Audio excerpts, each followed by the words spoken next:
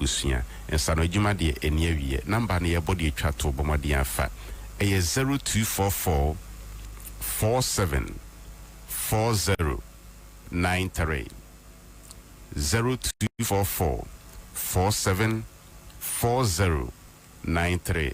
What I have next at Tokosa, the Bia Peso Basu to me, my way in the first program for the year. But what the Alpha Hussein will be a 0244 47 40 93. Nana, Medasofa, Yamishra. Nana Kwabena Bobie Ansah. Berema be meti gara furu kube puntim punasi sokode. No wakachi la katabin say you. What you can say? Kwabena, keja Chihuahua. Thank you very much. There's not much to add. I think my brother, Honorable Mama Yarga, has explained everything that transpired in the room with my father, the Zugurana and Overlord of Boko. I just want to emphasize a bit of what he said. If you remember, I came here to seek the blessings of my father for the election, and God granted our heart's desire, and I got elected. And so my first mission was to come and say thank you to him.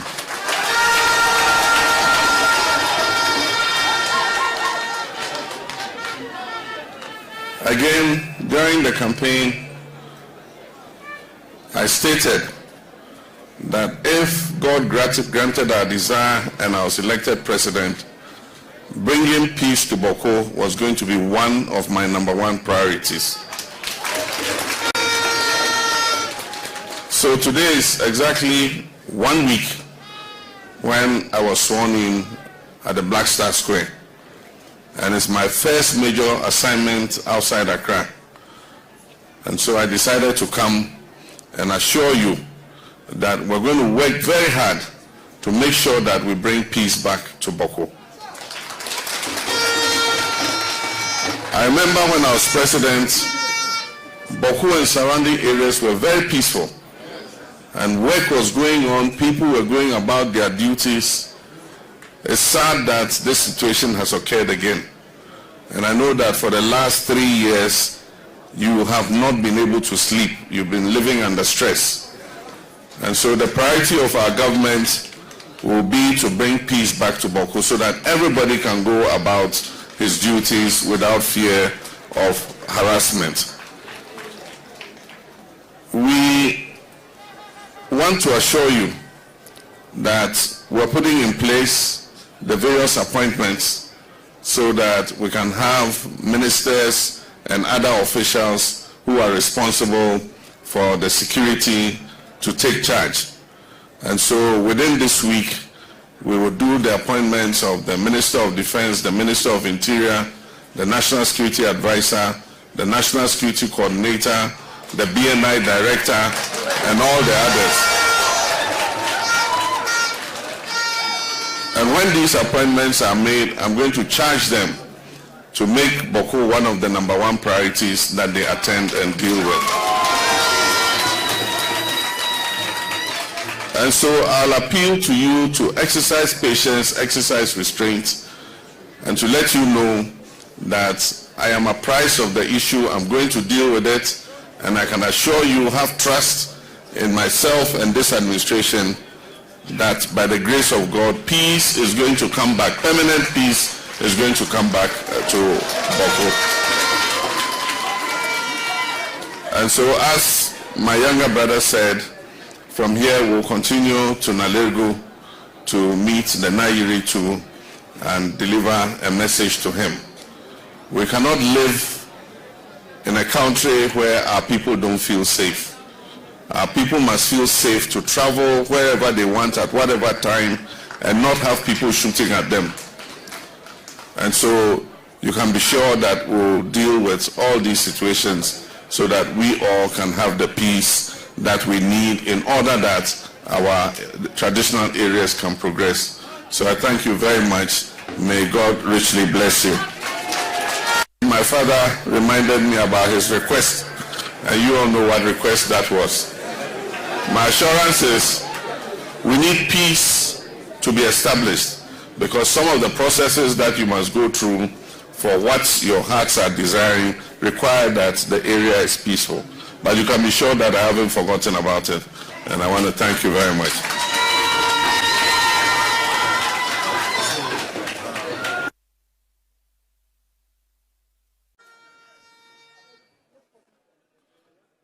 Thank you very much. There's not much to add. I think my brother, Honorable Mama Yarga, has explained everything that transpired. Thank you, Mr. Chairman. Mr. Chairman, I think it's a very good question, and it's an opportunity for me to clarify. Mr. Chairman, I was on a show with the Honorable Kojo Opon Nkrumah, and the contest must come out. The Honorable Kojo Opon Nkrumah, at the time Minister for Information, I'm sure, had the responsibility to sell a government policy on betting. And he said, I'm surprised you are not bringing that portion. He said that betting tax is being implemented because it is destroying our youth, and that the government is introducing this betting tax he said the government is introducing this betting tax to deter them, equivalent to essence tax, so that they will not be staking the bet. I retorted on a show being hosted by Evans Mensah on Joy FM PM Express. I retorted by saying that will not solve the problem. That will not solve the problem because I've read a number of articles, and the article presupposes or suggests that it is destroying our youth. And so if you want to introduce a tax, you have to first look at the elasticities, and as to whether the elasticities will mean that imposing such a tax will prevent the individual or the people concerned from the staking of the VAT, of the betting or not. But I doubt that will. And so if you intend doing that, the best option is to ban it and not to introduce a tax. And I said the tax will not solve the problem. Here we are today. I've been vindicated. Has the tax solved the problem as intended by the government? Big no. I insist that that tax must be abolished. And as Minister of Finance, my first budget, I will abolish the betting tax. Thank you. Thank you very much, Honorable Member.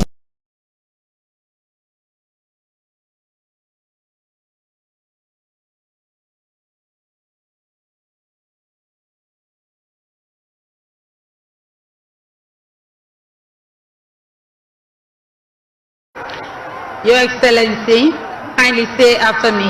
This is the oath of allegiance.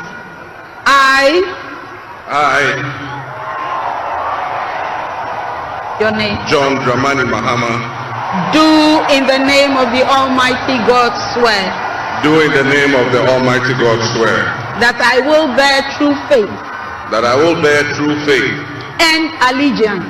And allegiance. To the Republic of Ghana. To the Republic of Ghana. As by law established. As by law established. That I will uphold. And that I will uphold. The sovereignty. The sovereignty. And integrity. And integrity. Of Ghana. Of Ghana. And that I will preserve. And that I will preserve. Protect. Protect.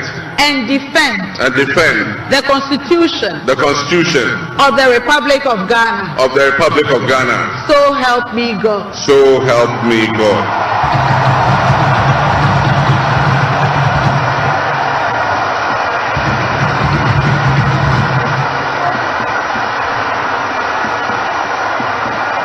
Your Excellency, now the presidential oath. I,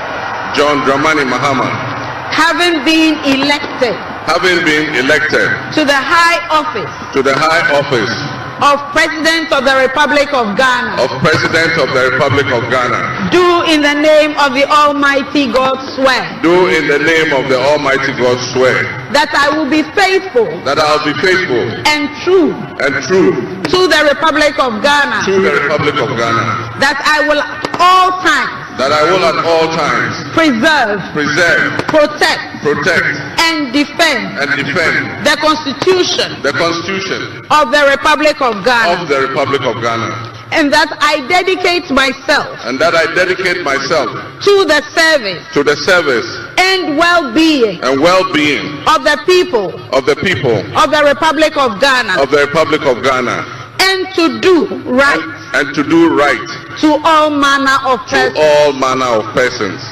I further solemnly swear that should I at any time break this oath of office, I shall submit myself to the laws of the Republic of Ghana, and suffer the penalty for it. So help me God. Congratulations, Mr. President. Let me be the first.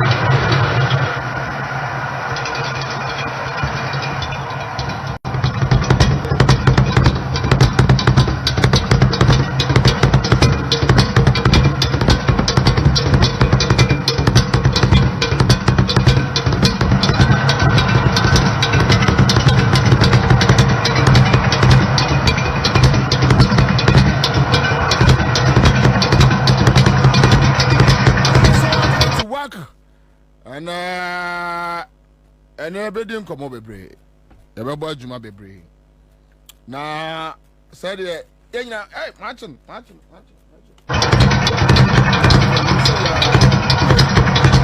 Mama joining your Facebook page. Your mama nyina kwaba.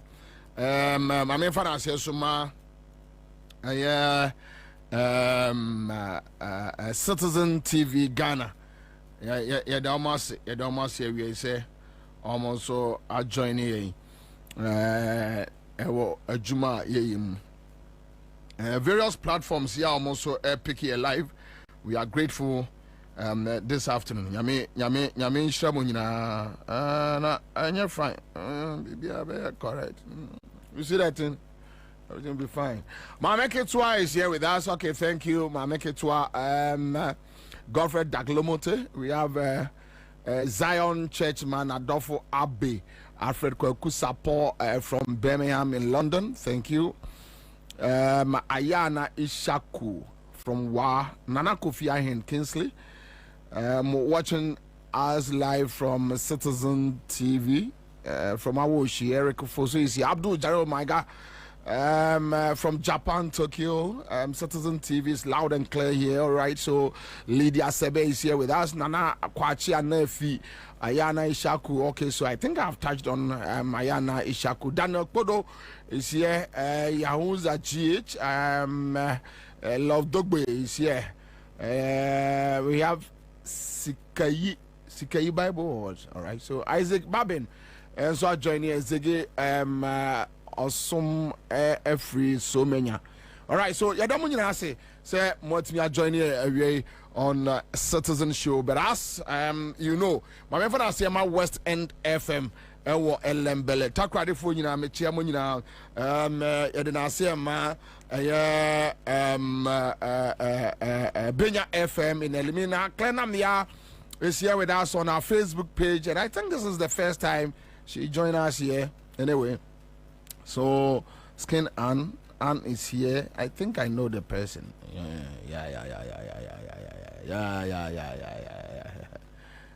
I get a drift. I got it. All right. Thank you, Ann. Thank you so much. Quite be asked, no. Is it? Yeah. So you gotta do.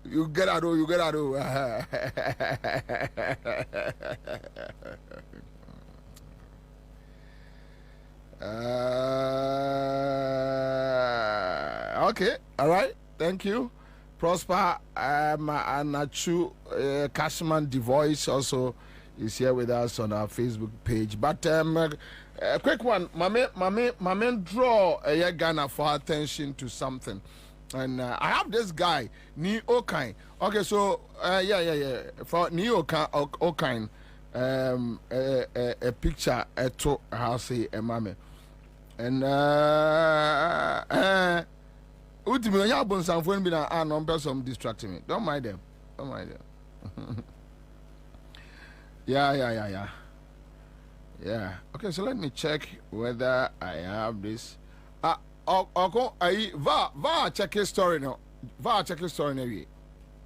Patch of Fred Va Nebusan say story no I hear juma we are. Oma me who a wasem.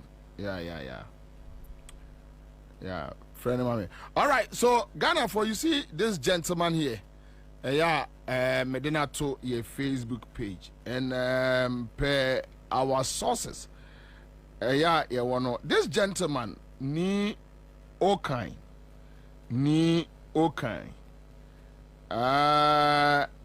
Sir gentleman we Ote a friend is say Ote Pokuase, right? What Pokuase Katapo. Ote Pokuase Katapo. Or your MPP ni Mokai say a year 2020 elections no odododio. If you can remember, on say MPP 4 boys be a call to ekum nipa baako. Ekum NDC ni baako. And this guy Ni Okain was part of the MPP gang.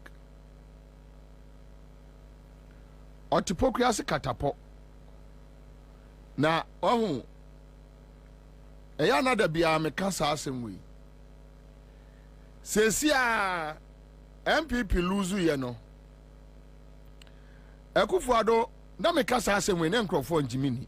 Look at Akufo-Addo at his age. I mean, this reckless man obia hia no e dey na yehwe. What do you say? In government he was stupid.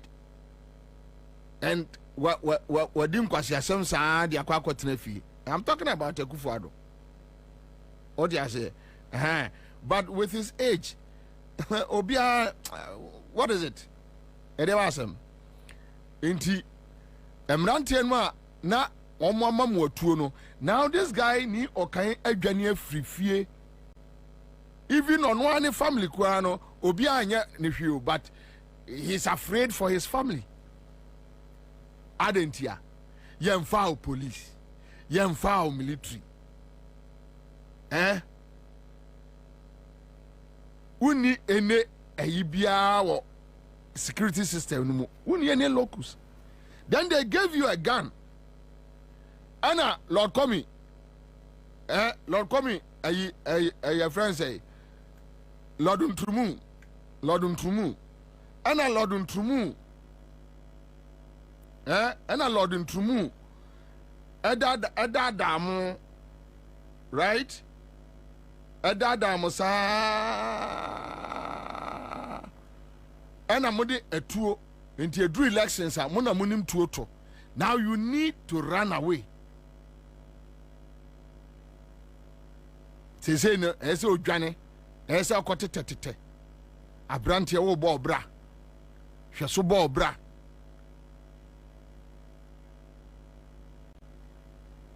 Esi ye no, Akufo-Addo ne yire ne ma omutu omufie o.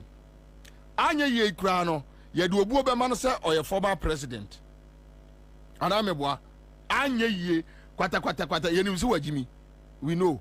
But anya ye kura no, ye de obuo be ma no se oye former president. Into at least respect bia ese ye de emano. Ana amanfo kire na kira kwan no. Mo ya de ye ka kire mo munjai ade amoye no enye Ni Okain ade amoye no enye munjai minjai. And woman him say people like Neo Kainom no almost school some were form or margin were form. So they always make sure say ombemo magie say to me power is always there. To me enka wonsem NDC entra kunya we so nkwa wiye. Indi say woye NDC ni abrante na wabodam. Na say ubekwa kumobi, but you see the current situation we have won't be blaming NDC boys. No, you can't. You can't blame them. What is the reason? The reason is enyema akoso. The previous incident. You can't say no. Adiwe enya de papa. Ma enya ni sa. So this guy is part of those people who went to Odododio in 2020 to blast guns. Well, kumobiba. Ono de to me by ya or person enjoy life to Johnny.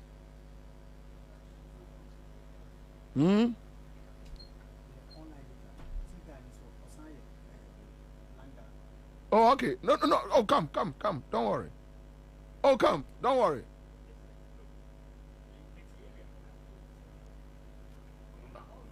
Oh, okay. So you don't need to. Yeah. Osai Langa there.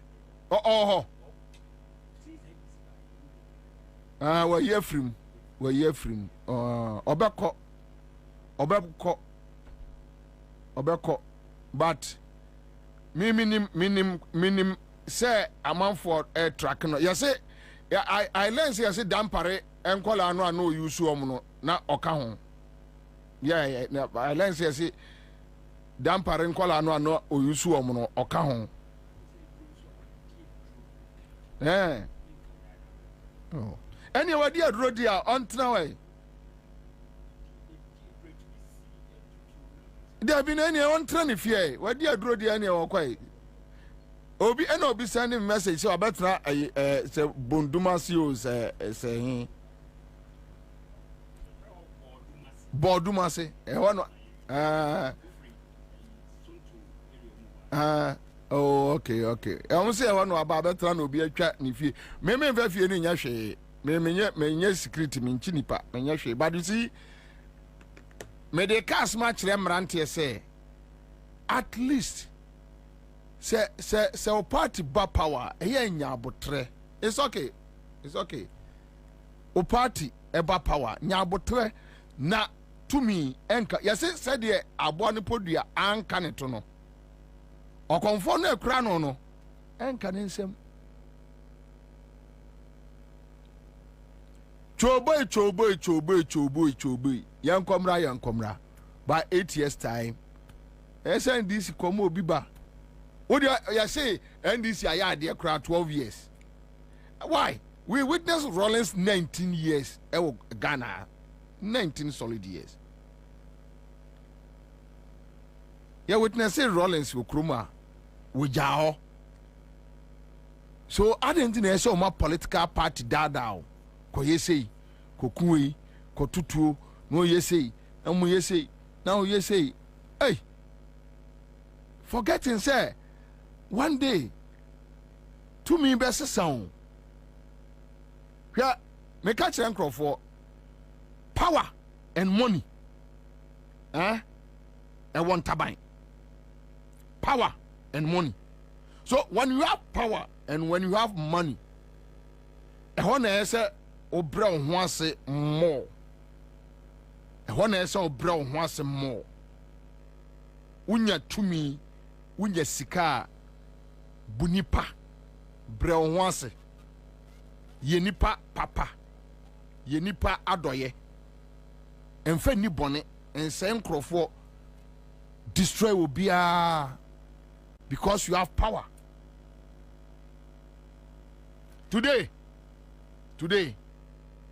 Rebecca Kufuadwa or no timi transfer fre munkwachiwe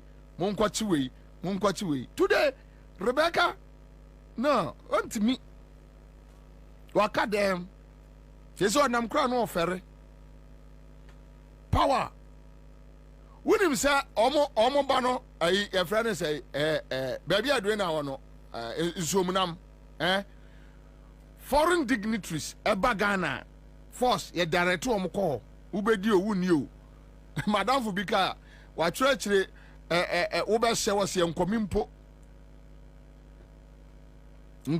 oso be hye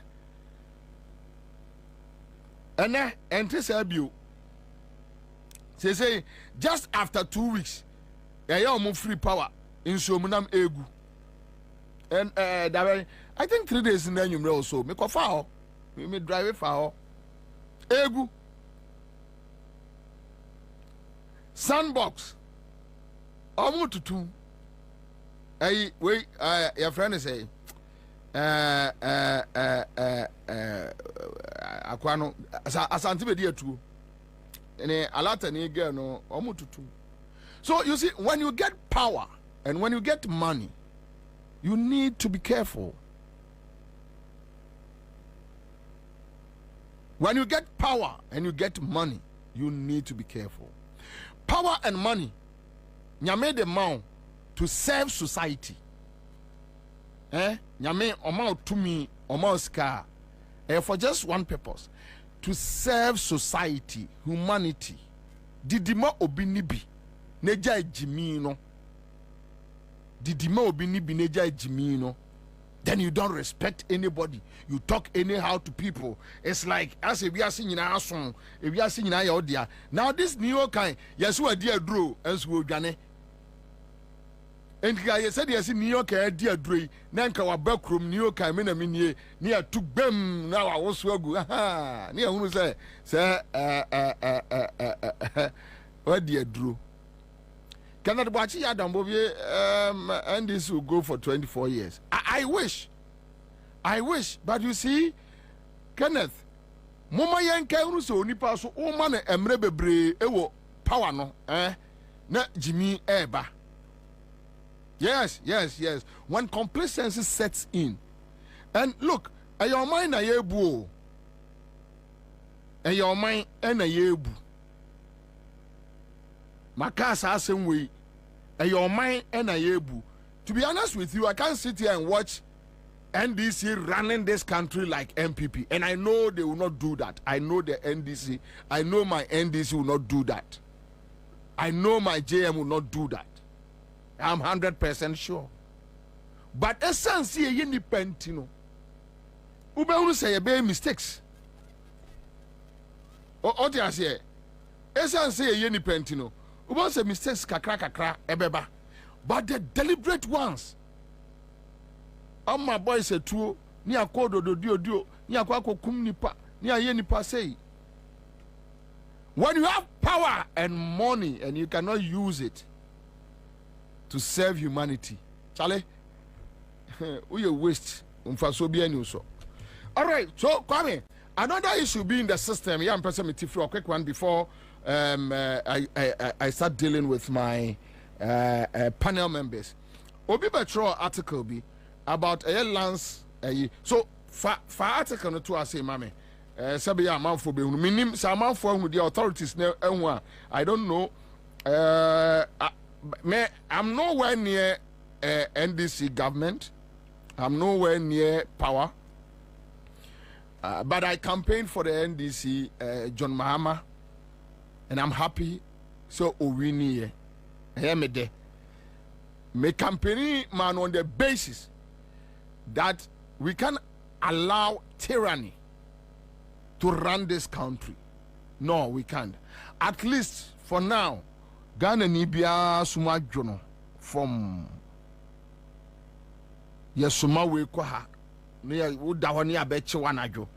I mean, Enkwasi Adenkwa a man for Kasakra no Musru or Mosho Mochi. Today, MPP for no abeko social media, or when you judge, or because I've been a beer or more free in your boom. Omo kasasa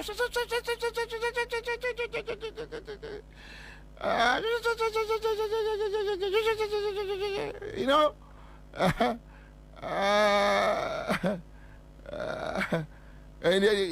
omo kasasa ramzie kroma da ho ama into me e kasa But me who article will be trained, and I'm on cycle for wrote this article, and me patch up yeni ye mama na said yes ye de o na ya me ntan huna de yeni ye mama. Okay, so me patch up obi bia o me Facebook page. Ebet me I check what nanama or cycle for the abetudwa, and I think Ministry of Lands and Natural Resources, which means now I refer to a friend say Samuel Jinapo, right? Samuel Jinapo. Okay. Now Nanama Oseko for me read maybe 1 or 2 paragraphs. Then we go, and I read. There is a group of NPP supporters at the Ministry of Lands and Natural Resources. Who have categorized under a pseudo political patrol called National Alternative Employment Livelihood Programs. Their job was just sit at home and draw salaries end of every month from ministry budget since 2023. As I typed, they are at post awaiting to draw salary this month. The chief directors and all directors at the ministry are part of this scheme and aware of this corrupt scheme.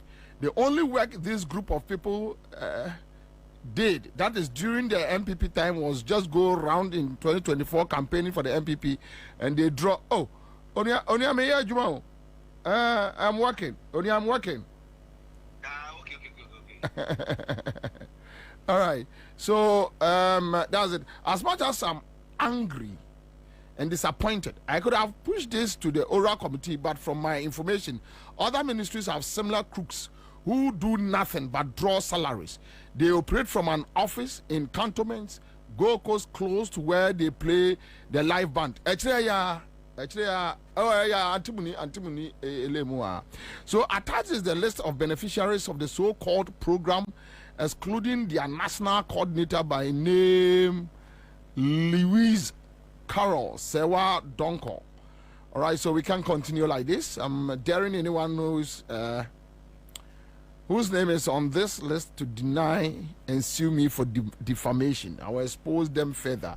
All right, so this Facebook post is coming from Nanama Osei Kofo, and are there some names to it? Yes. Just. Ansah my panel members no get here. Jamilatu Muhammad is on our Facebook page. Greetings, Commander. Was so proud of you.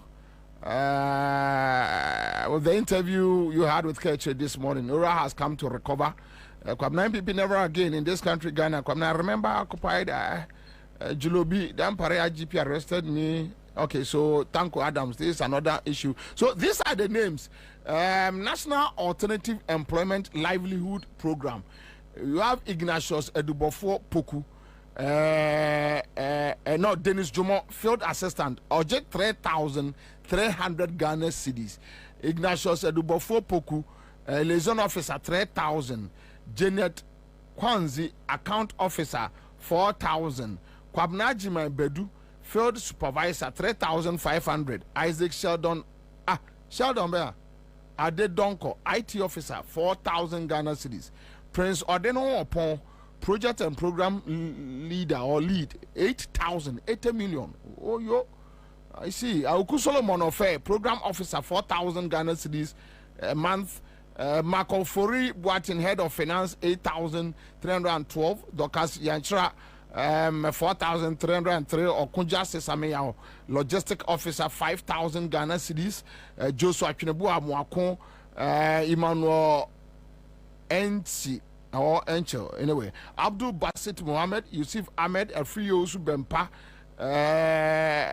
Daniel Frempon, driver 3,200. Benedict Ade, Deputy National Coordinator, 10,000 Ghana cedis a month, every month, or 10,000 Ghana cedis. Yes, they don't work, they don't do anything. These are MPP party boys and girls. And Oma Pedimbi, they are two almost so they just then they draw salaries from Ministry of Lands and Resources, and it's so sad. Thank you, and it's so sad. So I'm out for waiting me names, and eventually, in fact, I'm out for some of the pictures, and when the pictures are ready, we will get it done. Then we go on. Now, mame, any operation, friend say oral, mame oral huajuma, and I've heard people talking about oral. And they have been saying things about oral, illegal, and oral, say, and oral, say, and mame, and from Mwachikakra. May point out just something. Kwame, so first one, no, the legal team, the Vanguard legal team story, no. Fatwa says ya mame. Me pa cho me chere mo ade. Now ora team no emra wo mo setting it up. Ansah na John Mahama was sworn in and the NDC take it over properly. So before the ora no na NDC enya ban mu. Almost setting it up as a party group. Now the argument they say they don't have power, and please mind you, I don't have any problem when the ordinary Ghanaian decides or the ordinary Ghanaian criticizes the NDC administration. That's how it should be. We cannot allow NDC people say the NDC baby no, we can't allow it. For that one, we can't allow it. Ghana. And Ghana must survive. And this Bebako, MPP Bebako, Ghana must survive.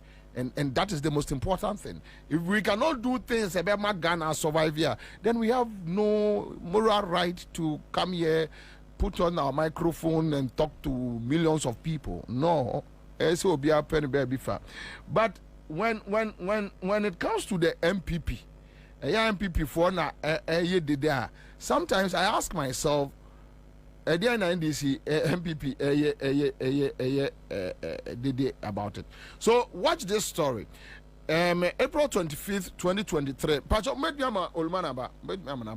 April 25th, 2023. Am I right? Pacho, highlighting here. Oh, Pacho, Mama, me bra perimeter. Okay, so legal advisor to illegal mining committee speaks on Professor Frimpong Boateng's report. Now, watch this. So, a former legal advisor to Operation Vanguard. Now, my main country for Operation Vanguard, a cool nanado time, almost say, so omo de be quantia galamsey, right? Operation Vanguard. Before that, now interministerial team led by Professor Frimpong Boateng, right? Okay. So listen to the legal advisor to the Operation Vanguard. The legal advisor to Operation Vanguard has revealed that there were no laws governing the exercise when it was launched in 2017. Ex-Captain Jamal Tanzua Seidu said the joint military and police task force set up by President Nana Akufo-Addo to combat illegal mining in various parts of the country had no legal mandate for at least 1 year until he was deployed to Obuasi. And that was when the issues about the late Major Mahama and all those issues abano. So you see, you have a political party that came into power. They set up a committee, right? Almost setting up a committee, and that time they were in power, they were in government. Oral was set before NDC coming into power. That is the difference. Oral was set before MPP, NDC came into power. Now Operation Vanguard, now MPP were power and almost set a SR committee, no. And listen to the legal advisor to Operation Vanguard that for 1 year now Omo operate with no legal mandate. So when you hear people making noise, you ask yourself, what is it?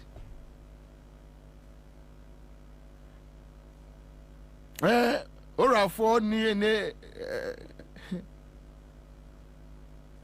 Obi na at the party. The person decides that me person me set it up. And I heard an argument that, oh, okay, so we have citizen arrest. Inti a political party who are setting up a committee. And command crofo dinu abontin and wow evidence in the febi ebre womo. Even assuming they are not in power. Because you see, I mean, as an individual, right? Let me attract I say, ebia matesi ekase kwame kwache okwa wia oh why say let me assess some pamcho some more evidence among family me na me fan police station. You know be so. I can sit here and solicit for evidence. Because obi all evidence no, but also be police station, right? Also be obeko court. Enti enipa be say yatu ye ho asiwo monfamra. Monfamra na yenje information no. Na yen fan konkoma aban lawyer attorney general nom na omonya ho adwuma. Yesi buwe yenti bida. Eye illegal. Onu so ofre aban mu no. No, I set up Operation Vanguard for 1 year. Yeah, only legal mandate to work, and they were working. And MPP saw nothing wrong with that. You see, that is my problem with my brothers and sisters in the MPP. These issues, yeah,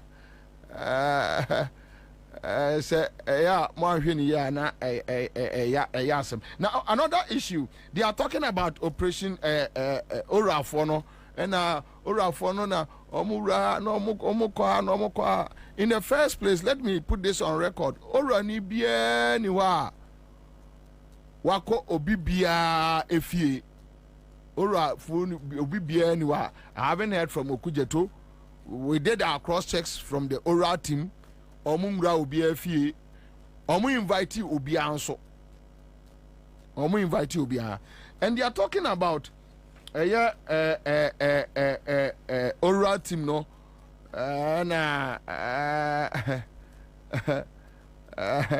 Wisdom Breakfast says Bobie, please kindly do well and recruit some young sharp researchers on voluntary basis to beef up your show. Okay, all right, thank you. So almost say a man for a luti and a man for a say for second story into us say mammy. About your tremo story be what we have gone through in this country. Julie Belinda Obri or say your modia got the budget so they can operate Operation Vanguard for 1 year with no legal mandate, and that one is okay. But we Obia or no one baby cry what like a political party or what in a group, they have a problem. So this story on Ghana Web, Thursday 20th December 2018, we are guiltless, uninvolved in Frimpong Boaten's looting, raiding schemes, Operation Vanguard. So, Security Operations Squad in charge of illegal mining, Operation Vanguard, has vehemently denied claims suggesting they raided and sold concessions of a mining company under the watch of Professor Frimpong Boaten, chairman of the Interministerial Committee on Illegal Mining. A report by the New Crusading Guide, and mind you, Crusading Guide is for Bombay. Senior Kwakubako. Okay, so a report by the New Crusading Guide indicated that some Operation Vanguard members working for Professor Frimpong Boaten looted and sold items seized from a mining firm, Heritage Imperial Company Limited, during their last raid at the Krobo Forest in the Ashanti region. According to the report, Professor Frimpong Boaten's action was supported by Operation Vanguard members, the secretary of IMCIM, Charles Bisiu, a presidential staffer, and some boys known to be associated with the minister. In a quick rebuttal, Operation Vanguard has stated emphatically that they are guiltless and uninvolved in such lootings. So this is what we have gone through in this country. When you have a well-established government committee. Yeah, they go on looting. Omo they looting nkwana omo ye. And can you imagine? There was a clash between the interministerial committee and the Operation Vanguard, sponsored by a senior Kwabena Bombay. And on only newspaper in a year's our story, no. And your Daily Post, like I said, this in a year's our story, no. A Bombay. Bobie, this one is from a fire says Kwabena. They are also stealing the atomic energy land, so tell the oral people to go there. But you see, you need to provide evidence to the oral group, because some compile evidences. They don't have the power to prosecute. They don't have the power to investigate anybody. They cannot just walk to anybody land. You bring them the documents, they do validation, meaning they will go there and cross-check. What they are saying, yes, will be no. No, I mean, thank God they are not becoming nuisance to us. So you bring them the necessary documents, and when they get the documents, what they do is that they go to wherever that property is to do their cross-check to make sure that the information you gave them is right, and based on that information, now also forward the Ediama AG department, then they take it from there. And I know, so hopefully by the close of this month, Nyameya Adoma Attorney General Office, they will start working. And when they start working, all these issues will go to the AG's office. Then they will start the processes. That is where the reality of Sedi and Yema SC assay afa. So says will be if it is an NDC problem. But the other way around is okay. You could continue. So drift ni. All right, me can say any bedding come. So today, a review on Ora John Mahama Oswain on the 7th, right? On the 7th. So Yanfansa kwata. Now and Tuesday, and another 1 week. Yeah, and not Tuesday, and another 1 week. And so we are here to analyze Ora John Mahama and the first week decisions. And the first week in office, one MMDC's appointment or terminate here. Say you're sworn in at the here, and now yes, action. No, so that one is there. Then another issue, Mosati committee. So I'm going to Hajj fair, Hajj fees or Mutiano, and also or more ancient. So that at least Ombemano a fair idea how to reduce a Hajj fare no ama a union cremo form or Hajj or more atimiatomo. Then was setting up the security committee that is General Blay, Ora Kofi Boache, Ora Prosper Bani, Ora Larry Bevlulate. So yes,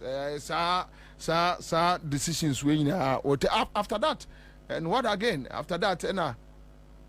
What's it? Oh, yeah, and I say I say Endra. Okay, so then he made the independent power suppliers. So Oshia Omo, and Omo Edin Komo. So almost ST committee, and another issue. Edao, and the appointments. First 3 appointments. The AG office, the energy ministry, and a finance. All right, and a finance. That is Ato Forsen appointment. Then within 1 week now, so and the 10 regional ministers. Out of the 10, 9 and regional executives. That is wonderful. That's wonderful. So Kwame, when you have this, you should have listed. So you put it here. As a producer, you should have listed what printing a camera. Oh, there are two. I know. I should be anyway. That's fine. So these are some of the issues. And live in the studio, lawyer Kwame Janto, head of political affairs CPP, is here with me in the studio. Lawyer Ansah, former director, Ghana School of Law, a father figure, will join us in the studio. Then, as usual, my very good friend and a brother, Liso and Akusipoko, will join us in the studio. Papa, Akwaba, Minia. Hey, you share the if you are. Former political affairs. Former. Oh, sorry. Sorry. The word is evidence, not evidences. Evidence. Yo, me da say. So former head of political affairs. CPP. Yeah. Me da say. Me ujani ko share. Me watch affiche apa. Afin come to ye. Eja kwa me. Mitimu say why fresh. So, eja kwa why fresh. Me kwa me.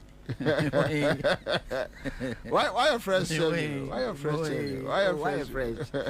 You said to see a president new net in Leggett. There will not one can mammo. We have it to. Oh, because we are no pa. Yeah, those are it's time been obina so a baby very tough. I'm not for who the toughness of the Jume. Hey, and yes, you. Sorry for a 5 days a week. And it's a 1 day pool, 5 days. But for service of Ghana. Where the day? What do you say? Omunim say me no na start asempa. Omunimo. Me na start asempa. Me no na start asempa.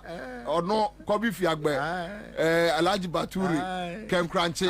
The squad no. Yeah, cho. Yeah, 24 years. 24 years ni. 24 years ni. Yeah. Me just come in me kura me you know. Yenya no starting na omejai.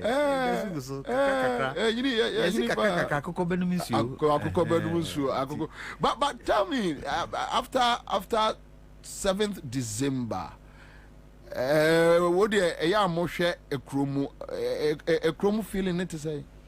After 7th December? Yes. Opening. Design. Cancel. PBI. Yes, sir. After 7th December. Yeah, how was the feeling like? My fun free time President Mahama win here. Yeah. I said, "Dene, who said, oh, we need to keep here. Ne mood dua. Sino si home no. San and negara.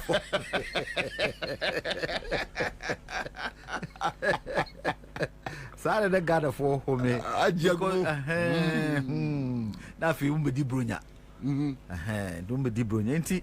You could feel within the country, no, amount for akomato miyem. I see. Because some no can dinkakra. Yeah. Ne timon na Ghana for no money happy. Senior President Akufo-Addo na mamonu gu koye. Na minyi ni say Ghana for na omotan President Akufo-Addo. Okay. Em say new me bi wo ho a no wontie. O kan kra yintie na MPP omo maso no ne dia ba ne masa. Oh. Ye ka si yenyi ye friend say Kanoforiata. Wanti ankari 90 MPs the cultural ankari ye ka si ko IMF. Ye be ka chere say ye proud people. You see yanko the titru ahochire bae DDP o say yenye DDP da bibia bekoso ye yehu ye DDP abeto ho onti e be ho a President Akufo-Addo he didn't act fast no when tie Ghana for and the Ghana for so yeah dangerous but no ɛyɛ more sɛ wohwɛ a ɛyɛ more mpanyinfoɔ no kakra yeah nkɔra no aba ne no a wo vote yɛ no ɔmo ne David ɔmo corner will be mra me pa che sɛ ne aboy ɔmo si tu ye a yɛ hu sɛ ɔmo si tu ye sɛ President Mahama wentimi ndi nasɛm so na ɔmo hu sɛ konche bia bem midway through ne tema yes asɛm beba de me hu sɛ o mun train ma 2028 David say 8 years term ya there no there enko hokra obi ani adaje there be news obi ani sala untimi nya kache fato ho no obi Ghana nya matra makwe honum ne say yen politicians no yehu say ya no hu yeah the adage of politics is a service no is coming back Politics is not a profession. Ukwa ukupesika. A yes service. Uko now you dear we are. No Kofi. One of the world leaders are managing who apart from Miami Kwame Nkrumah. Yeah. The German Chancellor Obano. Yeah. Very solid woman. Obano. O ye ne yiwie pe. Si madam say osan ko on the flats. Got on the flat mo. Denmark. I'm say Denmark. I almost Prime Minister. Sa we won kra walk on the bicycle and no candy free presidential you know. Okon baby. Wa be ye ni die. Nti wa be ye ni die no. Wa service. Na wa service ano. Hono udi ene kire o. Edin a wagya wo kire no. Eno na kire. Say ona ko bae wo ye ona ko bae wanye ye. Hitler yemboni din. Yeboni din edin yebona papa na yebona bone. Asam no. Kwame Nkrumah yemboni din. Yeboni din papa na yeboni bone. President Rawlings yemboni din. Yeboni din na say yeboni papa. Inti wa wo ba no ese otimi hwe na hu se ese mijadin na mema. Me say mitie Kotina TV so anam Kotina radio so Janta no papa ne hwan efe Janta za papa no o ya de pa say ni ebi afore me eno ne se ye ba pa o mu a itimi hu se nye se o be pesika o be ye wo de na wo waman no sorry I don't want a situation where Abe President Mahama Ben ye betina radio so no TV see ye kasa de be kano I don't want them to see it as ye criticize you. We are cautioning say openyi bibia wo fa ihwe ni yo obi afa ho ati ahwepen na nka wo behwe ni se no ahwe ni se ya anka be asem papa is ye criticize it. Me the titru se ne mehu President Mahama was here starting no or start ye de me bom pa ma no ne de bia de me kan se nkrofo no abefa se omuni wonye adwuma no ho na sem no ya baba be dis ankoma no mamema lawyer Ansah Kwaba papa Kwaba enia boko de papa oni Africa krama musa ade we ade ne nipa da sani nya sika ne tumia na ati afa so yes ade na ade a em say oko bible mu e o so bible mu kra bible yema was abukru e ho so te bia tra na o kan a say na we bible mu it happened today na we bible mu de nipa nya sika nya tumi pe nti na nipa no se ampa se Nyankopon boy ni se so dia na enye obia nti o kind parables na un se abebu na yede sebe yede boy embra nti ese yede dwitira ma obi na de akɔhye form obi de ni de akɔyɛ se obi de ni de ayɛ se a nti otumi ka se wo ye akwapa no kwafo so te ase se won so why say won say nti ni nyina no ko bai ra nti na Judas be ko akọ yi Yesu ama wan yi Yesu ama so anka yemfa yemboni enche yen so te ase nti se obi eyi obi ma But Papa, especially politicians, when they are in opposition, their body language, their demeanor is so different. When they get power, look, last week, you call Kwabena because she JFK. Also, me from Santamanpo. So from the me from Santamanpo. Now me want Hello FM. No JFK ni na binum di asi nyina asantfon koda. Yeah. Enya see di agrodi so she won radio so a. Also Santini di ohun ni nua Santini aminua. But it got to a point. It's like when they meet me, I say who cry. Okay. Fast forward. Last 2 weeks, me call program be East Legon. Now me who JFK, MPP General Secretary. Minim say as usual. O checha ejawan chiame. Timidi me ye na me twi me hu ko gina HD. Mo trin sa fa ni pare. Oh, minia. I was shocked. I say ah, nya hwe. Na me so me chia ni bi. Minia, me hu wa che na tse na me so me wo. Minko baby, oh good, you be here. And okoye no na nipa me ne na catch say politicians that when you get power they have different approach and now they deal with people. Power no free no ho a. Nti say power ba mo I call trim. Bibi I call trim nso no ema wadwen no keka kakra.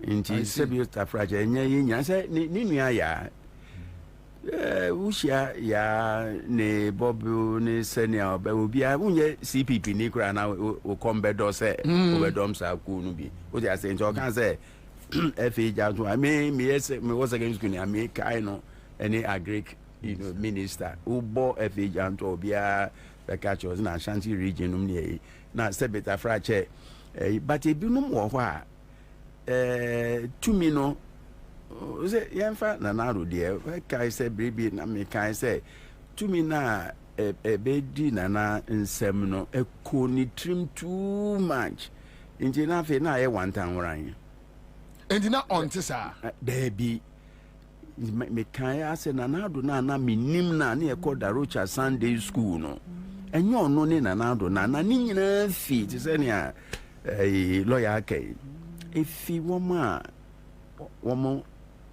ene no nam anope makasa wo agumframa su bia say you president John Mahama ti say ne lawyer kan no wa sha say ye nanso je akan ni nyaka nanso ambibi enamachi na bonyuma you nti woma mo ebe piano ye no say won man so no mde no beko so ti ase enti nkane alo ya kan ya yenhwe yesi hwe wa sitrem nti ono so enhwe na sitrem no say aba ye de ball na nado no sa aba kro na ra sisi won de akote o ye mbubu won nye no hwe eda ho ob de secrecy so enti yempanyimfo no emse esomunya osuahu bi se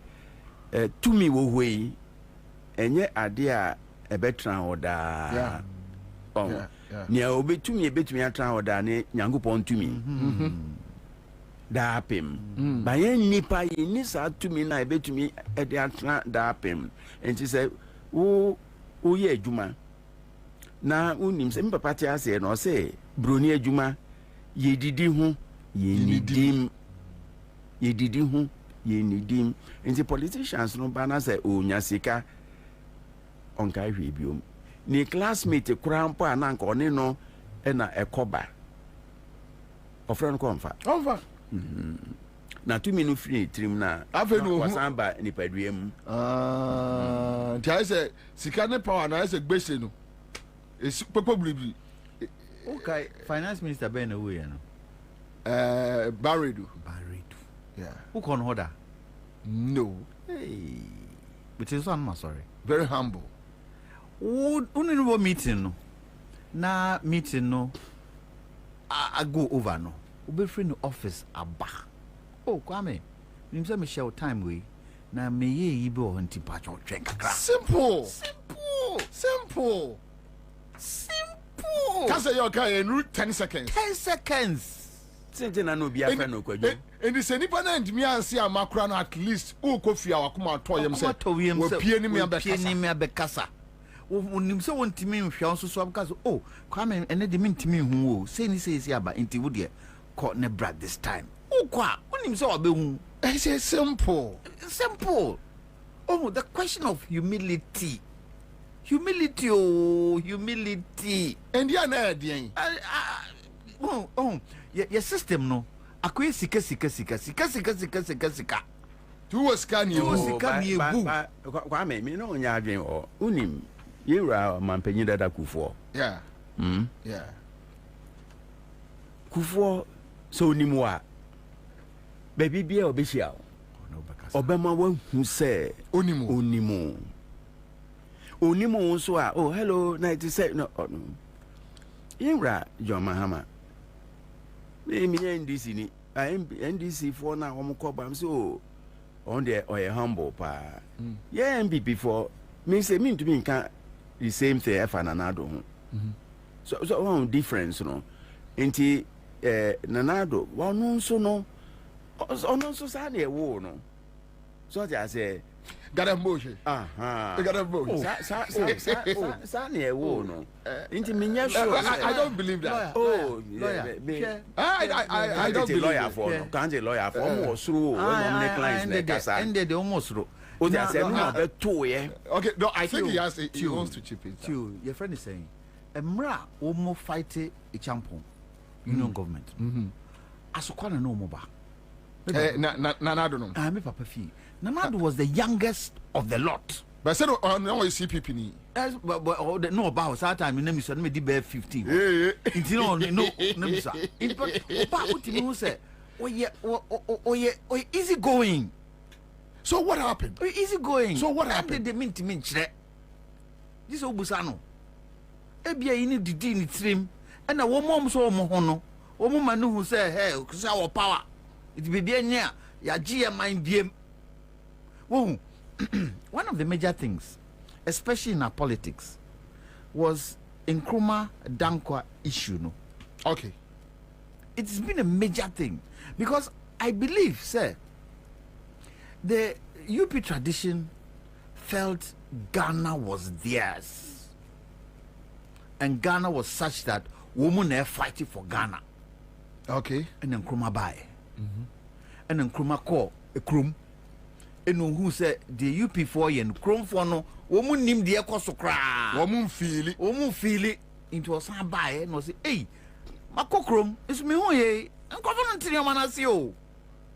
into yanhwe na small group na yatino youth group na yatino yema woman ye youth a ye di bibia be show mo sa umbe ko region country no maka insema ye pese ye yeah omzi there be yeah independence no you want the shortest possible time how shortest possible time that then ye penny the shortest possible time yam konkwa and no ohwe akire no a no mu ne abrofo no omunum tea ne abrofo omunum tea ti ade I say wo mo ye ma your friend saying nkro no tumpu no abrame uncle on feel comfortable the kind me Jamaica chom papa ne ka share me omunum tea na nkromo hu ya dia bi sa titi na say jai e be jai dia na ma me free mu na me so me fight it there has been a perception in UP tradition say Ghana no ye na ye dia inti me president now started so ye nyoma nyoma bi no I say adai Ghana no so meaning what patch say enye sa na wo no stop Republic Day no stop way day no need aba won consult Ghana for say we na mo pa na say we na mo pe nye sa na no tie me na do amini no nye sa na no tie inti bibi koto chimo baby ma bibi sisan this e dia obusa no but lawyer what that down for no one who say tio o ka Unigov asem no na do sim penyi 7 years. I see. Inti na womane darocha num o call papa. Na say e ba be MPP kra e ba papa fie. Aye. Oh say FA janto anum no. Wom amfa CPP no say se bi utafrache ye ku bi a edom keke o wom fa say Ghana. Yeah. Yeah.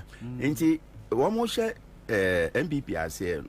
Na free papa Akoto free ne papa that's Ochiami Akoto yekoho Bafo Akoto yekoho emse makoti du osoro order if you want my yeko janto afie what I say one amfa no say Bafo hwe me papa na de no nti ameka say ye who say ye wo no to srade emu ankasa so I say nti ye wo no onyi no ne papa chief justice and did it mo oh did it chief justice so tinima nti esenka nima edware no so what happened nima dware ne kakra o esenka nima dware no nima dware kakra de yi ni free call Paris no na bi esesa no ma nti no ahu onyi no ne papa chief justice nkofo a mpanyimfo na eba ne papa fie ne mpanyimfo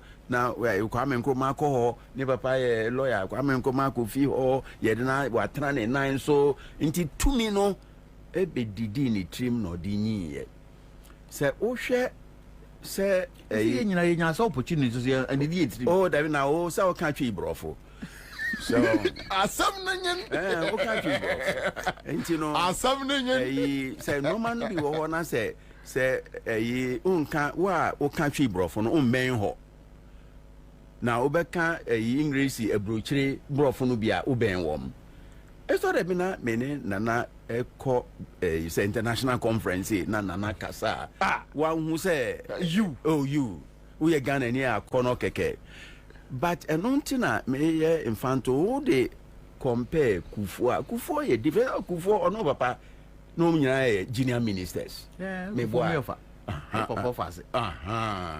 enti no o hwe se na Kufuor ne o si ye ne normal humility no exactly humility no what I say even today cry na ofa sebe enua panyi na nomne ya se untumi unnim na untumi nkɔ ne ho ba Kufuor unnim na betumi akɔ ne ho so ni amechire no o sister ya obi nka say ni papa aye say nti no o du ba bia nkofo sorry kochia no onim no I said the late Professor Mills everybody is welcome exactly sound say say me woman amechire o ma dey hardly nti binum ta friend me doctor Mr. Ma say that me do oye me mister then omo friend me ancestry. Wow. In school for friend me ancestry. Me coffee lata sebit avrache me yimata de na me fa me welentin boot to sha ye ko afum me ne o man didi wom no mo fufuo boy see me dibi sound say because that should be me wa wom no be fa madaka no yeah na me we de na kwa me janto ababe so madaka oni wo yin but wom ma ye feel so mu nye hwe no wom nti no onama na say wa bro ho ase na me say Bible no o say u bro ho ase a ene nyame ebe ma so o ma hu so pi a nyame be bro ase nti me last radio discussion me ya me can say I couldn't wait to see the back of Nana Addo. I meant it. Because we didn't deserve some punishment na go through ne sa ahubrase no eno na say yimra jomama okoso edibu na manyo no se na be ya se na eneye ken sa na ochina oniwa ye beba betra so what I say nti mo ana mubu mberu say we there okfonsa na wa all right, so nice one there, and I think say your futu ma ye titu nkwara no aye ba no me de me wo o how e wo said the onipa nya sika ne tumi a oye ni nua nipa me wo problem was ane ma no me oba ba bi na ho say ma rebel pe na che so obi di sika ene power person osisi me and mempesa ade no wi ase kra money and power yen so mo yie me na me sesia na me ka asem bi bra kwa me na me hwe me nua aboa papo video bi a na be ka be 2 months ami ato aba o se ono no o ye powerful timi kunipa to who are di ne ho agro no like the political opponents, and I was shocked. Yeah, Ghana ni. Yeah. Also, Bempa, Abua Papa. Also for no. Debbie, also Bempa. I'm going to call Ghana Gas. Chief executive no. The PRO. PRO. Okay. Offering this Mukrane call a MPP. Yeah, also Bempa free land and buy Satana. Ekosi Senwo. Pyramid House. As I know about Obama and Chairman Nino and me share Obia Menino what age. Now also Bempa Mini free Konongo. Asante achim. Now sheni fie said the fie sitie. Now all of a sudden, otimi fa video si wo say kasa mimi timi kunipa. And who dimi ho agrabe your obituary. I'm like, no. Hey there benkwa. Young man, you are not even 50 years. You have a future. You have a future. And now omu luzu ye no onim se omu be luzu. And now omu luzu ye no he has been running away because he feels say obi nyanwa obey ni bi run away no body ta no do and ya me busa me say when your power na say when your scar take it easy say me Ghana ni nam ka so urajo mama mi school sia school no asiwa cha mama me ya don't insult me. Pass them, they be catch them, even though you will not do it. But or him abeka so school BC mesiwache kabeye mamia. Then you ask or him say what say no why and I will be some say me see school dying. Also yamau to me. Yamau to me. Taxes. 2 minutes your service. Service. And taxes. Taxes. And you was sika. Yes, if you send your sika no betimi aboabo no dey ade. Dey ade. And no the onu tua taxes no obesre e won tefa. Ni class was sre. Then class was sre. Then you sat on Peace FM. On what to host. Then you sat on Peace FM, then you insult the person that on wine. For a president to look at a whole community to say kumfi. No, I catch them say development me share than me yi many amamo because me the minipa by one to abama no tima sheda. And when you watch those clips, like so even JM so won't be nyakura no don't insult us. See be complaining don't mean nya the catcher. My dream near isi nyina no ebiom yemfa nkɔ Bible mu wɔn sɛ nana ɛbaa no ɔman no nyinaa so te sɛ sɛnea baabi Awurade pagya na adu no obesi asɔredan kɛseɛ na ɔde pagya no na sɛ wodaadaa Nyankopɔn a Nyankopɔn daadaa no yɛn daadaa Nyankopɔn nti mehwɛ adeɛ no nyinaa sɛ enye Ghana for penetu aba no Nyankopɔn nsa wom no de ampa se mi si cathedral am mi de yudin aye se ne ese when si cathedral no san de cathedral na bokro no wo yesa se o se nyamidin na yen Ghana for na nkasa no ye kan ho bi ko yen kan no korɛ Ghana for yen nyam kan ho bi yen kan no korɛ asam no enti se o pese o kan no kre wa da na ade a wo ye eye se obi enim se no kra de na nkwa ne nipa obetumi aka eno na ama bebia edu sesia no yentumi nkɔ yanim enti sesia ye ka sei me sure se me gidi pa se ye mpanyimfo bi wo hɔ a sesia omo de on ma ko hu ye nwurajo Muhammad dada fa me be shaha fa we shaha fa we shaha fa we shaha into omo yesa pepe na we shaha se unsa akoshe nenum den na betumi aka cause obeka wo no ayedin nti entumi enko yanim so ti ase nanka obia se famishe hapo na bebia okono nya obetumi aka che se oh yewura be you akọ enyo wo de me ba cha ebo wa enyo nku o na abo me nti nia opai kwan no onim se na chi chia aginia odi na chi so train no yenu say but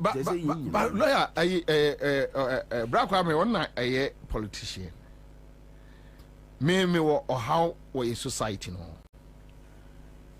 obi frame every Italy 3 days ago Bobie this is your mama basa so ko people sumina Land Cruiser wo so debi mu that's it then and I must say me ko fa Land Cruiser no wan fa Kwabena free mambo what do you mean ombese ja wo now say what is the meaning of ombese ja me ko jipost ni bi aboa papa wenum kra jipost what wo ye dey and I'm say post ntina me ko bo ajo mama dia then I mean I'm the most useless person me see radio station right equipment me kra eba as at the time me see bi wa kosomo me de toto de me ko yi free ene e wo porter so I need somebody to make things a little bit easier for me no that's all any say me nyame frequency a na say me kra transmitter I mean so transmitter give and take make me discuss we amount to ayi nyame yadma make me asibi asimi ma ho but if the idea is to get position after the Bobie nkasa biu say the dollar na drew 45 Bobie nkasa biu after the biu say Bobie nkasa biu no me ferry who be ferry yeah you be kase the Bobie o kase nyina no say pose na ope me ferry me ferry but the point is say see mamponfo mu ni nyina hwe anim say Bobie benya bibi ti swank one to NDC aben ho na so ampa bia me ankofie adon be ko opposition uduru mampo a kwaso yi okotra ohwe o mani kasa no nim wa kasa and say come dey no dey abetra ho no but the point is Obagwabe I don't think politicians in penny pa obetimi ahwe o mani maka chen say look are they we saying it here why no ni na ye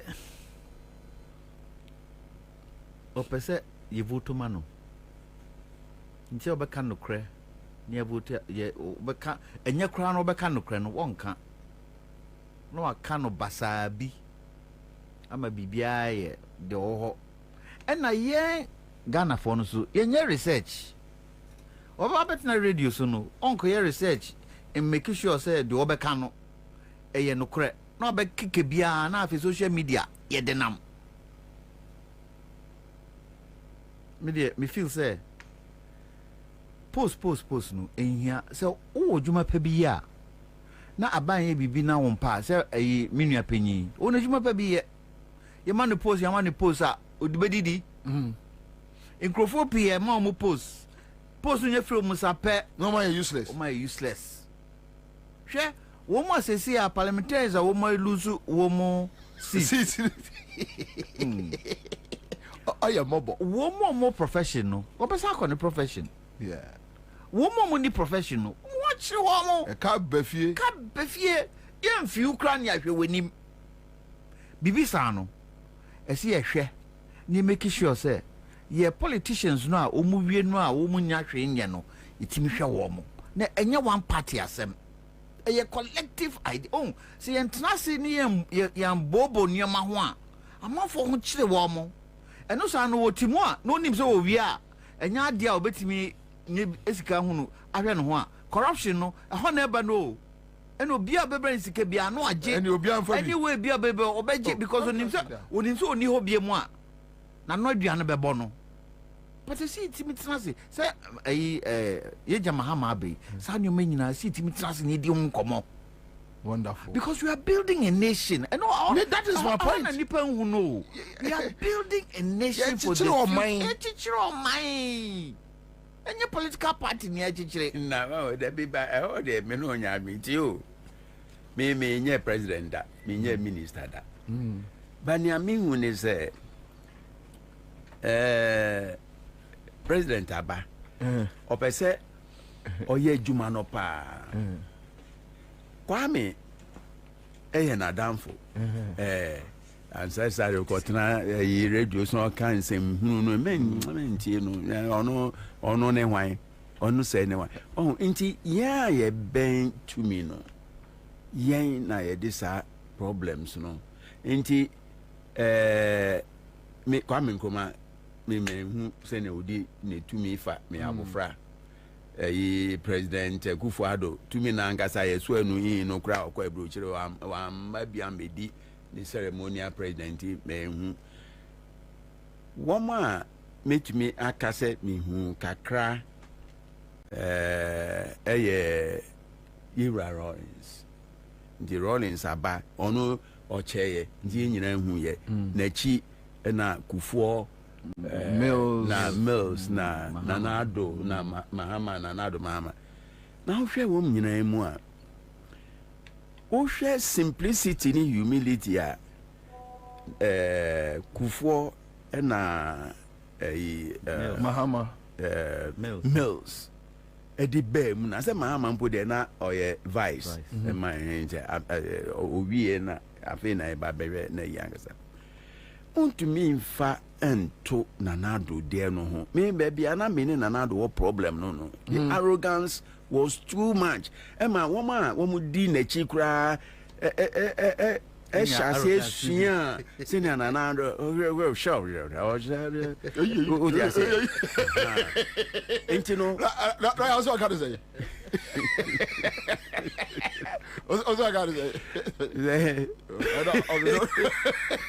my lord no my lord the submission I want to make say enti no se bi otafrache se Nanado na wasua na de na onim se na untumi enkro no ho enko yeti se Nanado wo di na chi no emma wo mo so sin Nanado na mu o dey say na wo mu wu no untimi control wo untimi control intene ba sa no na ti se Kwame aken za de we debi enye sa kwa one say dollar do 14 one boa and if I no koto za dollar no me no sheda nti be sure say enne Nanado enu ne ho obenu ne ho pa say otie efutu ana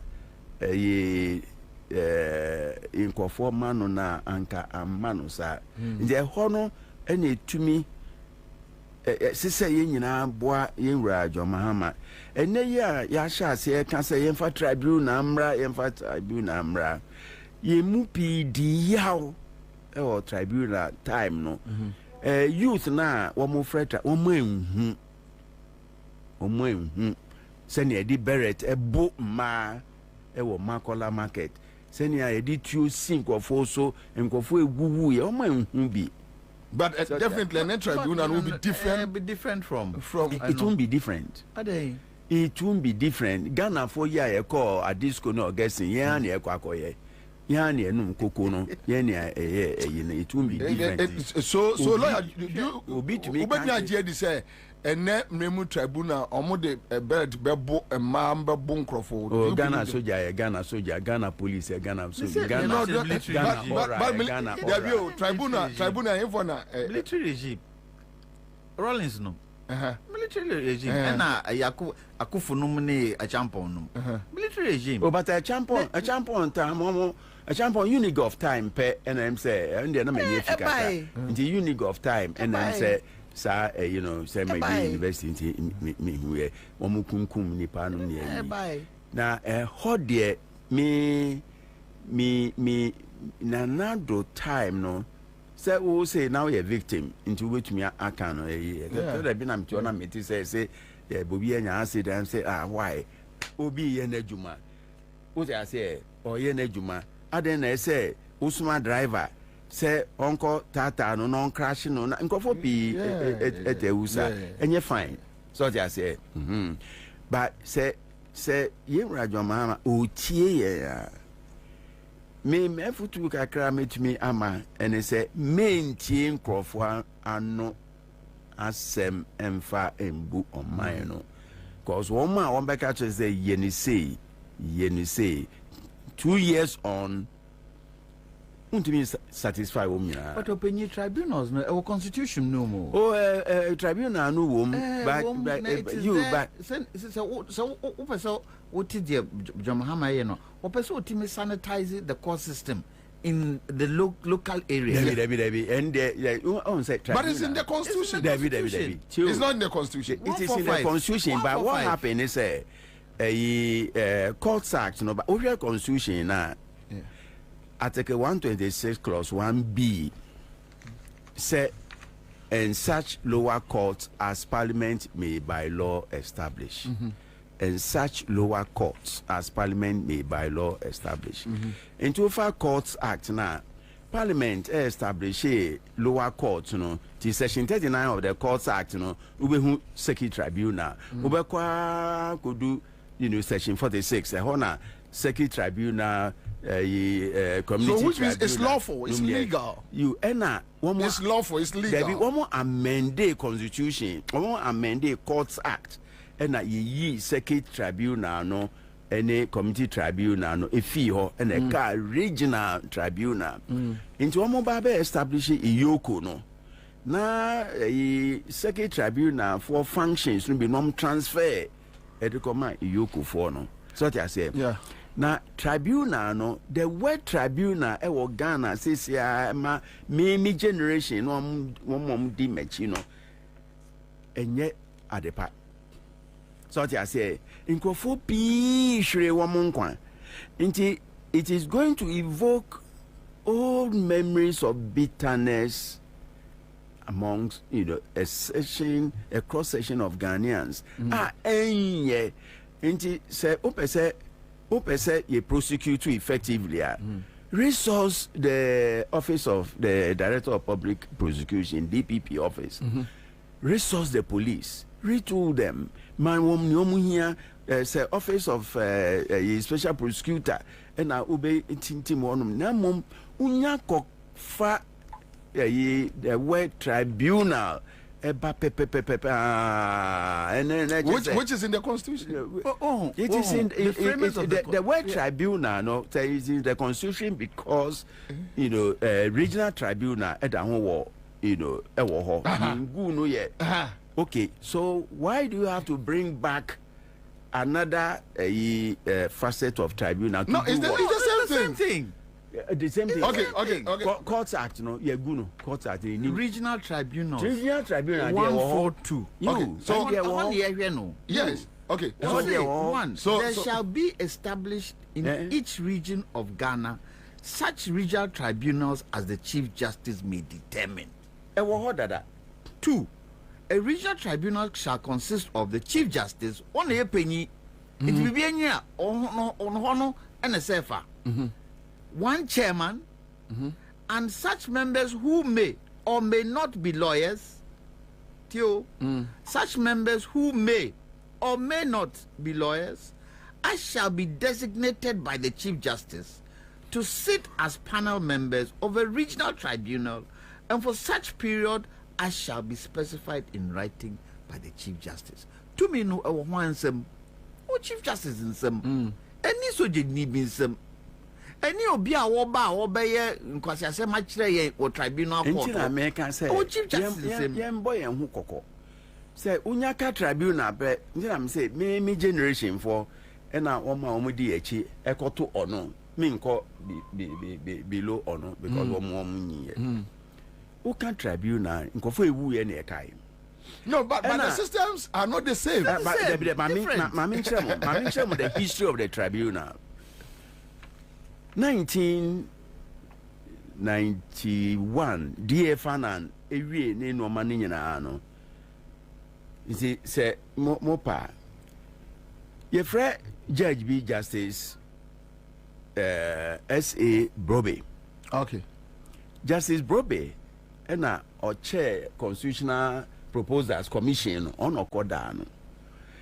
Na a honomono ena omoka say as a sa revolution for no pay court to be a woman so sa principles of accountability number Ghana for bogu ye se woman pay eno nti no na nka won say ye nya national tribunal ye nya national tribunal na sa national tribunal no na nka Justice Bobie na ekwakọ head ho na em say mpanyimfo nti no omo de adwakins Kwaku Adwakins na Justice Alhaji Said Kwaku Adwakins na Miami mates no bi Kamasan nom ne Kofi Busompem nom wom court tribunal no court tribunal no say na CVC wo na prosakwa amna hoy enom ekeka kan ekodu baby no o mangasa hu se baby ade no ya ginsem nti quietly constitution no buy no mam so accountability probity na normal no nyina fine but it's sign kwaya kangaroo court any tribunal nti be year yen bad emfi hu na yenja so the compromise was Munja Regional Tribunal fine nti na me can say wo hwe article 126 clause 1 paragraph B parliament otumi a won betumi asan the district tribunal na ba constitutional won betumi the circuit tribunal ba constitutional won betumi kura the unit tribunal ba constitutional because it is grounded in article 126 clause 1B. Okay. You know, okay. All right. Yeah. Charles. Question here.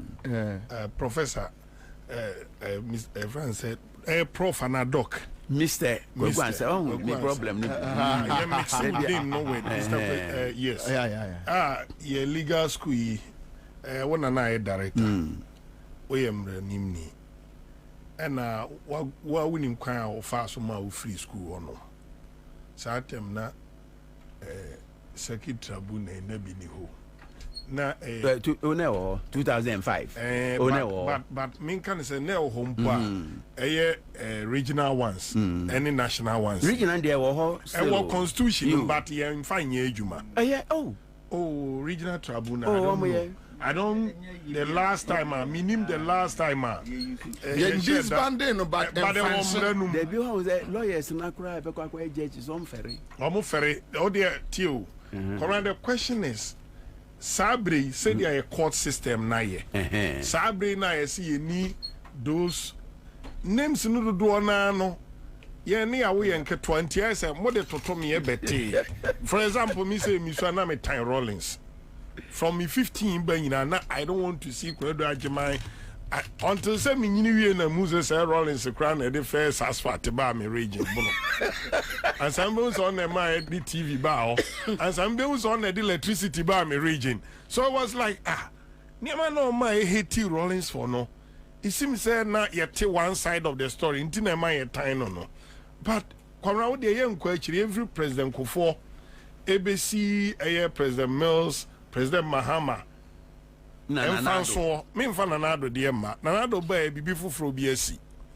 So we a court system now, even the superior court Mukushia, Obeti Bia 4-5, Obeti Bia 5-2, Obeti 4-1, 5-0, 7-0. I feel you are quite read the reasoning of the superior court justices. No, Emma Unu near Air Coso. Suddenly, President Mahama Koye no. And a unanimous and semi-shall say bye. I feel crowd there. A bar say by more reasons or Mujina so my reason a friend said ruling no. And a difficult to assess. Days no so are AD and son when your reasons no crown so be issue. And to Mr. Kwaku, Yabeka said, Sir 8 years ya firm ya. Now call already 10 years to me predicted the outcome of a case at Echo particular court. Time one, MPP, former parliamentary candidate for the voter region, or yet Judge Etia Kunyum, former NPP, constituency chairman from my region, Doma East, a presiding judge. oh mepedi megogla pedi na mo sesia and I brekum kra mesenya another parliamentary candidate to the amount omuti akonyemu a nipa wa criticize what do we call it, President Mahama Payne or a judge. Metimi amo video instances are officers are mimi small more call radio so call as communication team members. Nipa no money ni call panel. I will radio ni TV so no. I will video evidence. Ya appointing no call electoral commission in the person of Dr. Peter Apia Hine. Ye call Council of State, Emma Council of State can't say, baby, a petition, no, and Random Makwam. Ye call Christian Council, ye call the Peace Council.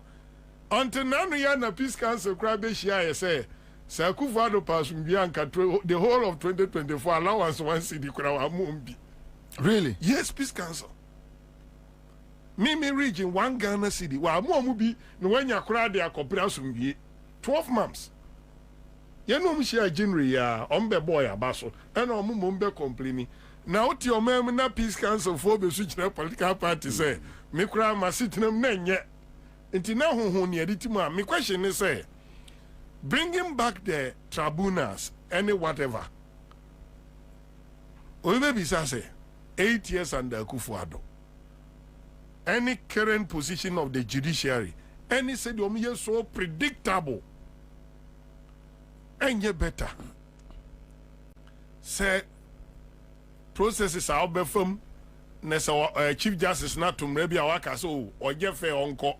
Process are overfirm answer. Meanwhile, Niama Paligu Hono, you were genuine Ghanaians are Omuye independent, Omo Kenya, together with the justice system, no more transia.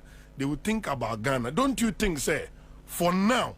You been here, sir. But me grade say our constitution. Me grade chaze.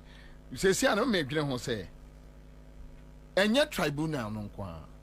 In every military regime, the high courts and other courts can be used against citizens in a bad way. So say almost transition echo a civilian rule. Does it mean we should disband those courts? Now, answer may be out there. Oh, we're raising issues. Say, is a Mobina Brea and Camubesan to us, so I can say, we're raising issues. Oh, say, oh, no, I have Bofrano, na Anka Uchi Rollins, on Penasem, Ajman couldn't on Penasem.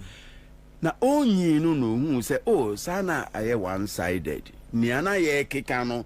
Entina ma eba no sa meboa wo court no ye de compare tribunal ye mfre dia ye wom say regular court aprofo na de ba meboa sa court system no it hinges on predictability. Say lawyer say the client anywhere say otumi o kone ho say o de asema command say otumi predict the outcome. Yeah, and when your friend of president, you know, ain't or the better assembly, and I know assembly home. Yeah, and I know assembly home. A coy and say ne coy, another one say ne coy. Evidence out of a mammy. Exactly. So I say, it is a predictability in the minia, and only a court system, no. Nantuma tembiano, Ufrano be who say, we're Frano say, so I say. It is a to mean predictive system and fairness and ma. So Namum near oh can say a 50. Me can reduce peace and yet. Min can say Nanadu ni ho 90 and Mikanda. Oh, say Hakrawakasa. Na and yet just say more 5 until 7 1 million man being. Mubeko 50 cry, Obia and only a bet 2 ye.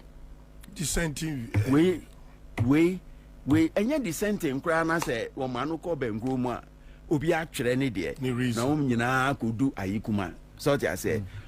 But then yet ye nanado time and a chassis Rollins Breso. Inti me kai say ye junior lawyers no who to me do court. even as recently as the 90s. So, the unya duna unhu kumnum penny for na. There's a 4-1. Na say ndie na ye. And na say ndie say yo. Say ya. Na say ndie say ya. 5. Enti no me can say ne am pese me catch on say no na efi appointment no. Ye de sebe obahima toko no bae no. Me kasa already so ni mfi sha onyi ye ondu bra say ye no Chief Justice on to me nti you na kwa kukura to me so there so be kwa kukuru on to me na the problems aba nti me can say be here that should be the last appointment na do be na ba no de ye pay seniority nti onhwe sanso me criticize attorney general no nimfisa oh ena yedo makugo nti sa 50 na 70 nsem ne hu nyina no efi kwan a e fa so e dey appoint. Wonderful. All right, so I will come back yes papa no me lawyer for Kumasi no o si ho out mu se lawyer ni be mercy from lawyer Tutu no lawyer fa lawyer Tutu lawyer Jantoa Asante Hene Nana Puku o mu si ho a otimu se lawyer na lawyer Duranom who attorney general otimu se o didim one more me din mia and kole ya babe ya karkase.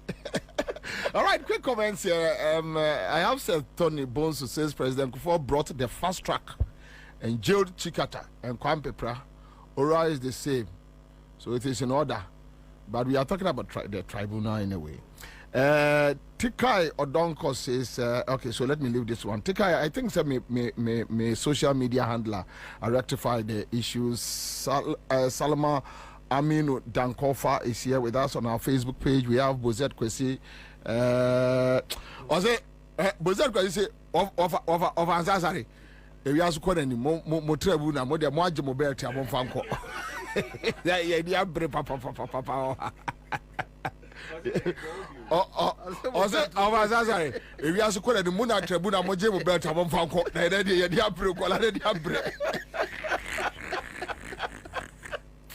all right, Joseph Tekpe says, okay, Bobie, if a particular party flood the courts with party sycophants, even when a new government resources the courts, they cannot guarantee us justice to be seen when the old government appointees are to be prosecuted for perceived corrupt acts. Okay, so Philip Diamond says it's like this. Ohima Meska says lawyer Ansah shouldn't think he was the only one alive during that period. Yes, but today we need a tribunal.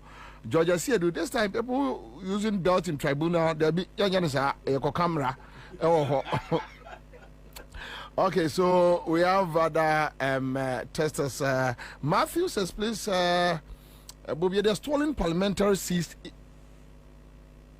Okay, so I don't know exactly what he wants to talk about, but then my host mentioned Tema Central, Ibi Bright, and other places are issues. Jonas says, Bobie, the tribunal must be established. Simple. Richard Aquas is watching you live from Dubai. And yes, Kakra Bedu says, great minds this afternoon, Bobie, keep it up. Big up to lawyer Ansah and lawyer Kwame Jantua. Thank you. One Amina says Akwa Bachas Akowa Bno regional officer for NDC. Kwesi Ocho says, Commander, well done, thank you. Bintum says, Bobie, I'm here. Mustafa Sabute says, Commander, can you tell me where Nana Akufo-Addo in Chedi? The chair where they use VA, they carry out no. We know they see the chair. They said no, but look. Oh, the choir, that's what I don't know. Can't crutch here to say the choir. I don't know. Driver also had one song. You know, be baby wafa.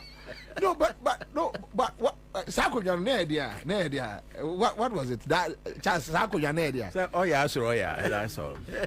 No, so idea. Me na me say what Sakunya for so obey. Unim say or introduce ma baumia any criticizing war. Domahine, I think 20th anniversary. Really? And go ahead Baumia. But you know Baumia is not like that. That be too. Me ba where near me say need to be patron to no so. Yen nyina ye wo ho na President Mama beba 20th anniversary no. Enti ye ni a team on betena benti obi arrange no ho. Any who say advanced team naba. There were about 6 cars. Ebe see na car back one be gina days in anim. Ebe gina ho no ma bie boot. Ayi chair for Baumia. Aye, back so na nkrama mienu asi. Every V8 no. V8 na one nkrama na team. We spoke Kwabena no mujaye. Emi some de amadwina amaso ye tia mu free bo na say sabi. Ade on be hwehwia days no so. Ene ade meanwhile ye wo nkrama ye de nkrama gu. On be hwehwia days no so. Abra ye wo detectors wo ho a it's just a stick. What the bet me as scan the entire days are bibia o be detected. Nti krama si ana no Kwabena ni di na chi no kodwon so. Krama soja. So ye who did na him say Baumia withdraw from sa carrying the because Baumia only sa traits no. It's not so, like that. I may have my difficulties with him. Now no better Independence Square for almost 3 hours. Once for the first time the program I watch one and no dear no. Because Baumia. The one the obeso tie dia job e ka follow. No. So no pa better for 3 hours on tonko David, but this time he sat. E o man wo twene ni ahwe ni ma ni bi ye no nwanwa o se yi. Na chese ne na no no sheda. Tapi ebia ndi adwuma no yedin obre. Anyway, but the point here is Kwabena, President Mahama, President Mills, President Kofo, no my chair be out the more trans. Ni hian se embu nkofa enim guase emba. So this introduction of 1 V8 your designated man bodyguard and the akonwa nko ano so a. Sabi we the way ka Ghana expenditure one. Anyway, so one quick comment from Yvonne Kilson says, Bobie,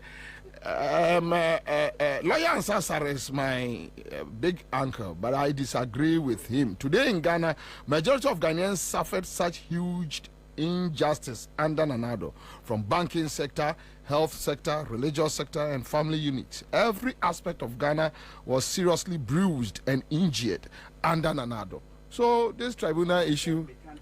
In America, say we didn't deserve some punishment, you know. So I say Ghana for you now. Say. Yeah, I cry. You best run one track when you be a my tribunal.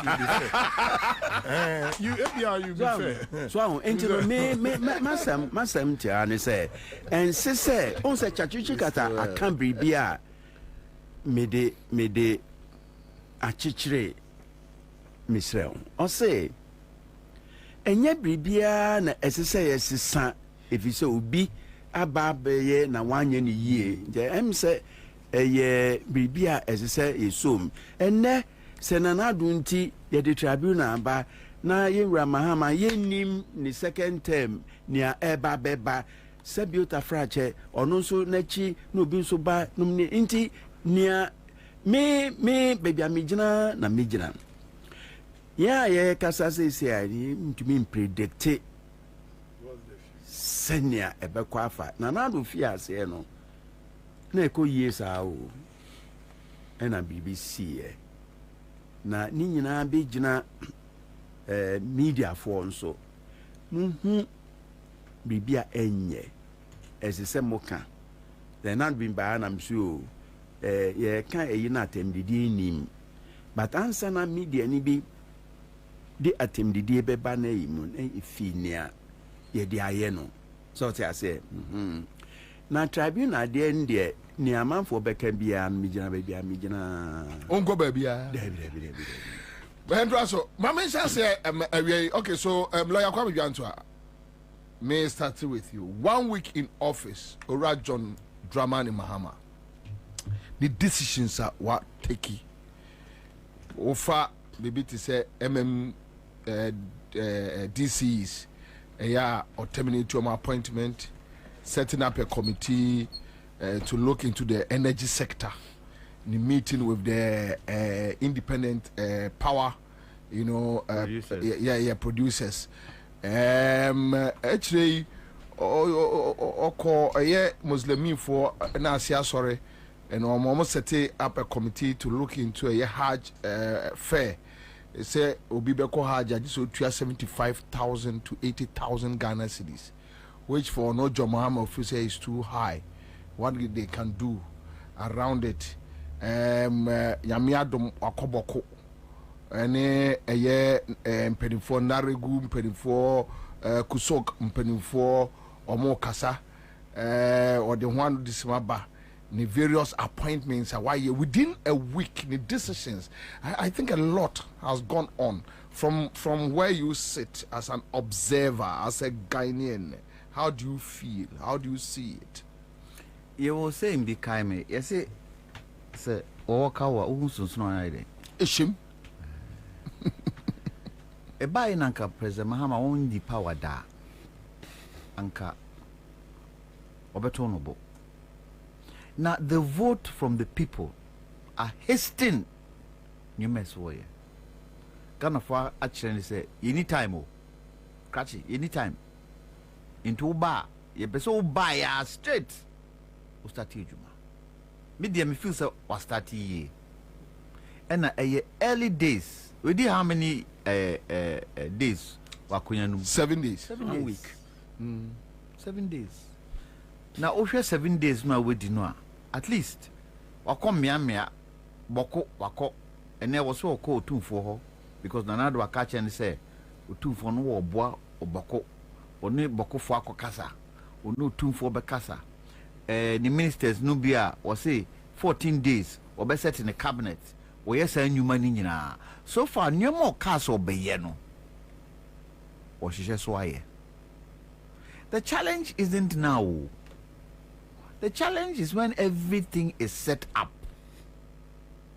How we move forward on the challenge. How the people are, you do matter to positions, no. Wombe timi afa ni vision. No mudi journey. Hey baba, okay, was it yeah? Come and come after no home popo. Home popo because ebia ni vision no dia ma wo se fa ye adwuma no. Wo dia fa baby. Obefro busao because no the informers no market women.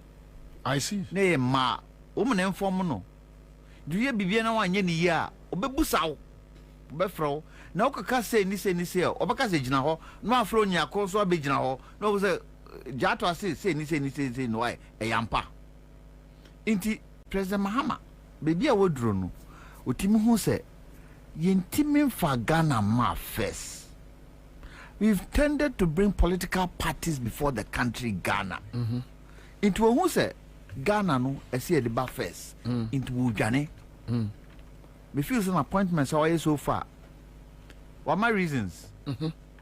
Mbusa, what my reasons? Well, what describe omo background? So can ya? Yes. Or describe omo background? At the Crontia or do omo SCC omo background or describe ya yes. What catch Inti yansha how it goes. Me de bia meka se me hwe de wo ye no a wo fa kwan a onu ka so de be fa so no wo mu a ode wo mato position no ho na sem no beba ho na adwuma no ai ho na adwuma no wo because wo mu a ode wo mato position no so mu so ba na wo man ni populist no ani nkomo a etimedia semba ti yemfa energy meters asemia era jina pobeka ye na o say 3 million meters ye 40 na amount for per meters na wontimi correspond with amount for no in terms meters o mu hwe a o mu nya na ye o mu twa sika na wontimi explain nchira wo mo timi din sem piba because say meters no ye no krom ha. I see. Oh, your friend saying Napo. Time and now or your friend say meter. Say okay tender. Yam pinu my own farm meeting for a bontin ba. So political meters no in the bano. 1 penny my own farm ma. Meters no ye wahano. I don't see a use. It's a meters no. I see a team expenditure Ghana for. And you know my problems with. And how na me bano. I see a Timmy check expenditure Ghana for. Say, me tell dear bay, you say, a power and answer a pahon be ba. Is it to me explain the wire a dim pahon waba. Now you're always communicating with the people. Sene ye kan tribunal say ma amount for the a response aba I can say anytime no sa na bibia be ye no itime explain me feel say the government should use the media more and the media for so sensationalism no want so kakra the intimate building mine no because nyame pay I think can say wo dey offer street lights and kwao ajiegu ajesu tuaka local government they say hwesa street lights no and maso it me expect say jina po ba no obeka kire how the money ye di tua street lights ni kwanso sika no afa he esi it me busa esi it me nyamo no say ye ama bibia da pefe a ye make sure so one must be appointed woman no woman in relationship with any of the people there. But you need your bed down. Oh, Ghana. That's now here. It's now here. We're doing in here. Me sit now here. What's happening there? Yeah, be who say ya. Say Akwawe. Akwawe nani president yire. Akwawe nya president nipa. You be you making sure say sadia but me anu be tis legona and I just so be anim no okoba bi kra na picture like we be camera no or balance say na amafo apala say good for your no chief what is legon ti one day the you call baby ti jinosa na nipa amene no kwa no bi be kan ho no say won Abranti no jina on say I know say me ko chia na me da chia ne din aye no chief obejeso ojesu aba o me anua no ena ja yesu jina be bia mpa o nanti kro okoe hey chief no dia tum bam okra den 7 year no hwe ni na so akwadim konkonsa di o my signal say oni oyo so Ghana there what's up near and to say the difference between Ghana and other African countries no we are intermarried and the schools no are call yen so ya inter inti yenyi ne benya posa obi ni mobi temi kra wo busuani kra onim so busuani nso wonyi abedu age bi no bi ka chese wo busuani na te hono so inti eso make sure so one more bar point one no okay asem there obia asem obia ho yes but sa asem na wo obia ho no e such asem a entime fa President Mahama and now be my question say na the President Mahama wafa akwawe anaso offer nipa we woni se nipa we say and no edi hu piba because esi ano esi timi building Ghana a friend Ghana atonken say yensuo asai kra ye nipa obeba obedwin Ghana ho first since obedwin ni bottom and na President Mahama only 4 years oni ne crowd 8 years no kra ni obiem yeah David ni obiem sa 4 years no esi otimi prioritize ye na onya kra obeba betwaso no obetimi atwaso ama Ghana so akosro within 1 week need decisions need be energy sector and issues with security mainly say you know pana abasro eto say Sanko for afa on so more experience back when you former Minister of Interior yeah beboa yeah back when former police commander beboa na uhwe omo te ebetimi akasa omo te adwuma na se anase omo titles no fete adwuma ye de ma wo mo se ombe ye adwuma no ama na so ani ho na asem no misesi a adia ba ko a misro pa no ne personal interest say ye do washe position bi now personal interest comes before the country me maka o media piso say President Mahama obenya manenfa more presidential ambition. More presidential ambition, no more far more.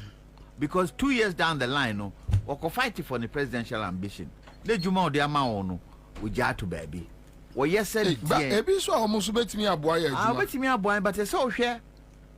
Oh, and then immediate going into the future, so come. Now, come jump up a presidential ambition, would not share some sensitive area beer. Now, the presidential ambition, no, you're much more important than sensitive area of Nakoshe. Video Obenya. Man, in fact, presidential ambition, follow presidential ambition. Then we'll be for a major man.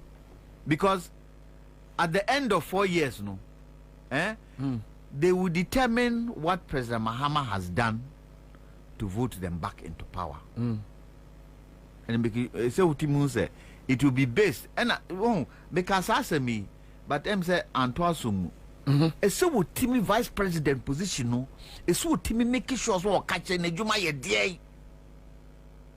Vice president, the Juma ye day. Yam peg running the drivers mate, no. Yam baby men come home yam baby BM. Catch a dear vice president be ye new. San a bunny busa question. It me busa mama. President Mahamud, did you may mao? A cosi say, a coye, uncle ye, ye who say, and it makes her responsible. Yes, sir, no, so Onina Nina, Debbie, a Juma de Mano, Magana, who Juma or de Mano. The Union intimate determines I will ye Juma pa. Now, make sure, the ministers now would do one more banner. There is some monitoring and control to make sure, sir, you are monitoring the work they are doing. Yes, ye Jao, yes, ya Bema on Sasso, we economic guru. Na EMT, Yanko meeting that. And I go meeting cry, or before Robeshe Munti meeting no a Pascal. And I say, Uncle Phobia to baby no my boy, I can on the other 2 tables. So, Umpo, so dear. President Mahama, won't for the lessons of President Akufo-Addo. No one snitches in no memo. Na Ghana phone to me who say, vote no vote ma war or no. Yan say vote. I'll come back to you. Gaga has sent me a message. Also, will be a look. I would rather prefer firing squad to tribunal. Firing squad crowd and come open. And I don't know for tribunal. But for me was treating about the way what I observed from this election I acquire no. What you say only Ghana mabnu edim koma. Now Oma is so disappointed in politicians that now what happened in 1979 was what they were looking forward. That the BNC. Ofa mabunu do Emunwache will tell you it's not like Mimi Mobi or two aba or so or no. And yes, a beer NDC and answer your mama. Or per se, a Kufad MPP free so keke. Whoever will take over, he doesn't care. Nelson Sono Senka on your Biamana Chutua, Quapiano Pa. Baby. 1979, I'm a graduate student. Legon, Tech, Cape Coast, let the blood flow. I'm a student, graduate student. Eda, omo ede kutue champon, na kufu ne joy amedumenum na Robert Cote na Feli, Roya Feli call foreign squad. Na mi viteshi call mi seminar or Legon na stop ye nyina wo teshi campo ti mi hwebi. Eda any Africa sa you any Africa moja no hwegu ye no Ghana ye din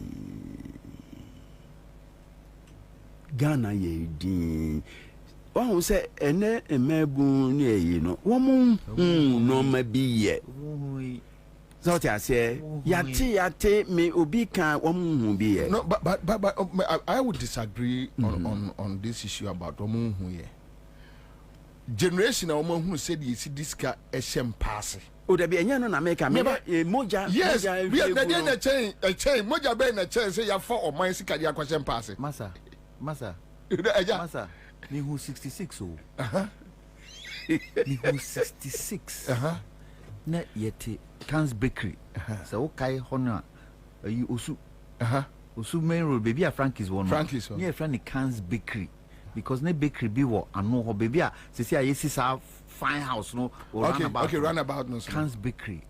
Soldier for no buy you fee. Boat you honum. Aye. Soldier for no buy you fee 5 a.m.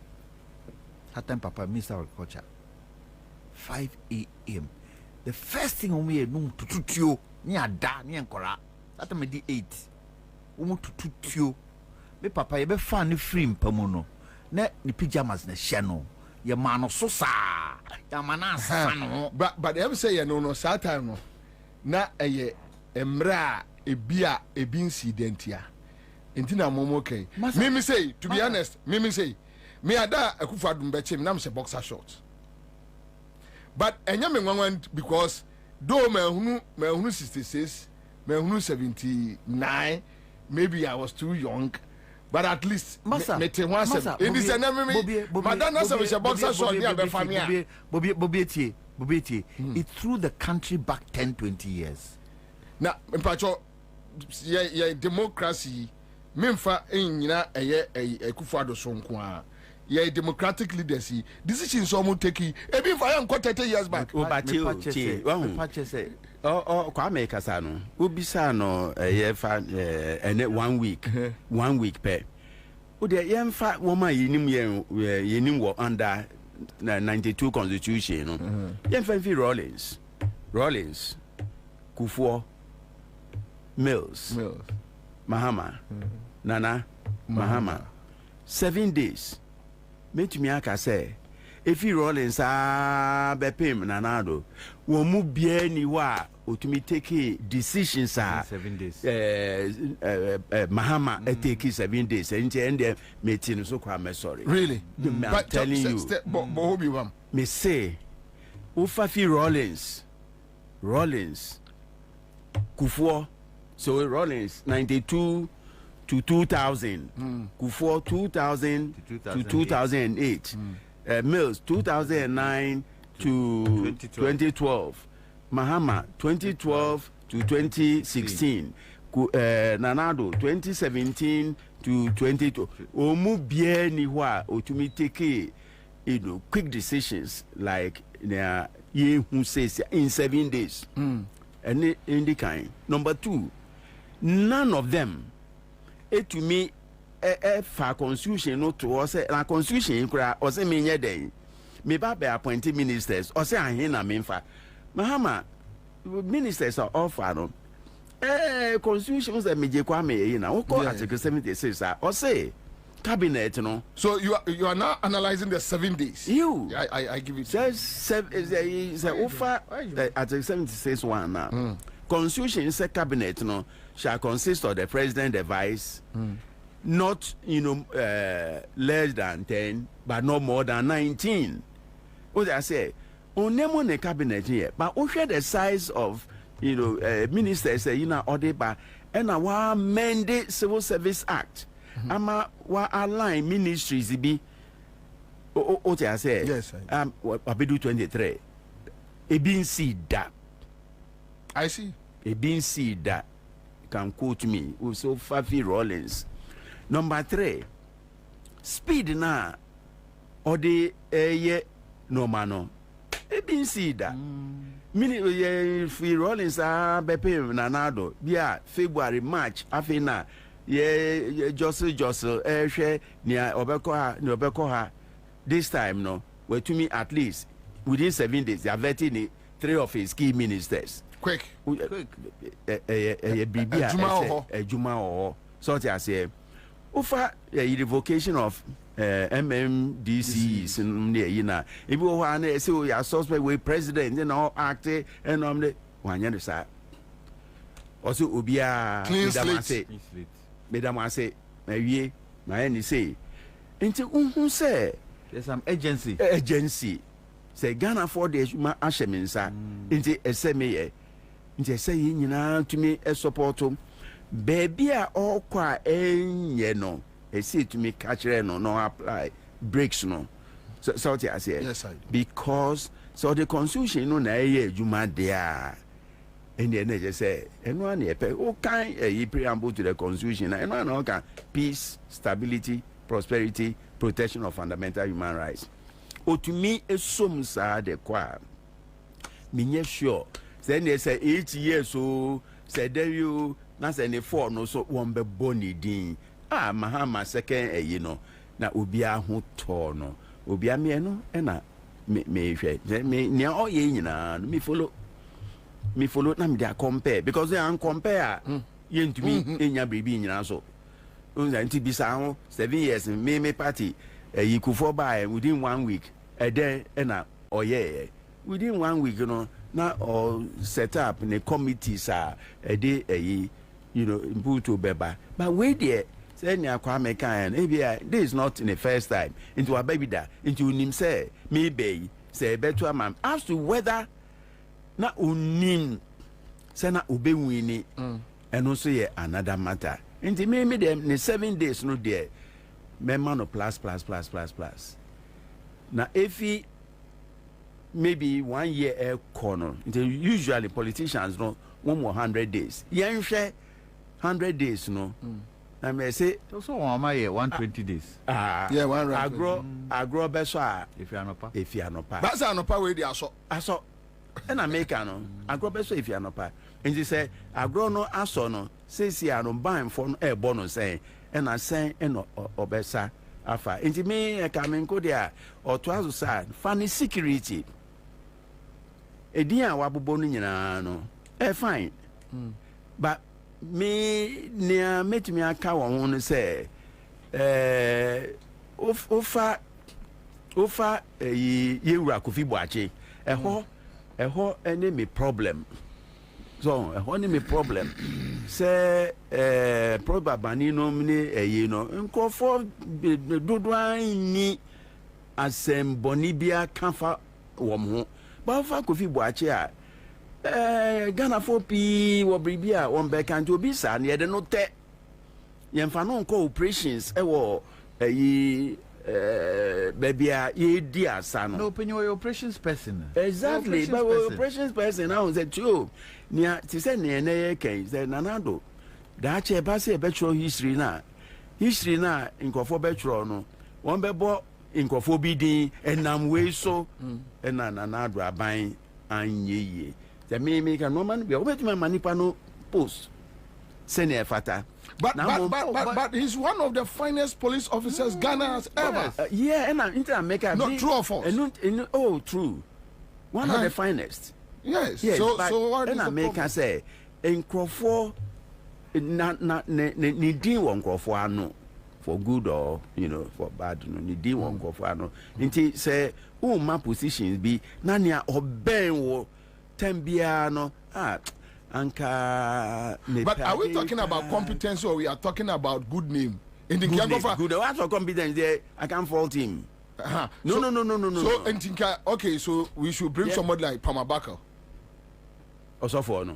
Oh, Uncle Dean is awful. If it's about good name, if it's about good name, politics. I don't have anything wrong against because I want people who will come and do the job. No, I'm not wrong against you, but me say, who say, set up committee we tembia and who say, yeah, Frey, I say. That is Okaku time, and now Okaku time, which I think those issues went through the process. Ayi wo Kumasi and Kumasi e dere. Ono ko Odumjano complete. Sen obesi aya ono kra na obejai dia wo ye no. Eho enemy point no. Sen obesi aya ono. Send your basic. But you see, one yes, I but no near pet. Hey. Over. Where they are, me chance ya manu sinto there. Ma papa mi o wi anu ma bam. Over. O wi anu there me chance ya manu. Over. No. Ya kwa ye be fa so adu bja no. Eni pa se no. O man no ayatim no. Me yo say ya ejade bedum ampa wo ye no ejade dum. That is what we want. Yes. Exactly. In America say. In America was say. They do over Pacho. Accra FM. Waba say. Una di ke rest dia. Ura na wo say Bobie na tutu microphone e se odibotum. Ba ya na o fa so nta complain say ofa e obi betutu ye ye hu. Wu mi na atia bi. Hey Bobie. Say ya wa. E ho na friend nipa mro. Ene e betwom. Mi ko duru ba bia me say lawyer Ansah onya kura. Ada ya da no mi wi microphone wo da che me. But one with you. No. It may be basa. But can be or say, quite be fast so they are a hot and American say. You see, in a small team when you coffee and Madame for pa. Yeah, Mrana or Tibam, yeah, oh. Who's on coachre? I'm Robert said, no, to me a coachre. Oh, yes, on coachra for between a coach. So that is why they are saying, uncle, but me point and say. Say o the constitution yeah juma no man be wo wa yeah buga yeah farm but Kofi is one of the fine legal brains in Ghana. Some student and even at Legon I think he got Sabak no nya Sabak price law school no different. So if you are dealing with this person with law, he understands this when it comes to security. America say nipa sa no ye de no ehye baby bia onye visible every now and then ankofo e de akan baby afa president ni administration obi oya de enye obi oya de yes na America me kire obi a buga no dos no do what I said mama a fine person mama onye buga sembia so okay so when we have crisis armed robbers take over the city and Crawford Timinda. Mama will go to the armed robbers' house and tell them Pamucho Munyawati. Sana Ezoe. Because he's a fine gentleman. The Bisa Kofi Mae, no. Yeah, na woman or more efesuno no more solve problem me boy. A buga bia so I say. Sana me there say me a lawyer anti constitution ye de adwuma so I say anti constitution no any buga o constitution no you know our respect for human dignity so I say anti me say we to me am Roberts 20 we to me Akronfo 20 na say you know empire will be assume ye obi in the year. Thank you. Chazi Akwaba. Akwaba. Anyway, so 7 days. Commander Becker. No man hear me make na. They this a mission mo so kakra. Baby Mr. Ansah DC na ma me kai. Time now ye Mrs. Atem DSP. Or something. Time or Chiata, you know. Yes. No, ASP. No, ASP Kofi Boache. By the time Mungo go Bami, or so the interview no so I tell you from what Tamale Hobe. Ashine pa Kofi na bisa. Na or the Wawa. Say interview no. Say interview no that so many so. See, we are saying who also the one number.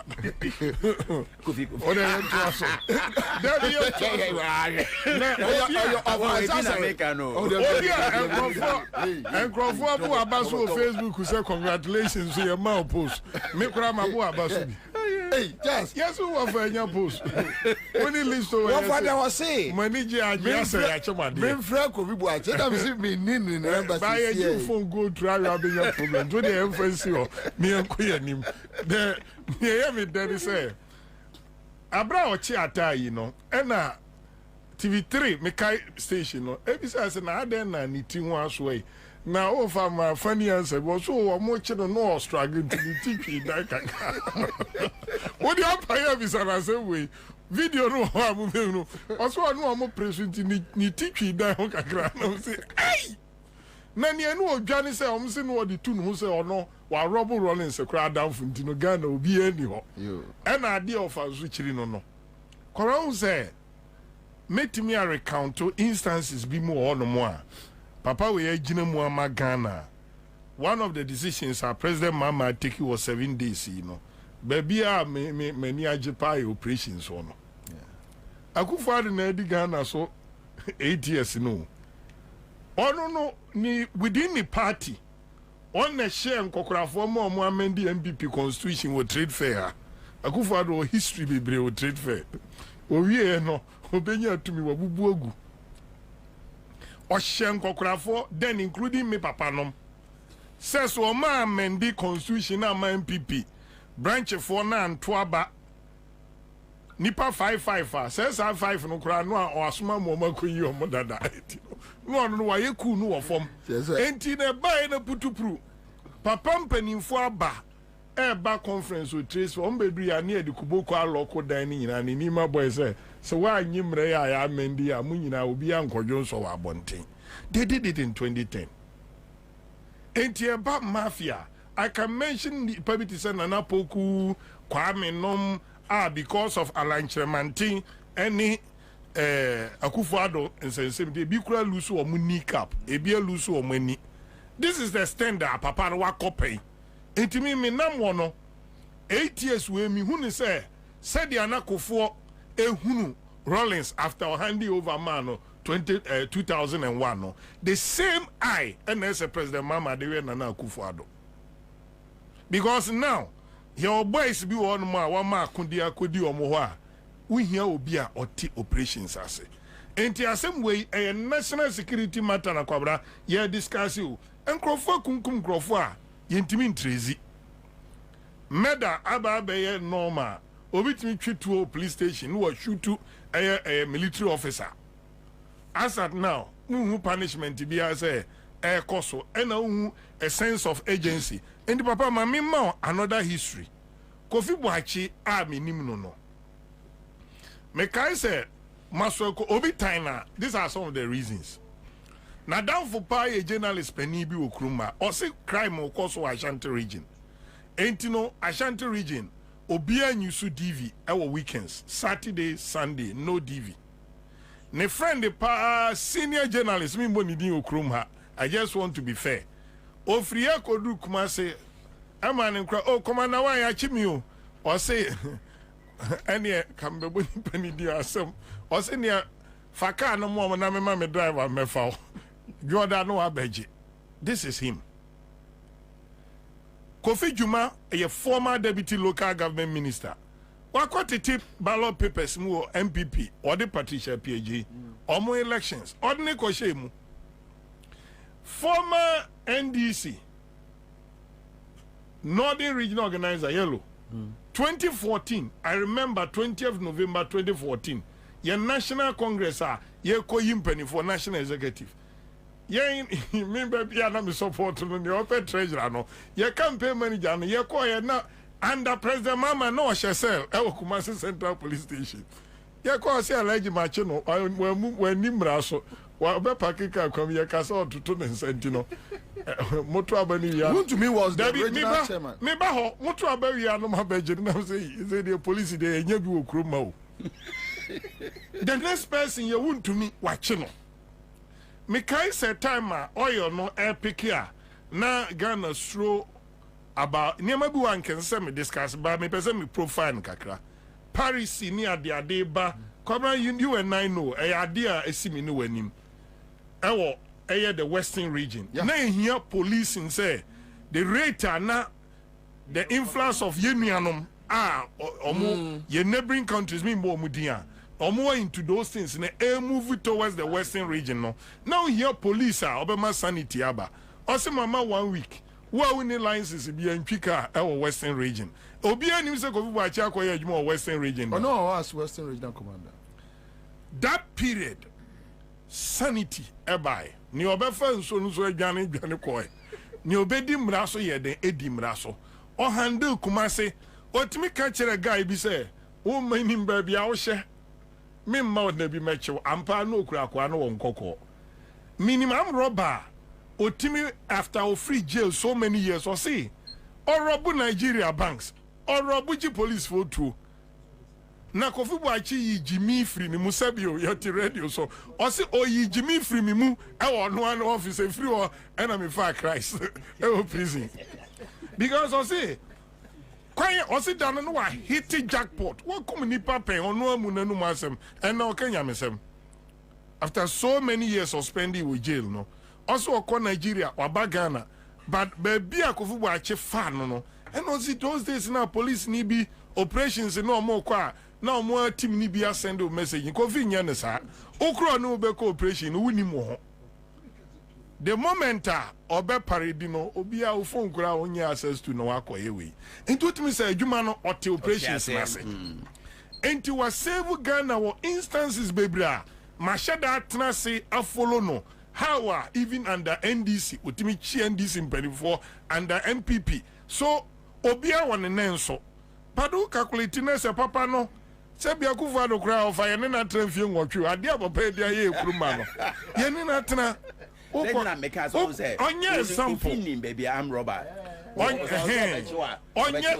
example akufa do nye example man leadership e wokuruma no ba president mama 7 days Kwabena hwe omo so omo eveti eye abuginapo ene ayiwie ya fene say da bi nya yi ne kro omo veti oni at force wie no na nkrofo check in amomo to fly to Nigeria to go and sit down because omo ni mandate ye dey amomo say president mama say we ntina me dem oba when you access to finance ministry no pay also energy sector no where di wa agro go and sit down with the West Africa gas pipeline. They were supposed to start somewhere 15th of this month.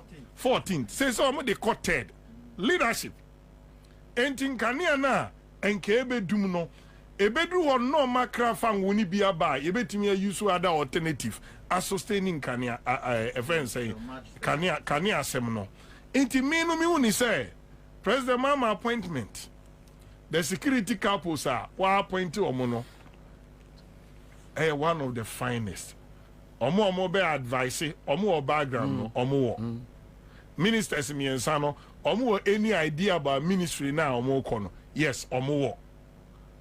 Unlike you appointed who say 125 125 no Miami share panyini ba akumanika so no other office no who can tell us who define here what mean define the entire no call yes we minister for planning oko jubilee house or one room only technical people no more planning here and so also yes we minister of for planning the late Akoto right be planning here me no busia no but the former Tafo MP so mu ye ni bi one dey any special ministry bi one so dey any evaluation that's right Debbie on also say obeka so mama no oni hia monitor bibi and when your staff kura Akoto no a good finance obi anim so a finance person Debbie you were di by an kan chose you were di nti e do ko ba bi a wa na adwuma no be den ever funo enti kwamra ni nyina betwa say ye wo expectation so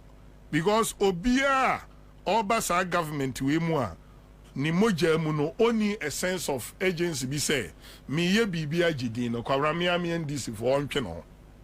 Number 2 kwamra binumu ababan mu da unza nkrofo se muntu American kofa Jinapo mra Jinapo part of NDC ND 2016 no Dr. Kwabena Donko resigning enti em se ono a na gina mu a one thing he did was that energy sector savings levy na President Mama de buy to take care of that legacy debt ni ade no o make sure say pesua enko baby integrate co no mu books to balance ECG no mu books to air balance the year 2017 nanke so mo sha say make profit through extra inflows na econo nkani asem any ade nyina na ekoyie omo appointee eye Peter Mewu ene ba office mebwa Sebita me win eba ho no. Good. Boache Jako kra dia nkoye esla no bone. Otena mu kakra because this kaba come na automatic deduction. If yem kani ayetom the oil field and other stuff.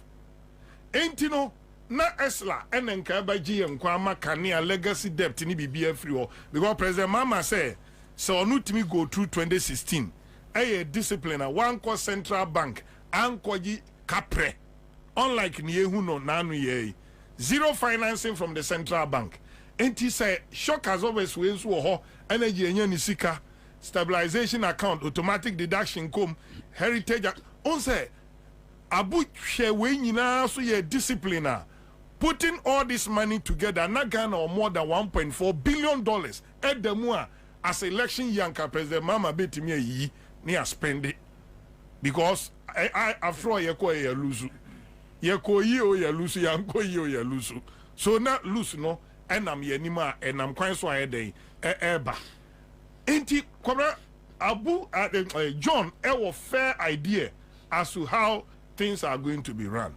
But unfortunately, Bawe or buy no, didn't you on Nigeria all call it the independent power producers to a meeting? They say now energy sector savings levy no is in coma.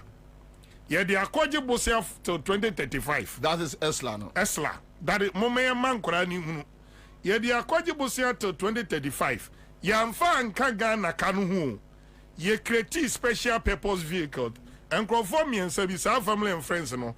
Mon kwaji bosiane magana monje mo percentage se sikano tomu 60% mona mo beja ko tua Ghana ka like napodi get fund kwaji that $1.5 billion say or in the double track. That is the document of President Parliament after 7 years double track na fikura na wanyensen yehunu be enti say o compare President Mama 7 days ya Kwabena one way popunu pemu awura mu nyina no mesre omu bin mo no ma omanya opportunity before 2016 ko na wiye yenim binum performance they are not entitled say at all costs say bi mu enya opportunity jinapo 1 minute do odi wo your friend say vetting committee no obi anim ne competence ato forcing on ye bibia be fa nsem enti omu green no to that extent that Dr. Anyini or fair knowledge or no so I am rasem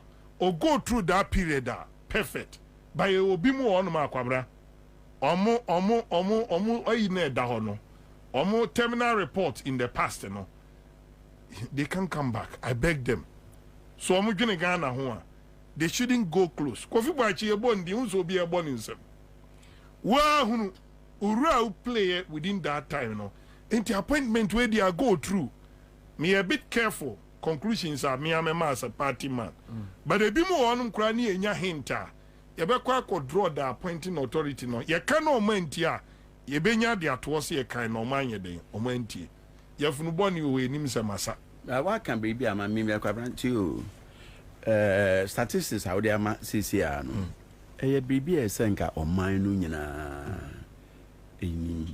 especially a Japan. Now can you know a Japan one also, but a Japan. Or Kyle. Somebody has also over kind of offers you. Such as a Honosam Bohubium. Over Mammy Moho near Tennessee. Near PDS cried there a whole crime. Over radio was it? I say, what figures now? Why? Now, when you are the Japan officer, come around near Tennessee. Almost state capture project no more no. When you know document, once a PDS crowd there, and no illegality. Obia or Dogan a Bianum Pese, Yedi PDS. We no scandal no be go through your legal system we are already am several of me the new game keke e fola why we am crop but say na boy a brand here and they say a brand here to me a dream on man who say good e say e bonu dewu oh yeah un say what the energy sector no so ya yemra Ghana Infrastructure Fund, automatic deduction, $10 in it every morning. Stabilization account, Nesike Tum. Sinking fund, Nesike Tum. No one created Exim Bank of Ghana. Ninas were connected to the oil sector. Every barra, Yenyan Ghana, Hanambrano Tiskano Kotum. Steve Mantio Muna, ma. Ye all you see can ye pepe. We are vice chair. Piak. Thank you. Until all fair idea about Niamike. The painful thing is say over infrastructure now almost $300 million them. Now President Mama Kana no tumkoi. Over koha stabilization na 250 be them. And the monkey tinketi heritage crowd ye in Chirimani Sika. I know dear. Now heritage dear and now only my hosem 6 years. Na Kenoforia Town Fesika enko all these accounts. Open you are aware. On 5 years until some Crawfordshire say or more criticize it. Ansah na nani aye den eba na ho so kakra. Enti Ghana e koto amremu na ye na IMF pe $3 billion a. Wa bras ye kipu heritage infrastructure ne hwan no mo ema inflows no buy. And investment aye no energy sector aye oil sector no. Senka Kofua I discover oil commercial quantities. Professor Mills abe making sure say yenya machines are dey twin oil no. President Mama the investment sika onya any bi the more ship abeka on. Akufo Addo buy one ade even boat. 8 years. Ono so na abedi sika no kese. Enti Akufo Addo pan na appointees a omo manage oil sector no.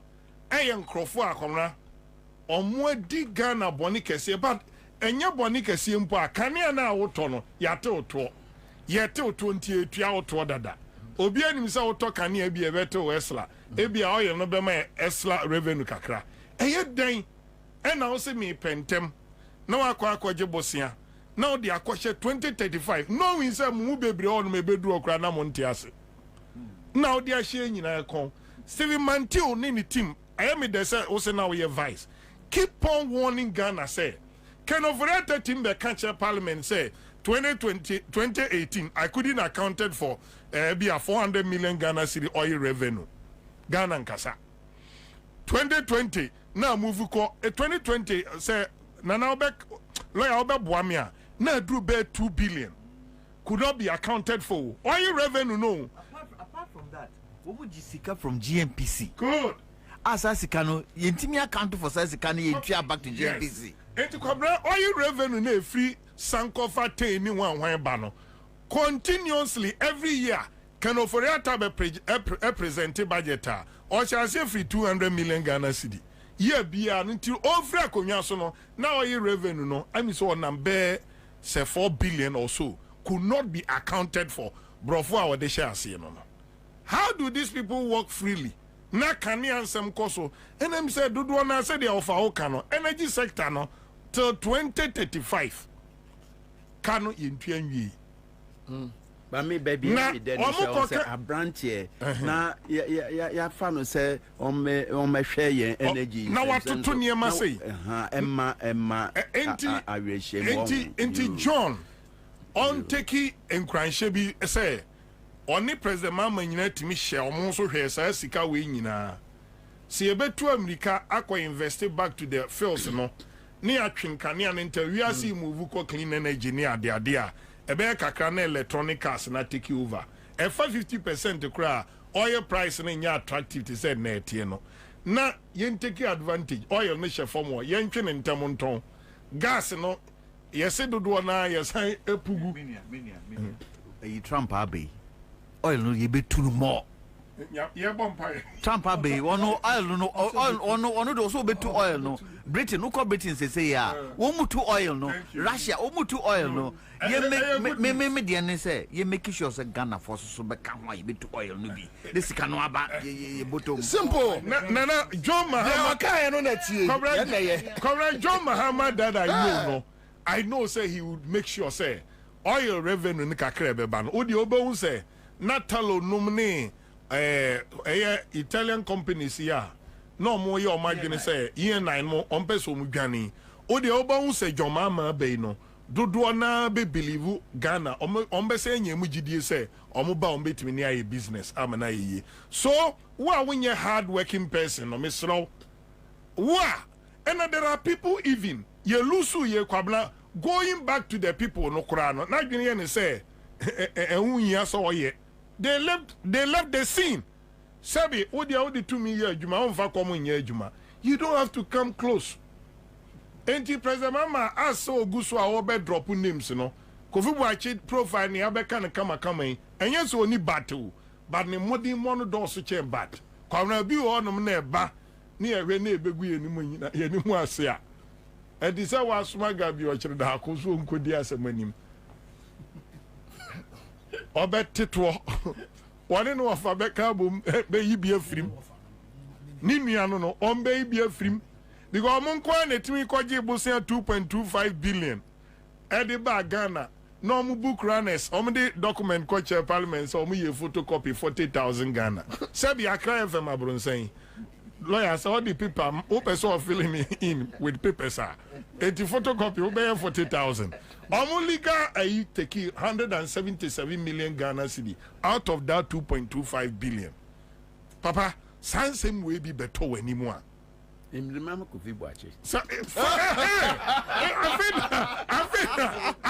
I feel oh no. There are issues are mess say beji positions no. Young crofwa what timer di hwenkratem I recommend. I tell you say even current justices no more honey be asem be better anymore. Obe call say ora cry your famra ntechiri no. Your famra nya den. Your famra nya den ntechiri no mu speed no. Kwabra intimin contentem. Enti President Mama ye nyina yebo abaso me NDC ni ba metra ma nyenso so bibiri. Because minimum they have from 2016 every year. I'll come back to you live on Accra 100.5 citizens. No, you know, you're be around up. Uncle Fee, Akwaba. So 7 days in office, Morajo Mahama. 7 days in office. Make sure it's decisions are what take you. I'm really excited.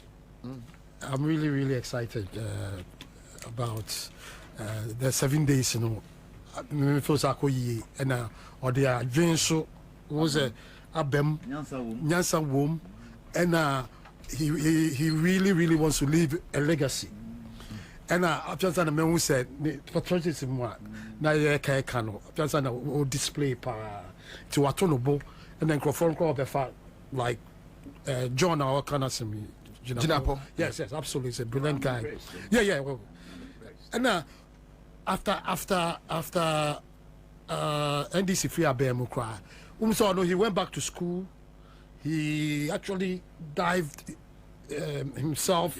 Yes, into the energy sector. So when he got to the energy sector, he didn't know anything about energy when he was appointed deputy. No name, he had nothing at all experience educational wise, BBA. But what to me and what I like about him is humility. He's very humble. And it's great. Actually, I know him from afar, and I just love the guy. There's a thing here, Omar Kumasi, especially. Yeah, Kumasi, a joy, yeah, because I come for no about. I know there, me friend, grassroots policeman, because when you back walk for in the whole Ghana. Oh, only back walk for in the body for the only back walk for in. Oh, sir.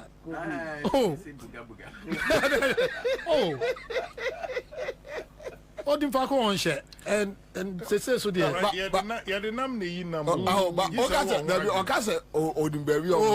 I think it's wrong. Why? Oh, intelligence. Exactly. And so the intelligence I know so intelligence they are broful. And also I have 1-2 phone calls. And now you're then or Bobie Tiao now so back you know Obeka no crack. And he's a patriot. The intelligence gathering, now me mum dear, speaking as an MPP person, say Nipaya there, may compare if he Rollins have a pim there. Say President John Mahama, Uncle Susa, speed, and a year. 4 years, 4 years, a baby watching. You watching 4 years, baby. Yeah, this senior was shall say no, a year. Namum, yina share, na Uncle Chia. May a year a war, me kumam pa ne say. He has one of the most efficient persons as the chief of staff. Julius Debra, Dr. Julius Debra. Or a regional minister or Eastern region, Kofobia, me call ne whole bed 3-4 times, and I made up my mind. So, who only pass e wo team more, you will succeed. Say, my own, you know. You don't need a you don't need to love a person in order to be your political friend. Yeah. Yeah. Now Eddie Impunto Apagana. That is good. Okay, Uncle Fritz, now off. Yes, and with Julius Debra, you know, apart from say he's very efficient and effective, no. Yeah. And also only John. That's President Mahama. Even when yes, President Mahama. Sorry. On free Abemukra, they are best of friends. Baby Abekubia, you see them together. And you say he will be loyal, he will won't yet on the man also. No.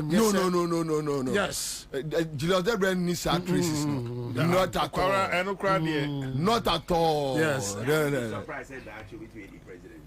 Well, it can happen. It can happen. On there, anything about Ahomaso. Slow but sure. No. Slow but sure. No, but who say or no soon in the party about the but all to make us any party. We are vertically challenged. Sorry. Yeah, vertically challenged. Okay, Pastor Mankasa. Who say key program near here? And when they offer or can't take here. By your teacher for me, bro. About Queen. Why we are? So far so good. Yeah. And I hope sir Obe continue because he had to leave a legacy. It's our NDC are so attractive. I may consider me join. Oh, brother. Maybe I know.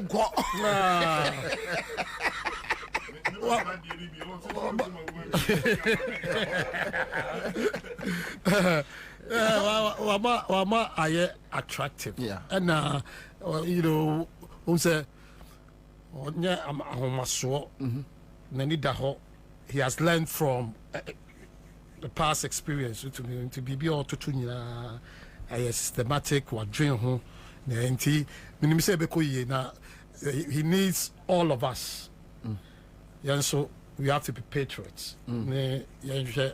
Say you Ghana at Tumpom, and I know sir he will make it with all the appointments. As the Kano, the others are appointed. Those charlatans, as it see Biako go on there, and also the okay. Oh, say President John Mahama CCI. Lawyer say CCI NDC are very attractive. Why not? Okay, John Mahama sa no kra CCI obi asa Mahama sa. Oh. Enyam na meke no. But over unim sa yom neto. Daddy. Okay, me can no academy. But me can no academy. So say the first night, Madame Sofoase. Me so for me boy you know. Ah, 31st night. Yeah boy. Yeah, 7. Yeah boy. Yeah, 7. Yeah boy. You 7. Man sorry yeah boy. Oh, bro, sec. Well, Yes, Ajum. I don't know more than you cry. Oh. Who saw you so I'm say Asambeni. Yes, Asambeni. Iti aha na Kwabena bisa said anti me sure sat am na yenya 35 seats na NDC na 100 and something. Me sure there na say me kwakwada.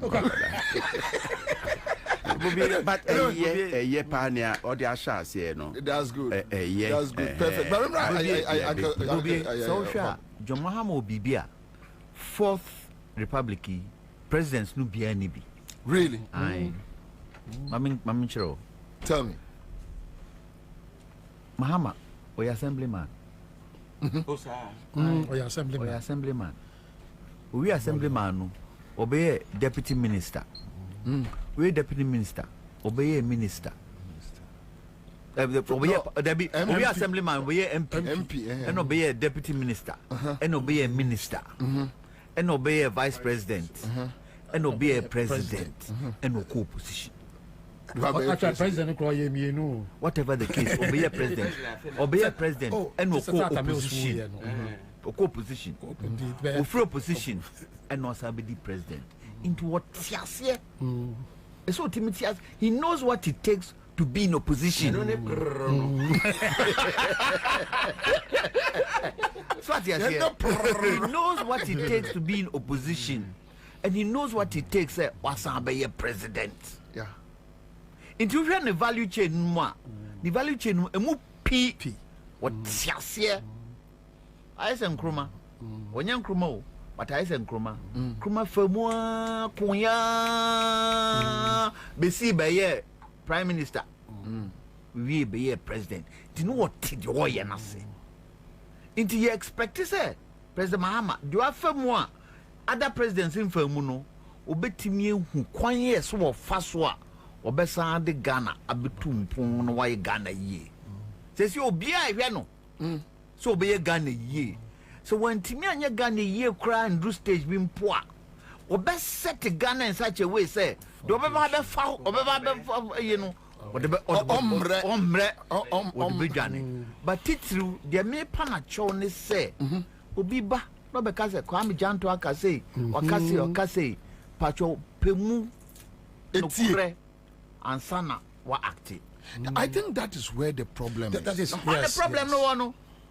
On a problem no one no share and na me bakra me friend na ya na me busa no me call TV station bi and na ye ka 11 ye ka covid and na ye ka your friend say third one na dey they also abolish a betting tax mama chechire mu say 11 no dey e wisam tenu dey be ye yin free ho na nanka me expect say NDC for me can say COVID levy no crown yentwem but me dream who biem no say see how health sector you me pee wo ho a ye hia ye ni ska to see sa COVID money no yenye transparent ni amfan share health sector no ye betimi atoto nyoma esi ye hia hwe 111 hospitals no wonim say ye ho report report na buy ni say Ghana nya hospitals no ye here o. Ye here equipment. Ye here equipment. It is our COVID tax no. The one mentimi pa Ghana for cho. Na onye transparent. Ni ntimi hu sika no baby e be hye ne de be ye. Me ba betting no. Me say betting no me de mempo. Mempe because it addictive. Yang mabuno a wo munya adwuma wo munya salary wo ndi ko to so no ma salary nyina akọ betting for no mom na ye sika sin ye na betting tax no ye betimi dia ko share sports mu ye speeches here ye say ye man mobile wo say ye ko bo nkrofo ye betimi dia ye betimi ahwe how we would build the sports infrastructure from that betting tax mo be report here man ka ho media wanka wo o say o Kwame Janto say ayi NDC for anka so mo dwen ho no make sure say betting any COVID there no anka so mo keep mo so mo anfa de me kan no poti anka ho Oh, I know. Yes, I know. Ne ebia okotia. Say, hey, and you come down the door, Kenny. Oh, ne bisuswa. Yes, san so na mekano. Oh, intermediate for no so say mo make sure. Say mo report here. Mo report bibia yeka. Enya mo ye de mo pe. Na ma report ne de eka ho no mo anfa anka ho. Oho no na so wote bibi sa no a won hwe no ontie ne ye. Yes, ya be can channel say mo afa no boss. But quick one on the issues about the oil sector. What do you think the government, the Mama government should do? In terms of oil sector, your upstream, your downstream. Upstream, downstream, how to benefit the country. Quick one, maybe oil sector, no. So far, offshore. Offshore, Ghana phone is Sikai, they become offshore. We have shallow to deep, we have deep, we have deep to ultra deep, we have ultra deep. We have FPSO back $1 billion. However, onshore, I cover 3/4 of Ghana's land mass. Yemfanja Ghana for. Sure, you discover oil. You can say ABFA, no, GMPC. You bet sure direct because we wanted them to become an oil company within 10 years. So 10 years now, come to me a year. Nanka Ghana for so onshore no, Ghana for so timia kumbi. Onshore dey no here, we here tanks and a pipeline. And a gas no ebeko tuabo. Na Ghana for so timi nyebi. Na Ghana for so timi enye sikafo no bi. Na ye bank so emutimi edu. Because me hu ye MPP aban no, nanka abrofo no nko form abo. I see. I'm over to onshore. Yen jama Ghana for nye. Next can be in Kroma. Nanya be a set na Kroma.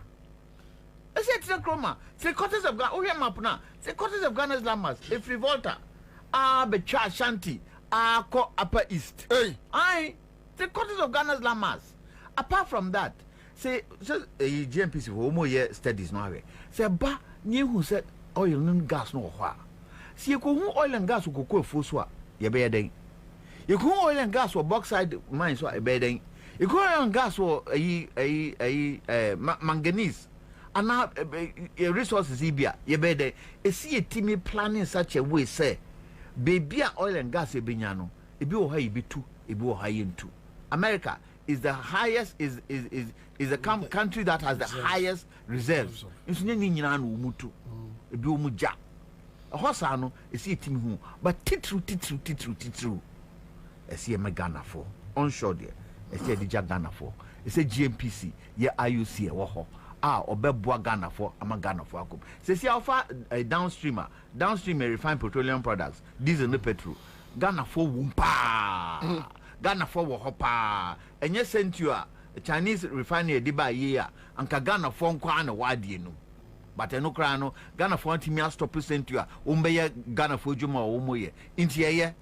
Internet me say ahonoza say nyuma sano ese president mama hu no timi she Ghana for you have to be somebody have to be deliberate no ma ECG a omu si ombese omu ye den omu privatize yam privatize revenue side no but yam Ghanaian company na nhwe me ankofa company be free amano because Ghanaians we are capable yes you capable you betimi aye aden Liberia Bra, we war no. Anya Ghana for na BRA for na ko institute home electricity. Yeah. It bet me aye. Into well, you should have faith in Ghanaians to be able to do it. Ghana for so ye the mutum na ye ko ya. Mamon ko ye wentwi bia. Most money mine no. I think that is where the problem is. That is the whole. That is where the problem is. Ye timi mine ho. Mine because so. Edi ani awie. Bobie what was it back on computer would back so we need good roads FM be ye obi baka say Bobie o ha no wo ye say makra FM aye you hear good roads you hear good schools you hear good hospitals you water here galamsey afi you hear say be you need to fix it you may pure say here but mine no say ye patriotic anyway I'll give you last words. With the energy side. Your expectations from John Mahama and his appointment. My expectations from one year, I know say he will appoint the most qualified, competent, qualified people with integrity, which I know here. On so the microphone are patriotic. Are in Mugana because just past MPP government, that was one of those things. It's a year different. Upstream, downstream. Nipa kakra bi on fire. Could deal on some with on yes, I know they brought in all these foreign partners on front tomorrow. I just said BBR saying I know sir he will yes we should get Ghanaians who are competent and but however no you cannot do we don't have the capital. I said electricity is a ultra infrastructure. I believe in privatization because almost every country, developed country, be an electricity just in the private house. Look at America. Look at America. Don't be Ghana for chance. From where? Oh, from where? They can go out there and find the money. And Ghanaians doing business in this country. They are. And they bring it in containers of products in this country. Oh, but the kind of money that is required, capital, offshore, onshore, and this is offshore. Onshore, yeah, but still, and this is offshore. If we are able to work together as groups, we can do it. But Ghana for whatever the case, you start from somewhere. Your young petroleum engineers, you beat me a high warm. We build. And Uncle Vim, my bandmaker said, "Oh, Uncle, you beat me a sika, bra, me and fire into my mano. Yanko is a bit me a sikanaba. You deba, yentiminko oil. And yeah, it's possible. There's no two ways about it. But the thing is that the reality is that it has to be a combination. So it has to be a combination because very few people, Ghana folk, very few people have the kind of the thing they say, Uncle Fee, the thing they say, and even the expertise. Uncle Fee, the thing they say, the politicians shouldn't take the upper hand and want them to do first. Young farmer local for no, then local for no, yeah. So which means and it's through privatization. Yes, that's we have to privatize the whole. But if only we are giving way for your local businessmen to also invest there, then which means we are good to go. Oh, and there's no towards the there have always been local content. You have to increase the percentage of local content. There's a lot of money in the world that is looking for projects today. And then Bobie actually, a lot of money in the world looking for projects. But Ghana, no, the reason why in the PP time, no, they didn't come was the atmosphere. The atmosphere, personal interest. Must say personal interest. Must say personal interest. It wasn't personal interest for a small few. Yes, for a small few. Taxes, the whole way. Why even this 1D1F? 1D1F. When it was a great idea. Yeah, all that said on the propaganda say it was a government. No, it was a private sector initiative. It's a private investor will come in with this. Money. And Uncle Daniel, on the politics. So the idea is not bad. The idea of implementation. Because I want the one if no for 10% brands for 10% brands the crown putting issue no. Especially one because one specifically no. Nearby I said one day me woman say private investor beba or the niska beba, and then there was incentives beba like Okwako borrow from the banker. There were some banks that the government should have given them the money. Now they cap it at 20% interest rates. Now the government will pay 10% interest rate. Now government down for 10%. If you are importing equipment, near machinery near there, tax relief needs something. Those are the things. But oh yes, and we very popular. On to try and move the things. See, many ajiwo mitrim pa, and he said, thank you. You say Bribiano na.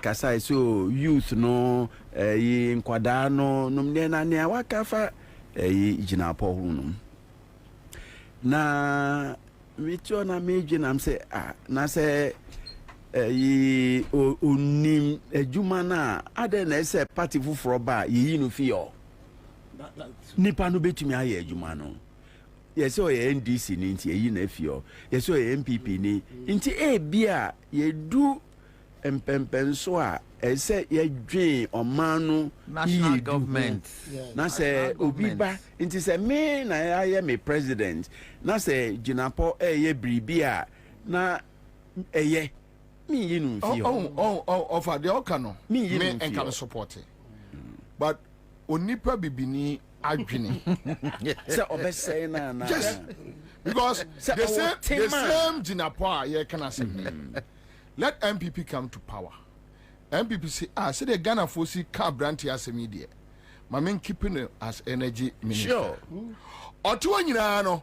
The first and that's the priority say NDC be power back.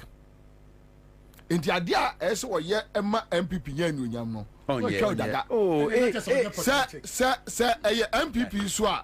MPP needs to and that is where sir ye be politicizing assembly level no ye district level no ye na ama anye no because Ashanti region na this will power na ye you will be ye to aba e wo mampo ye to aba wo mampo definitely MPP ni be wini as DC ono ba ye adwuma am wanya ni onyam wo central government but the honest say hwe ye and dia hwe ye ni mra ho so na kuro na tete but me ne wa kan fa branche no me feel say ye to me no but the example but onipa bibini anya bibia Ghana for your mindset. That's why we need to change the mindset because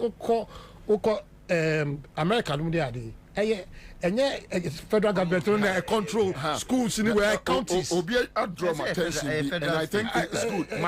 Maria Adam was say Atamils did same when he took office na the course no President Mills Biden was say MPP MMDCs ni nyina trial for 6 months and yemo mo de year no ono ofili ya na informing anado Emma will buy the next day and opambo bia because President Mills had wanted to bring in that culture where yan transona yan Ghana for ni yan kakra na MMDCs no me good no yan nyim ni maintain wo mo wono fanela wono a wo fanela ade om de ye no yan kura ka wono de ko wo ntem na je say ye sha se ntem any your mindset lawyer it's from not where? about political parties from it's secondary about schools crime patriotism my time me a young panel me papa say that brigade was in charge in Eastern region CPB your national anthem cry sorry your television anyway thank you gentlemen quick yes a man who drives his father's car is not entitled to speak in a council of men who own bicycles. Thank you. Yeah, we. Some of bicycle met me to be. Now don't you papa car. One tester says the knowledge of knowing where to take resources or where not to, as lawyer Kwame Jantua just said, is the knowledge that the previous administration didn't either have or refuse to acknowledge. That was why they were signing EIs or what? That gave out our forest. Executive instruments that gave out our forest for mining activities, which was bad in the first place, and they didn't even mine responsibly and legally too. Good evening to you and your panel of great men and great minds. Okay, so one quick comment here from Akoto Nicholas. Akoto Nicholas says, Bobie, I think my uncle lawyer Ansah will soon join NDC. I am Akoto. Thank you. I am Akoto Jampo from Latte Kubase.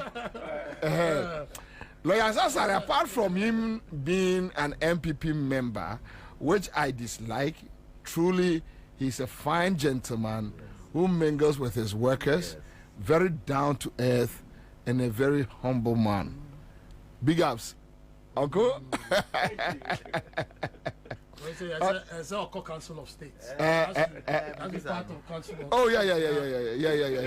Me nyamelo biamano. It's actually legal education. Yeah.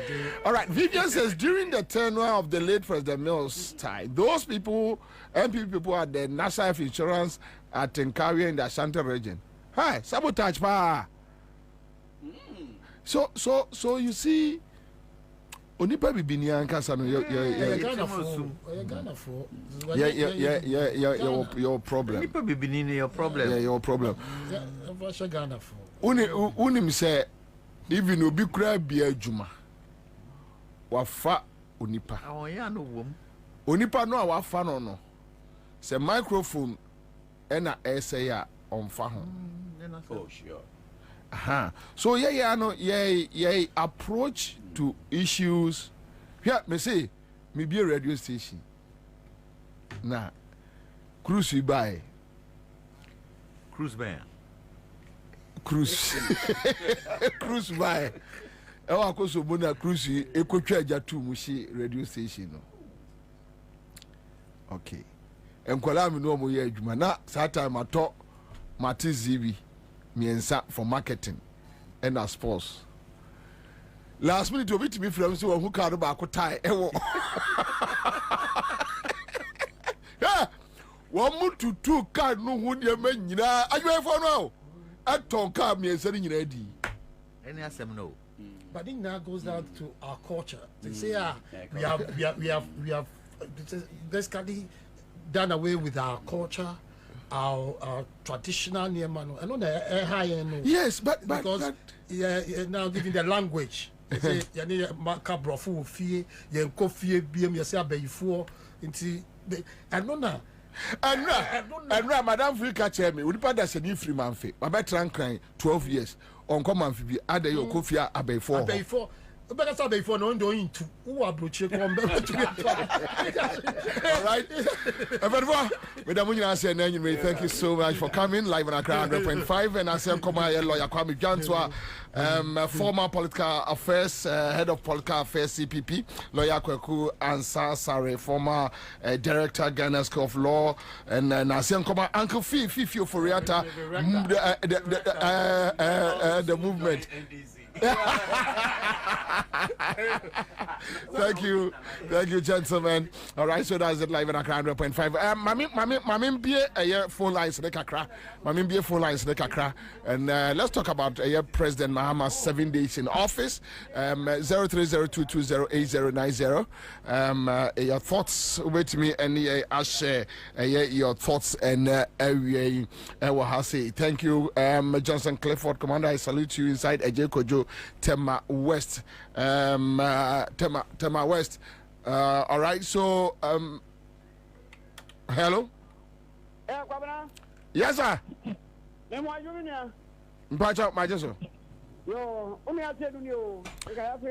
Okay, face out. Mpacha yan kwesi di. Mame fancha, mame MP. Aya ena saduma ko. Ya me shano pa oboji ma papa ye. Na udi Kwabena. When I just have a mama buy a powerful team, I got to take a cinema. And on your good for dinner near my sister near down. Your best friend and appointment to all years. On Monday, just you to know my name. And to say, you can't be a woman. Tell the answer so you're coming to a party no more. Did you have a daddy? What you say?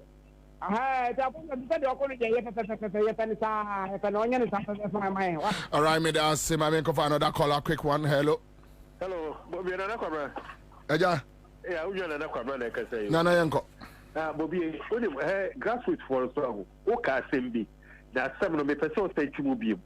Hwe obi a here appointment be every president wo. The here dey say ukoyi ade report. Ebeba form. O ye tese o ye bibia adwuma na wo ye no. Ye meta tayo. Se me Marvet eba eyi we ga Accra FM. Yeah, my time, every can say be good. So I saw you near my bed. Now, I sent back one person say, Mahama Kofotia, Mahama, Uncle from Senaya, Rorin say, you Rorin with me sick room. That's up a lawyer kind or come market, no what information from the market, a woman, no information, no. And your mom in them they have the information. Minister, every own kind of crunch now. It is all cut down. Now, got the information if you're more. There could be a no minister. Yes, you say there also. Or that kind of credit. Mahama, why you be that? I don't know what to answer. The first 1 week later and 1 lawyer. Yanko Ponchita on the Mapa Bobie 12. All right, my main car amount for estate developers. Anyone person musi adan ewo kumase. Atasemaso. Asase abeda kwa no fe wa wo pe eye asase ato ewo kumase atasemaso na wabomodia se obeti eye enkratue eyie afi wo se plot no ne bo no edafom pa enya den ena afi so omo won hihye ade betua afi plus no was wo hwe bidida Mountain Zion Hospital mo amuni matasemaso kumase Mountain Zion Hospital obehu se asase bi guo saa omo headline educational complex mo betua ko wo mo efie kese wo circle akra wo mo de emalis ye no so betua ko o se efie no eto Freddy's corner eso odor rice wa enti mo a mo pe dan kese agide adi mo dwumadi wo nkran circle no mo nkwai wo se sa property we wo ground floor 6 bedrooms ewum and it was from 0242 770 304 me boss bio 0242 770 304 0242 770 304 mame emfa kola we hello Commander, good evening. Good evening, Sampacho Yanko. I'm about to Unia Omega Kanko South in here, Yadamati Nidi Mabamoye. Mamincha, ye MP, and it's Adamako Kion. Kaka can say, yes, say appointment. Maybe Embra 120 executive, because Wamona branch executive, Yaben Wamopa, and he himself said, do one bar 120 executive now, yes, branch executive no. Any serial callers, no. Yes, you're being a baby out here. And see a promoter or promoter kind of body. Yes, we have there. Ya papa. No, baby, for your son. Medate. Okay, my main command for St. Andrews SHS, or more free 2025-2026 academic year, or Masha Siano, or more G admission SHS 1, 2, and 3. Na dear a woman ed pan say one more alpha courses general arts, general science, home economics, visual arts, business, and the keka one more boarding hostel facilities. Yeah, body no na ye come for your St. Andrews SHS. Osihule from 0249 832-015 0249-832-015. Top Choco, Top Choco chocolate spread yet Fabrudumu 3-in-1 chocolate drink. The Ohianin Swishie 024-3033-3033. Hello. Hello. Aja. Good evening. Majesumira, Yanko. Okay. Media said Mama see an appointment in me pay. Sana was a call. But you person may be some cacaway and come program on so by person may be sa. Another plano, but you and if you form my gun say on Cosa Keke. But your court. But you say, your court. And this is a court parliament or there could be another uncle. Oh, so or parliament, so some no court. Okay, but tell me that. Tabia Herbal Center, woman at the Tabia Takum. Tabia Herbal capsules. Woman de Abba, Esa Yaria, ni Pedria, many Pedria, and Essi also. My main family last caller. Hello? Meluzuno. Yeah, me will be a bio. Bre, ade, mboa. freeze you. Rush energy drink. Say young cancer Ghana for you na.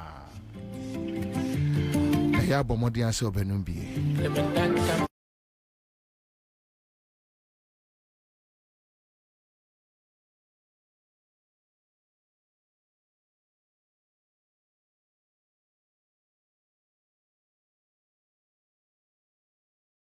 Say one jiase we yantumwa was say give us core capsules and give us a bar mixture and give us GC mixture and then capsules and odiaba.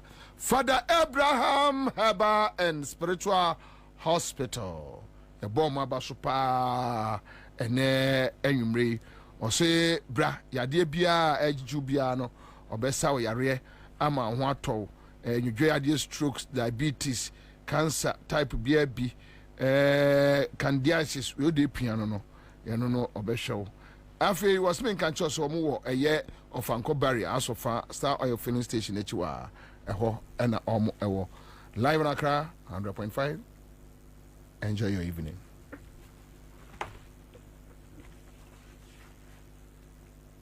Give us P capsules. A memory. Manum bia ye benamua. Kani metutu ya na minkuma boa sese die. Betu esa kum menia G. Give us P capsules. Give it to me, baby.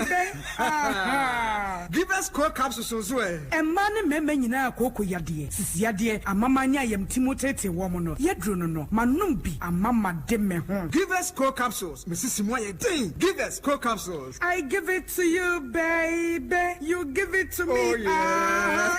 Hey, give us in no. A man need ya bebusiemu papa. Na bema ka give us P capsules. And ni give us core capsules bomunum dia. Na eni jeni ahwodeno. Wabrudo. Give us P capsules. A man na wadi if you do what you do kronkwan efa. Give us core capsules. A painful abata one more menu for one kwada woni if you do me nunka ho. E wo drugstore bia motofonko Give us Herbal Center. Teshi mobile. And na Teshi Adriami. Phone numbers 0543 222 470 and 050-68-51135. FDA, Aje, a dreading cratui atu. Starter, it's too far to dance. Oh, what? Try is with the market women. Everybody can do what he does. Be bold, be you, be you. Be bold. Be you. Charlie, be bold.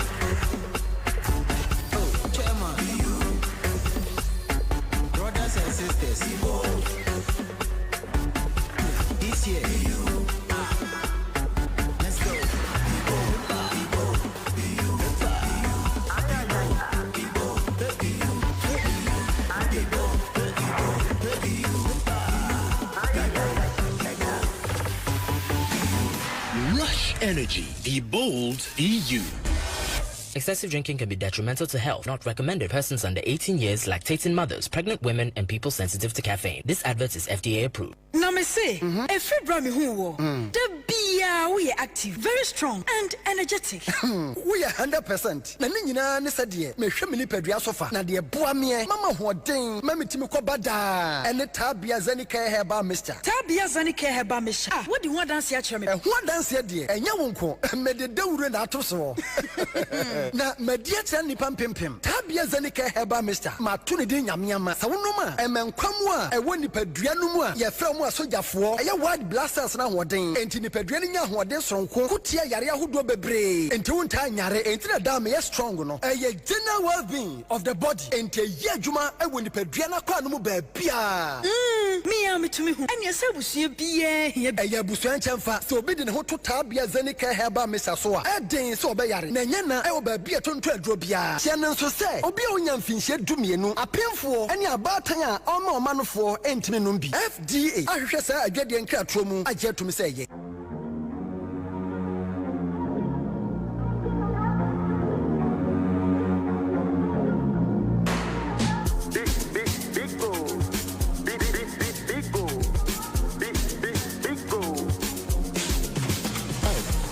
Everywhere you go, big go. For the friends and the family, big go. Big refreshing moment, big go. For the kids and the adults, big go. Boys and girls with a drink up, big go. Everywhere the party day, big go. We go mash up the place with the big go.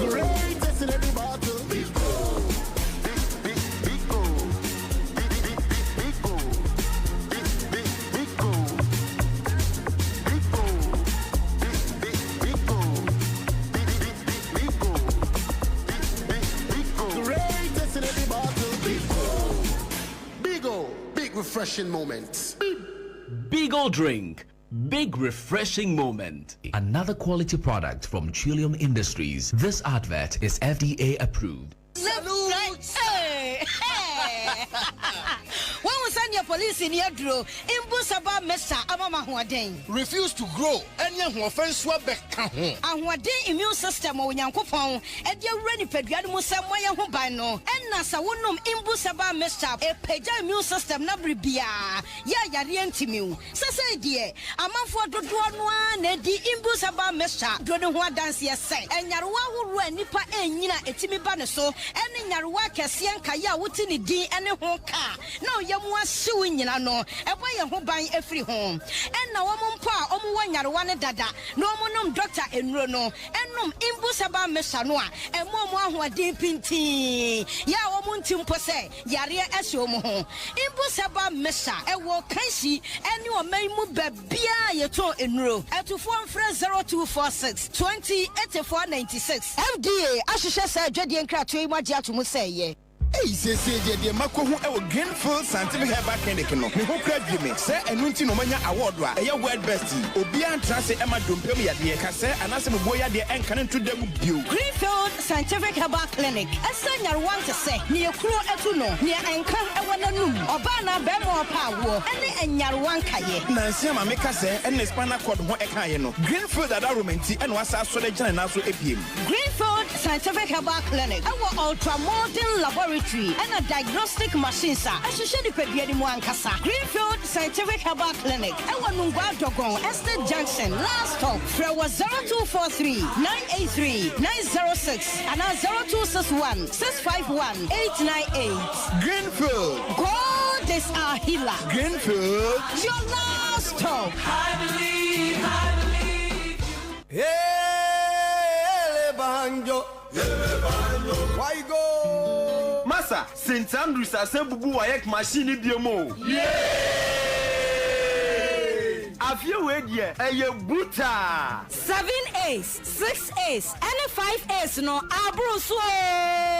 And this is saying, so top forms I was St. Andrews SHS. The results need be not chance. Afiway, ye the 999 candidates and a quatrain, and 997 and a qualified Eco University. Wow, wait ye a bro again and then yes. And on to Sawako school be a coffee poto. And money how cry. For an more St. Andrews SHS. Say St. Andrews, Abia Quenya, Amo Momoko Form 3. And to my own yaha, never found forms. Natural was see May June exams ni be a fearby. And to Massa Quenya Wempa, Fisami Huyanka, Nakechi. And to Fresisia, Najo SHS 3 admission forms 0244 696911. Ana 0207 891004. St. Andrews SHS. We are always in the league.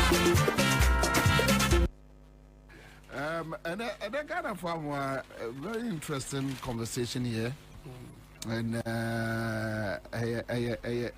Nikaso. Ajabram, Papa, Adaroma, Jumadas, Yamio, Obeyama, Adaroma, and come Ben and over my ene.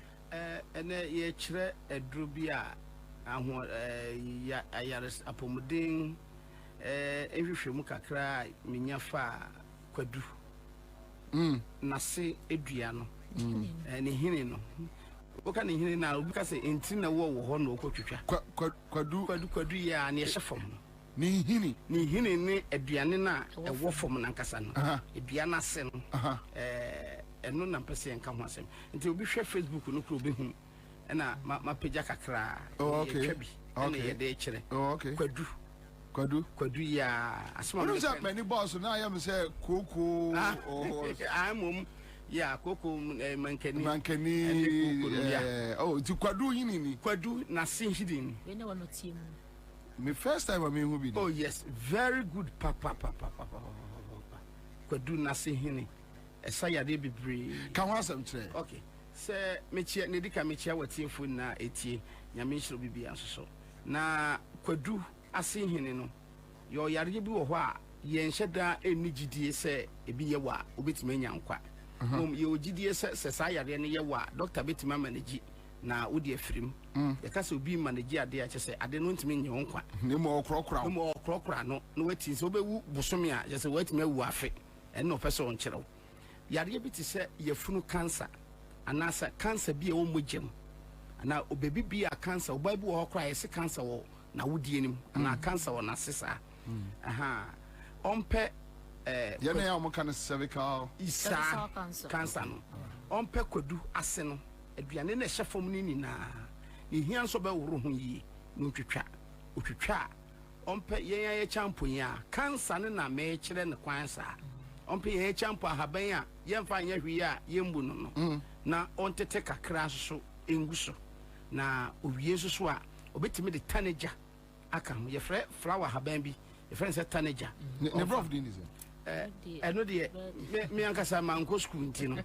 ne o ana me ka che Dr. Sylvia ne betimi a kire bo so mo no ko school a o mako nimdie entete edro ni bu okra me ko fa ba na ohun bi da aha na ja ono aye ne hwehwem no de abake enti Dr. Sylvia o senka we won yo hwehwem ansa na enka de ma me anka de kire nkrofo oh yeah tanager no mesha da de aba good a champion de obi anim but tanager de ahaban bi a common shedan nye ahaban bi e ho odin bebre but amanfo nim se sa se we ne friend tanager no dia into obetimi de aka ho eno ye cancer na ewo onipadua mu e na fasa ahaban ne ka ho se cancer ato nipadua nipa kwan mu but just say kokuram no e na fa ka ho ne no a na eye osade e mfa hwenka ho osa ebi obi a wo ye furukuro bi ade e mfa hwenka ho just obi ani de severe pa say osa no a kwadu ni hini no a eno nko an no mfa ye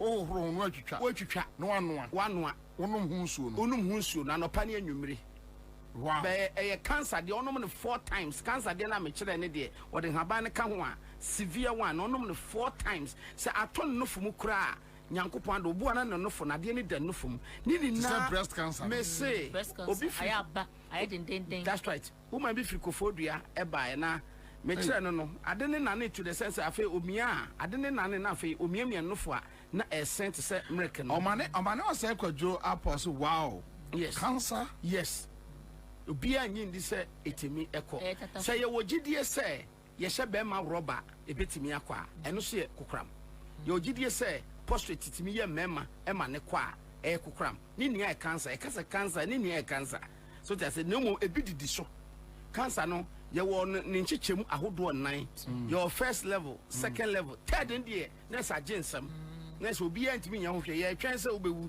ne afaw na won a mo de first second de wo de ade american ka emritie bi but one more de severe ne de one no ne sade america ti say mema na mo si positive how no mesom say omo de anom one bedu 1 week no why release but na person mo ti say ekuro ntonto aso no be say na wotwe miensa senya continue na see into woni ma de ya me wanwa I wo ho Aja Abraham on say most of the people your turn radio so check akra yeah the omon tell adekro sir oh we ya Abraham but when you are giving us a free consultation yen se me nia ne ko mutuma dro hu nia obo akra free studio na hu nkro cha na onje so I see yes wa be kire dro no so onje so bebre sida na ena nyame so acha de bi so cha made obo otimi ba keke ba ma so be cha made keke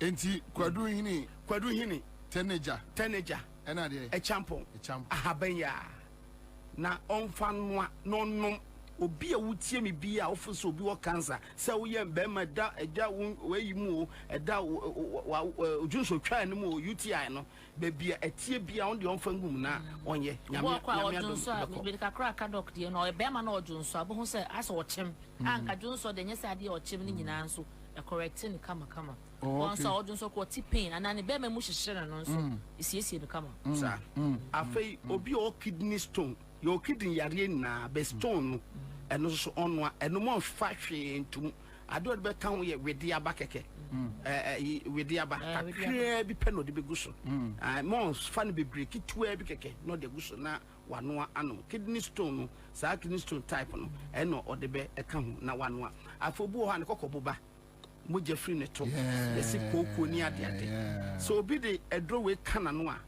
ohunu ni obeye so with okokobo de we no nko na abenoa obenoa we no nko a obi akoko ne kokobo pie ana koko hano no enso so ade ano obi otie me bia 13 years ni edro me de ba fidie so bia anya edro a eso so yare ano edro tatahwe kora obi challenge me no owani yare a obi owani yare bi officer na ni hano no onko pe mango fresh one on say mango ba so flower bi mango ahaban bi so flower ansa na bobo mango no as an inkosua so flower bi ansa na ato mango no sa flower no na nipa ntete wotete on fanka we ho eni yare bi eda nipa no so se pressure won ani so a on de nipa no onom pa hwenka ho. Okay, so Dr. Quick one akua kosomo nyankachiwa busi 95 0244 baby look and ninya be dene but local abrofo ni hian se eye ase no ni hinin okay ni hinin the phone numbers in Twitter numbers are affordable for the Abraham Herbal and Spiritual Hospital no 0244 37 16 95 0244 37 16 95 and answer 0559 11 41 22 0559 114122. Na moja obi oni moja. Contact number is 0244 371695. And I say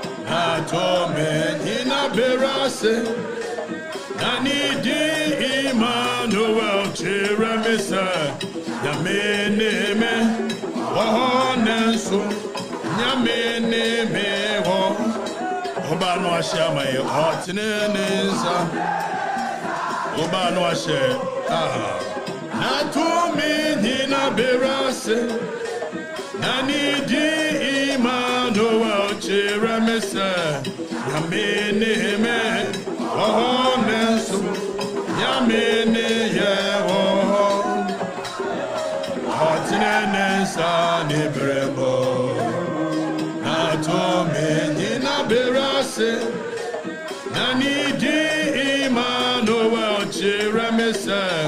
nyame me woho nenso nyame me woho osidai na to me ina berase nani di imano wachira me se nyame ne ye woho nenso nyame ne ye woho otrene sa de bremo Bobie na to me ina berase nani di imano wachira me se nyame ne me woho nenso nyame ne ye woho otrene sa de bremo na to me ina berase na to me ina berase nani di Emmanuel chere me se nyame ne me woho nenso nyame ne me wo otrene sa ne brebo na to me ina berase nani di Emmanuel chere me se nyame oni me woho nenso nyame ne ye wo otrene akomo brekomo sasa brego na bona mope mo ba no ma shama ye wai you read the messages in the bible brekomo akomo brekomo sasa brego na bona mope aye algo bebo amadi achie obrego ena ye no algo bebo amadi achie ozidai yako akomo brekomo brekomo sasa brego na bona mope you read the messages now you better read it brekomo sasa brego na bona mope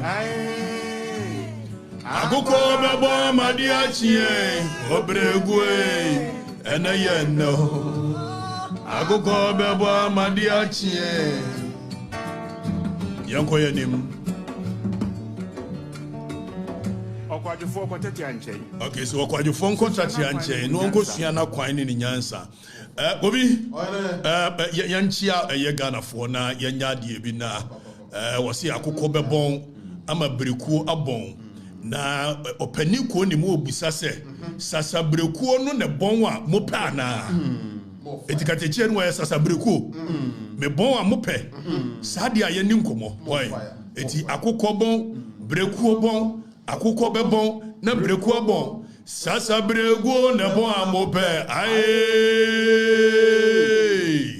osedai akoko mon breku mon akoko mon breku mon sasa brego na bon a mo pe aye akoko bebo amadi achie wo bregu ena ye no akoko bebo amadi achie Bobie akoko abon breku obebon na face asa breku ni bon ya betene kankan eti ye beko na ye nuanom Vietnam fo no yakọ radio messages eti Vietnam fo no we Eric Paul Bediako or say President Mahama and all the NDC members are ready to watch and listen to you okay said to or say someone is secretly watching the show using different account munya mo bi anhwe bi munya no bi anhwe bi show ni for the people a power to the people we be make that say and show no see a chan sound ni a chan so no am beti ya nya ho hwe sound no yanya wo hwe na ko fidi akwa ne se show no agenhwama yeso nam TikTok ni ade na ma ne mama ni nyina hwe fans enti yanko ni yanko tie wo mo no show ni yo mo dia no feedback wo mo de ba yentie bi wo ba mu hyase bo ne yanko yeshia o beri mabio wakaga na nsem nyina kyerɛ yen Your friend no katechio, your friend no free for, your shia no na your benu no. Wama ye huwa hitasem nyinara. Oketechie free fa. For the records no, no correct. Me say NDC for Gulus, NDC for King Kong, NDC for Muchachu for, Ena, a share Oketechie free for show. After forcing. Just went here for the records on Twitter. Hey, you want facts? Yeah, the facts now. Hey, need the facts now. Need show videos, need show evidence. Hey, say they're not say near kitchen home ever be joining you. Hey, I got the J. What be any? More best Ghana ni tumpon Ghana ni sebi amanya phone ya match on boot for boot ono kwan Centronia ni party NPP ewo power mpo waka no kre e de kire wo mo ono kwan Centronia NPP wayi nanim so ye NPP ni de same efietimi ka no kre de kire ye party ono kwan Centronia NPP wo abamu otimi sebre na no ekoye wo ye kire etia ono ane party NPP galamse won sensem ebeye ewo man Ghana mu okatachie fifa na no kreken katachie I respect you wati wo be memu ya se be ma no de wa koan de ya ba fie wo be ma se be ma so ntonso mu ansa no ham katachie fifa wa ade wati wa kire se wo be ma mpa asante barema wa kire se wo be ma na anim de wo ye wati ase wow, I'm proud of you, boy. I'm proud of you. I'm proud of you, darling. Okay, Teche Africa. Ghana mind that was it. Nyamin Shirao. Ghana mind that was it. Nyamin Shirao. Sana Kofobi or Nyansa or Krumha. Sana Ghana phobia or Nyansa or Krumha. Sana Ghana phobia or school or Krumha. Okay, Teche Africa. Pave the way. These are people that I would submit to. These are people that I will bow my head to learn from. These are people that I will forever respect. Oketeche Afrifa is showing us the value of education. He's showing us the value of reading. He's showing us the value of wisdom. Oketeche, more piafo. What do you say? For political calamity, affiliation, fatunche. Now they continue Oketeche Afrifa for once, for the records.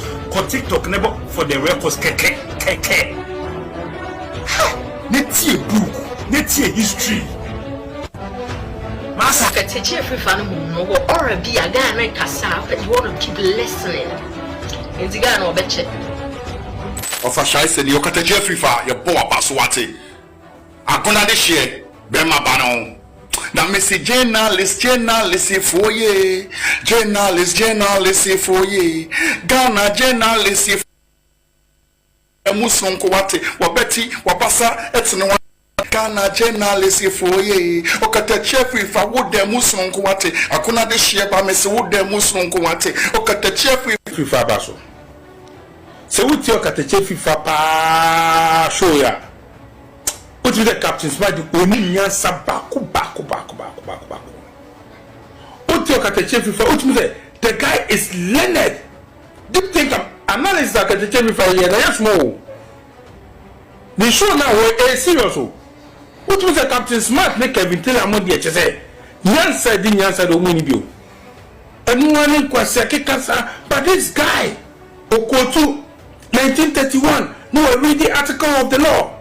Rollins, we are madra, no, quoted from the law. I mean, these are the kind of people who want to listen. There, what talk at the church means no, too much. Oketeche Afrifa is a way telling Banyum. Who told that the chief if I not take Captain Smarter? It's a way telling Banyum. No, I go take Patapa, one corner. God bless too much. It's a way telling Banyum and Pim Domain. And me, I need a few homo beer. Who tell him powerful songs now. Your friend, the Captain Smart. The other quite say, go to one corner, and I don't want that from Yansa Benim. I saw Kokata for the records. Messi Oketeche Afrifa, what now consonati? Now we start to program for the records. Now some 12 for Ghana, Obia IM Sisino. Now media stations our Ghana, na baby aye din Sesi de okatachie what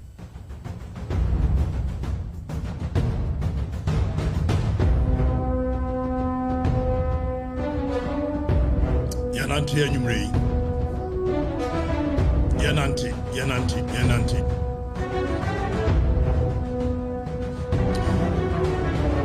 Okay. Azadai. Yanko. Move it. Power me, let's move. You see, when you are a revolutionary, and you talk the truth, people will come and slap you down. Then you talk the truth again, they lock you in jail. Then when you are very strong and you talk again, they may kill you. They may even burn your house down, like they burnt my house down at home. Now, when they burn my house finish, some friends who are very Africans know they are very afraid of life. Hey fella, yourself, don't talk truth again. You see, they come and tell you not to say the truth again. Then I tell them and say, they never hear anything at all. Then go hear Ansah. Them never hear anything at all. Kobi. Hear the words of the legend Fela Kuti. But back to the studio. These are the words of the legend Fela Kuti. But see, if you're a revolutionary and you talk the truth, they will slap you down. Exactly. Then you talk the truth again, and they will lock you up. And you talk the truth again if you are strong, and they may kill you or burn your house. Precisely. But them never hear anything yet. Bobie, they are going to hear Ansah. Exactly. Ansah. Exactly. You know, they will hear Ansah. Precisely. Now we are Nyansha. Now me form unko gear 2. Gear 1 pet. No mu dwani ya efe ya chekatache ni ade. Na ekufado de no. Me buru ni nwia.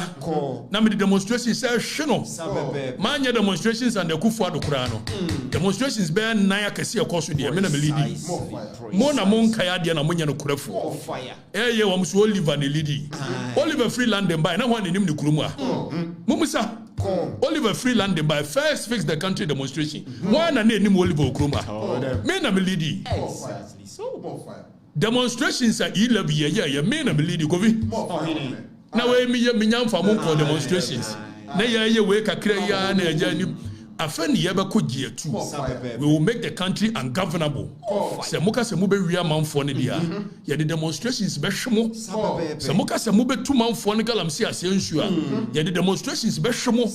Na demonstrations in dia ye back to back. Exactly. So why? Takura de dia no. Me ni Oliver ye wi afa nwumre ne abusi a won se nti wana asoma ye. Ya isi wi hotel ne just kantua.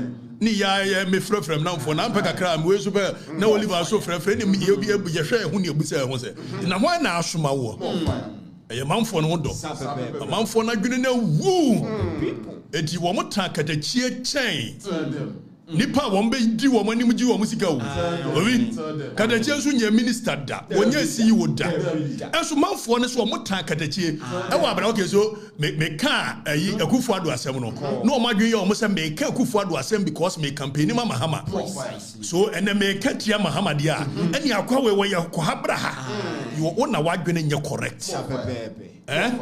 So you took me firing the Kufado's government to mean that I am campaigning for Jomama. I was not campaigning for Jomama. And I will never campaign for him. But me come out chere Kufado abai. And there's a one to miss me come out Jomama. And we will never rest until the victory is won. Hashtag la victoria siempre. Nobody, no amount of intimidation shall coer us into silence. And you people, you know. You know, no amount of intimidation. Aluta continua. Former chief of staff Julius Debra. Hey, me fresh and yen depaye. Aluta continua. Sana no de frame. Sa aluta ne continues.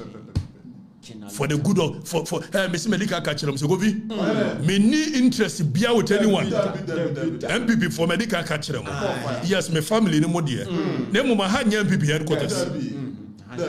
One ones may be young to copy a minimum party anymore. Now ya J party in the moment between me ever shock.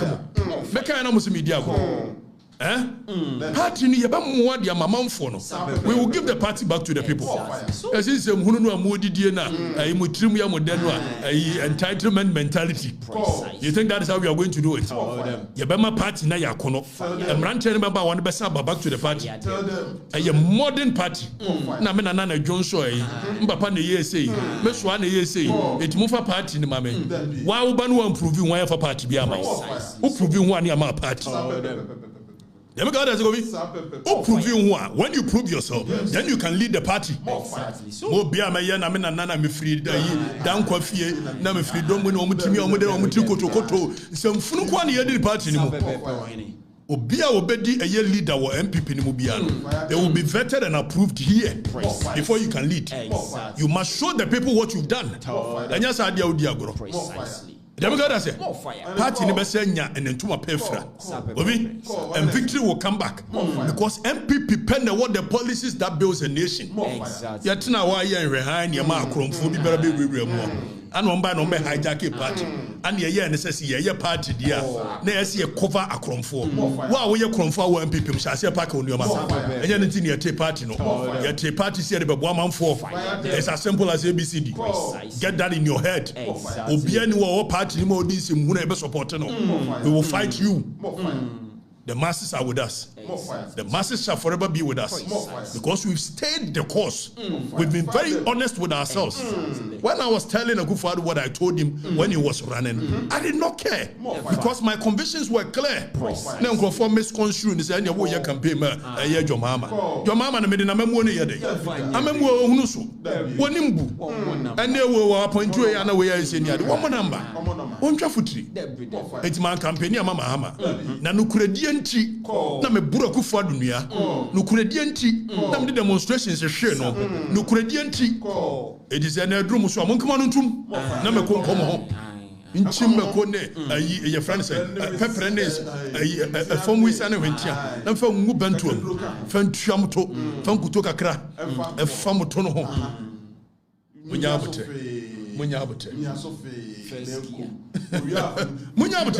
and he's been like this from the days of Happy FM. No kuna munkantia. Julius Zebra from say my XYZ was you were intelligent and you are brainy. Come and help me to build my station. The busa no question. Station in the Eba Buamia building and I campaign for Mahama. Was his station? I'm saying oh yeah, madam for man campaign Mama da. No mo yom so can be tia Dr. Muhammad Bawumia. Na me can be tia Dr. Muhammad Bawumia no de waje adi. Na me can be tia your mama dia wonye ni wadwene na ya adwuma se ni wadwene.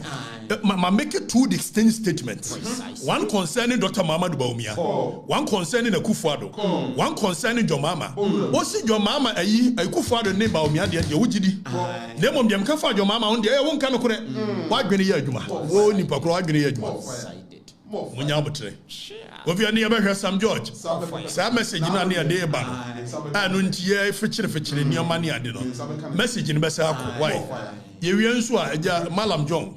One no ya yani de nim say memwo one nebu say one you na Malam John said you are appoint you anyway you na ade achini a withdraw ni ade ni enam say na ade no yi mo bia meka so my friend Malam John who penipa wo didi toto ba politics mo pa jo mama and wo pana ana Jack Toronto na hwan one na tutu din ke Malam John so ya de manu na eje no o say ache mafia no na tu wo ingofodi Eti Malam John so begene say wa kofi ye wi ani ekobusa so omo se national security yet se afanya dai ye fa nwenra manfo wa mo kura na se form na constitution is say article 83 84 no was say eye act no set up the National Security Intelligence Act no eye act 1030 no ade na eka ye be kwa kohwe what is the mandate of the national security what is the composition of the national security the National Security Council the National Security Secretariat wa mo dwuma ne say no mo dwuma no kro mo ye so mo ni police na ye I say, see, I know my better than police or money teaching coffee. Or more to me. So much will be. Or more put to me. So more court. You're showing you now. If you say, I'm running the teaching the presidency is a creation of the law. So he must work within the remit of the law. He cannot do anything outside the remit of the law. But because you use your unity, your man come and grow intimidating growth. How did that happen? How did we get here? We are a nation of laws, and that's how it's going to be. It's ever heard also. Why? Now, if you say more fancy in Ukurum, my gentle, more yeni adina nano ma maybe frame here. What's me just a uncle and a watch and especially do a precisely, meant precisely so no. Woo. Nam sisa osi anu ma wu ejiwa ye na kofi wo ye say ene woni general obema mu eye $200 na ye ni ade na ejiwe no me di $200 ne bai more fire pound for pound Ose hey wait $200 what about ko amedi shame edi obi general Munso mu enaja woni kofi ne team no wo ye ne ade wo de fo chibra na ye wo da o machi wo wo bra befa enkoto ye show ne ye wo fa komo mo ade fama no ne omo dia ai we prosper kofi ahoto na ahoto nya wu ya no nso menua no mo obedi di matem. Every time you are trying to be relevant, you are not a trained journalist. Stop it. Yes, me a trained journalist. My car some way from up here. What the journalist? Me a journalist. Most of the bisana I'm afraid. More was more. Mimi you journal media. Kobi, yanko yanim. Tieni canvas am George message in command. Cutting razor. Mudi be buy. Mudi be buy. Amu be raise. General sign a buy. Mudi cutting razor be you and a buy. Hey. And your hair is for boys company. For boys company. Yati boys company. Adey. Semanse boys. How mo ye dey? Semanse boys. You go to here. You don't say, hey. You don't say, hey. You don't say, what's about it?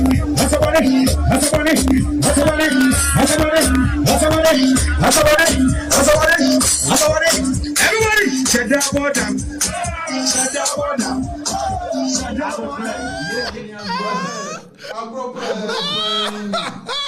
Was it a Sharabadam? Now we are Semanse boys. I do a moko fight Galamsi. Wemo. I didn't ye. Down from Panye. Not bound for. Down for ye. Not bad.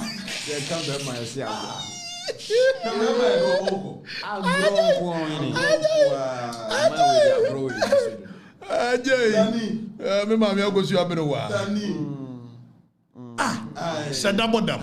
It's when we go fight Galamsi.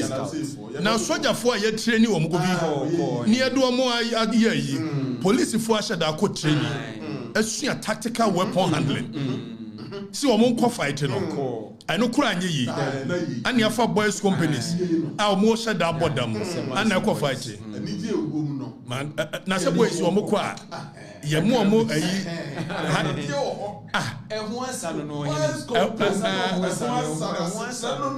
Anuntia, Shadabodam, as well, what did you?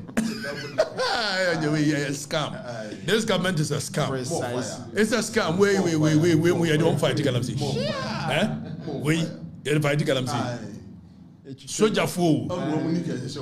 Soldier fool. Omunika is show more. We don't no way you fight Galamsi. I said that since you. I said, boys' company for. We are a scam government. They catch your pain. And is he? Your mama. A scam government. And our sister can't catch your result. Yeah. Bobie Bay. Bobie Ansah. Oh, Bobie Ansah. No. Some man phone ni mo. Ono ne ma me kon do radio. More fire. Satama Sempe FM. What transfer kon. Yeah. When him say me bear we ase. Demi nyabotre mo Bobie yi na se nyabotre. Me bear we ase. Me nsuro da se ni bia o microphone achi. Ono pe ananam suru no. E say so kura me break chin. I say my teaching. What? They say my teaching. Mati. Eti wo si Bobie akasa. Bobie si dai. O ntimi fo anonka. Just say wo kotie. Bobie. Brofodu. Ani yenkotie Bobie. And this for sure no more sre. But and this is subai. Omo power na omo ewura office pe air condition bono. No to be Chilean cruiser pe na ni Jimmy aba. And this ni bia subai. Onye ewura office ohun air condition first 4 years na yemano. That is how a typical NDC person thinks. But okay na NDC for sure no more sre. But NDC subai. Omo power na omo ewura office pe air condition bono. No to be Chilean cruiser pe na ni Jimmy aba. NDC ni bia subai. Onye ewura office ohun air condition first 4 years na yemano. That is how a typical NDC person thinks. But okay na NDC for sure no more sre. But NDC subai. Omo power na omo ewura office pe air condition bono. No to be Chilean cruiser pe na ni Jimmy aba. Dani Fesua. General, na we mko fa free here. Miami commander Bobie ana ka asasem. Sandi si for ye dey a. Omura air condition na bo mo. Onyalan cruiser etwa. Andi si for ni nyina. Wanyi twen and wanyi adwa. Bobie Ansah na ka commander Boham. Commander Boham. Oh, that way Edidija. Na wo ka Edidija yi. Yase ba aku bi nso se gogope. Na no dey tell Bobie. Na ohwe ne ho a wo se piaro.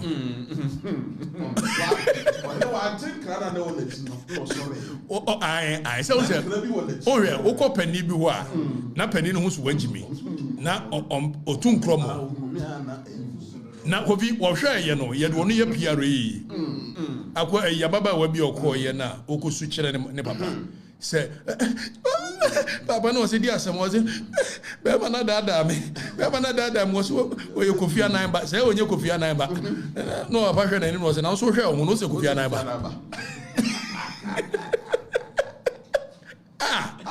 eti koko pe piaro wodi na fui no sa dia betu won walk ufi ogo be asa doswa we no de go pe piaro say na for su commission won so no community do moye we krata na ko school no nko bi o and ani pa wo yam frɛ se bedidi wo party ase pra wotim betena wo e ma bufo se yam frɛ ya ba ya che covid ya che positions no won ko preposition o yam frɛ me ma twa selfie we so ida no didi me matter we ade we so didi me matter we dia fa no nsu we nti Julie ayi Bobie se wo mu wura office na condition bo mo na ya na so compare condition ni bi ama na boy amfa obi si only fools will join so no amu join ni otem no odre ko no odre ba I go via share adwase mo $200 no why sa mo ya mo sisan ma mo obi a binya team ni nyina Bobie the entia no mo ha ye internet ni ade no Sam George ni NCA ni ade ye be ka ho asem mo ja ne na kura ye be sa mo pa mo dum light si akura ye be so phone ni ade aye why ye be so ka yi phone light ni ade aye show why Bobie na yenko ni Sam George ni owura Sam George Samnet George Minister of Communication Digital Technology and Innovation na oye Minister of Communication Bobie ana na no me wo hwa na me hu say yes Sam George so a bie foundation na foundation ne koye ayeyade ni ade yes sir and for that matter Sam George when the finance here Sam George say ono ne finance here na wo ye no na manfo na dwene na ko Sam George na me te wodi na me say Sam George me hu say wodi partners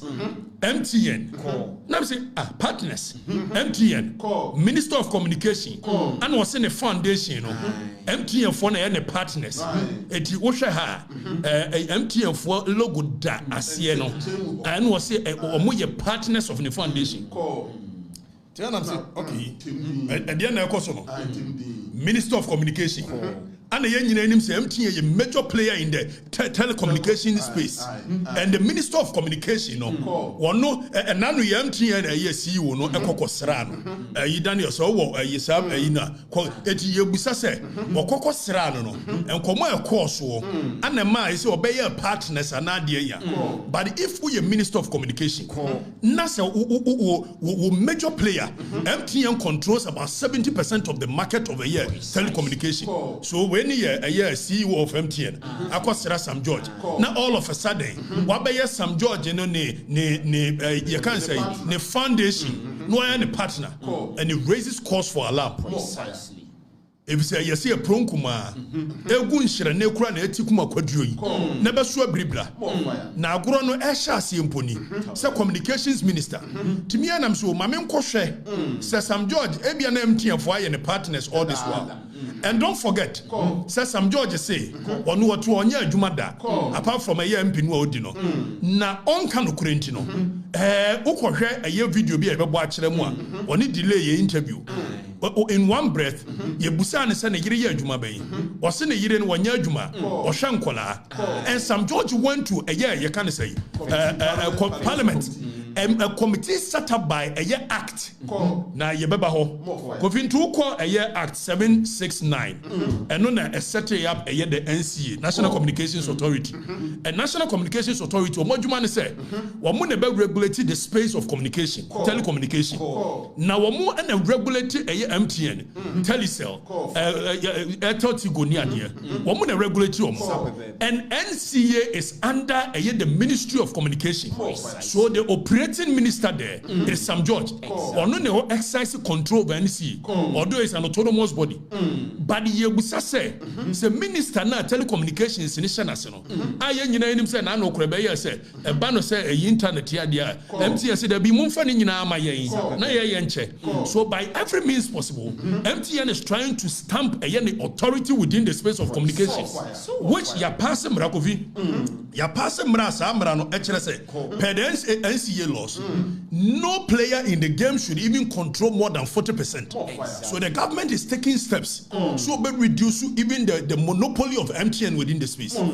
Eti ebane says a minister be I want no Minister of Communication na MTN CEO ekwo na one ne kokud ekwo ya say na ade echi no be ne partner now there is something called corruption or perception that is how come our mo say corruption perception index because some of the things about corruption it is the perception the optics of it so you busa question say Sam George dey na can no and all of a sudden MTN for na yebeko Sam George social media page Instagram na yakohwe Daniel so wo yi no afameko na yenkohwe Sam so ayi ahanti kobi me na me se ma menkohwe Sam George ni Instagram the foundation ni Instagram so Jata Foundation Instagram ni ani yanam ho an ye ko me hu we 2022 me hu MTN partner bia ho 2023 yanko me so mo nyina mu hwe wo MTN nye partner bia wo Sam George from 2022 MTN nye partner da 2023 MTN nye partner da 2024 MTN nye partner da afa yanko page no foundation page yako Bobie, all of a sudden, na Sam George obey minister na MTN PM. but there is a code of conduct for a public office holders. All of a sudden, you say MTN is some George, a partner. Now, carefully, or Shedan will cast partners and not sponsors. Because some George is smart. So he says partners. But partner no more yet or more check credit and no more internet. No more the day. Now, or the Bama free. MTN were a private company. So the major interest in the world. And so they make it profit. So they make it profit there. Or be partner where they no be free more. As a Minister of Communication. Now, Shraj was a code of conduct for public officers. Shraj, young person public officers. Now, so code of conduct projects in Ghana for ready. So this is the code of conduct for public officers of Ghana and the guidelines. So Embrano, even the constitution, ekas public officers. And you kwaso omuye bibi. Now, young Article 284 of the Constitution here. Article 284 of the 1992 Constitution say, a public officer shall not put himself in a position where his personal interest conflict or is likely to conflict with the performance of his functions of his office. The framers of the Constitution per Article 284. Oman can say where it only conflicts, but see, it is likely. So we are trying to nip every situation where even obedient Hubert to position be a corrupt. So if a Minister of Communication, NCA shana say, na MTN NCA say, na say Ochina, or see MTN ne partner. So the likelihood of conflicting the personal interest with the office he occupies, and the Constitution eka. Omaya yetuma yemfamra nyehwe. Obi yemfamra nyehwe. Obiaye do pe. Sam George no ne call for equity. Sam George no na SCS eja, ono na wo ye wo china yeso so pe president ni bia di ni ade. Wo pe bia di. And then Sam George say, obey Minister of Communication on the regulatory MTN. The MTN and the partners. So the Constitution 283 or say where now young Konian share a year code of conduct for a year public officers per shraj. So the same phrase, the person about so by a Japayenti, there be connects to where Constitution called a code of conduct and then now Public Services Commission and so amma a year code of conduct. Are we a public officer? You don't put yourself in a position where your personal interest conflict. Not only conflict, but it's likely. That is the phrase. And one country says some George say MTN a partner. Is it not likely to conflict with a Nejuma way? Is it not against the law? Does it not breach the Constitution? And we sit here, a nation without laws. That's some George that's to office. Some George, what that's to office when his action is in clear breach of the Constitution. And some George that's to because we don't care. Now, Kofi, I didn't want to see a real nebusa some George said, why the finance where the foundation. And don't forget, says now Kotsana Committee of Inquiry anymore. A Public Account Committee, a Ministerial Vetting Committee, whatever committee. That's how could transfer the Omwa. Per the laws of our nation, you've lied on oath, and it's a perjury. And perjury is for jail sentence. For lying on oath. Now, some judge call a year vetting committee. Or call vetting committee, and or call baby. But before say Obeko vetting committee, young only delay your interview be. Some few years down the lane. Young only delay interview a year. Na yentias more kind. Now all of a sudden, yenti. 3. What's that? How many years? We're 10 years this year. Oh yeah, then Juma. Juma potin or yeah, say or TTMA. Oh no, I was saying 3. What's that? How many years? We're 10 years this year. Oh yeah, then Juma. Juma potin or yeah, say or TTMA. Oh no, I was. Bobie. See, Sam George, a very dishonest character. Sam George say, a Juma ne yere ya say otite ne ma. See you. Some few years down the lane, when the same St. George has appeared before a committee, and I don't know why the MPP part of it is still sitting down because this is perjury. Yes, more fire. This is perjury. When you lie on oath in front of a committee, it is perjury. Precisely so. Which you can go to jail for that. Now, St. George Echo Committee, Yanko Tie the Okan or committee. Take note. Or send a year in a Juma Waya and say, what it's in about. Yentre the St. George County Committee. Of any secondary source of income? Mr. Chairman, I'm married to a very industrious woman.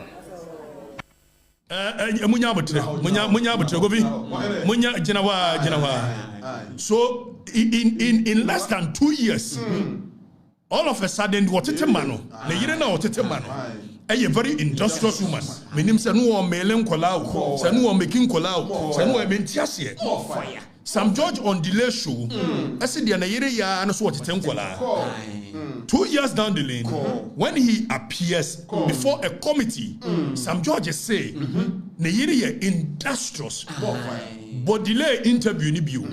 Ubo we are a face up committee no denibu. Now man for no make your judgment. Oh no, I was saying 3. What's how many years? We're 10 years this year. Oh yeah, then Juma. A Juma potting or NSA or TTMA. Oh no, I was saying 3. What's how many years? We're 10 years this year. Oh yeah, then Juma. A Juma potting or NSA or TTMA. Oh no, I was saying 3. What's how many years? We're 10 years this year. Oh yeah, then Juma. A Juma potting or NSA or TTMA. Oh no, I was saying 3. Do you have the benefit of any secondary source of income? Mr. Chairman, I'm married to a very industrious woman. No, I don't get it. Please explain. I'm married to an industrious woman. Okay, so please explain to her. If you say you are married to an industrious woman and that is the source of your secondary income, what exactly do you mean? I mean, my wife takes care of me. Very well. Do you have the benefit of any secondary source of income? And this is a minister of state. Exactly. So dishonesty at the highest level. Now St. George Abetro say, I won't lose a sleep over somebody who is trying to be relevant. St. George. Or no St. George. Say, make everybody. Me. St. George. Now, Dr. Mamad Baumia, and now whoever wins the MPP flag bearer, Tienier, says St. George at me the Minister of Communication. Either some of them Council of State chair in the next government, and as a Minister of Communication, what the Beshaman Zawati, catch them because we need intellectual firepower. Be a mini St. George, Mitiena, on carry any intellectual firepower. We were not Nimuya me Hakrado, Nimuya me Hadodo. Very dishonest person. In one breath, Neyiri Shankola, 2 years down the lane, Neyiri industrious, and such a person is occupying a position like minister. More fire. It's the honesty, baby. So some judge because just MTN and a partner, where it is clear, it is clear. Said Adiana Wayane is likely to conflict with any position as a public officer. More fire. More fire. More fire. More fire. Jatane Chantro. Jatane Chantro. Jatano. Onye Jatabiahu. Onye Jatabiahu. Most of them member na Jatane. Onye Jatabu Buabukro, we won't come. Na Jatana. Jatana, Jata. Negin. St. George, dishonesty, and Uko a year section 211 of Air Act 29, which is Criminal and Other Offences Act, a camp perjury once a month. So St. George, you've committed a crime against the state. If we are to go by what a year Article 211 of a year Act 29 can, St. George, we are on ocean 2 minutes, we are industrious. 2 minutes, this person says MTN and partner. More fire. Which is which? St. George is by no bechirimua. St. George is afraid one sponsor. the foundation ni yobusa se na bia also wonya adwuma bia 15,000 Ghana cedi na parliamentary head ma wo ana wo yire nso hwe nkola to nya access ka no wai o man yem famra nya hwe na bia so de o ye do pre and these are the people leading us the catch them say it is a scam government scam okuja to ablakwa oze Bobie said the Kufu Ado ye no, and one of so ye may be an ye worse. Settings government. Bobie na ye no, and none uncle phobia more atata me and you many idea. May do a more picture near the video go on near the and a month for so. And I the chain were settings in Yadi. Now, and 3 weeks ago, and I back I said Japa call a year airport talk or me. Near Yama Farm and Anuya. That did not make a draw. Na me do video ni go hono. Akwana great but it's my twin uncle say and na do 11 12 no adia car Range Rover number plate im mo ho. Mo ni munyanse ti mo musa kwese. Say Range Rover number plate im mo ho. Me nya ntia say so wo apology. Na wanya apology okokot. Okokot an waka kire eye court no de ntia wonam a Range Rover anajo eye 12 ayi mo ho no number plate mo ho. Okwa an waka kire mo. Me amfa ni ma say nwura me. Okokot a emfa ni ma nwura me. Wa mo ye ne ade wo mo call 7 police station so no mo call report. Wa ye ne ade na police ayi investigator na frey. Now police investigator wa frey me. Na me ye na me so me tro exams ni ade nti. Eye ye reschedule. Dem we answer wa press this call is being recorded. Na mbuza answer na na record the call. I was going to bring it to your attention. I'm saying, do you bring it to my attention first before you start recording, or you record me before you bring it to my attention? And I'm cutting CID. I'm saying, you've compromised yourself. You, the CID, wanting to investigate this matter, you've compromised yourself. And court to be I'll come there and defend myself. Now because baby na mo betra 1 hour. Maybe I'm now the next minute me movie. Now say baby I'm na mo see say mo kono. And okura baby I'm ka say mo kono. Bobie. Time ye teen ni nua ba kono. O we aka ba kono na akiri. Or reside. Bobie enwura me. O ye na so abi abranche ne be say ne carry ntie nyimfiri wa. Be pa cha oboko. E fa court say me enwura bia. Na court wudi kan wa woni bim. Ya be ka say remember the Mfanton chain. And yes, way in the idea in the fire. Hey, Munyarof. Munyarof. Court. Bobie uncle. Second of what me Musasa na do 12. Range Rover number plate mo. No oy opedian. Musa kwa. It might be in the year Germany. Mobia me remember krum fire. Kwabena young corner when you from bridge the gap between Sam George and the serious matter that we need to address as to the locus of air national security, which is supposed to be in charge of taking care of the security of our nation, both external and internal. And this institution has become a tyrannic institution, terrorizing people left, right, center. And no man in this country is able to say it.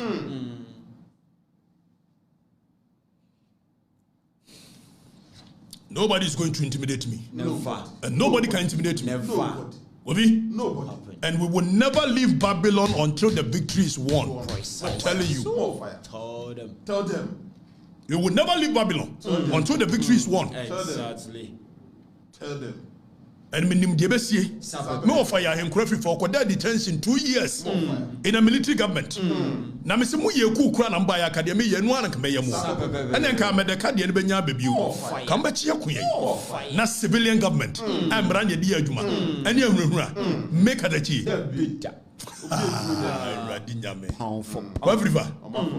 Na me ma me go shop no frɛ osu.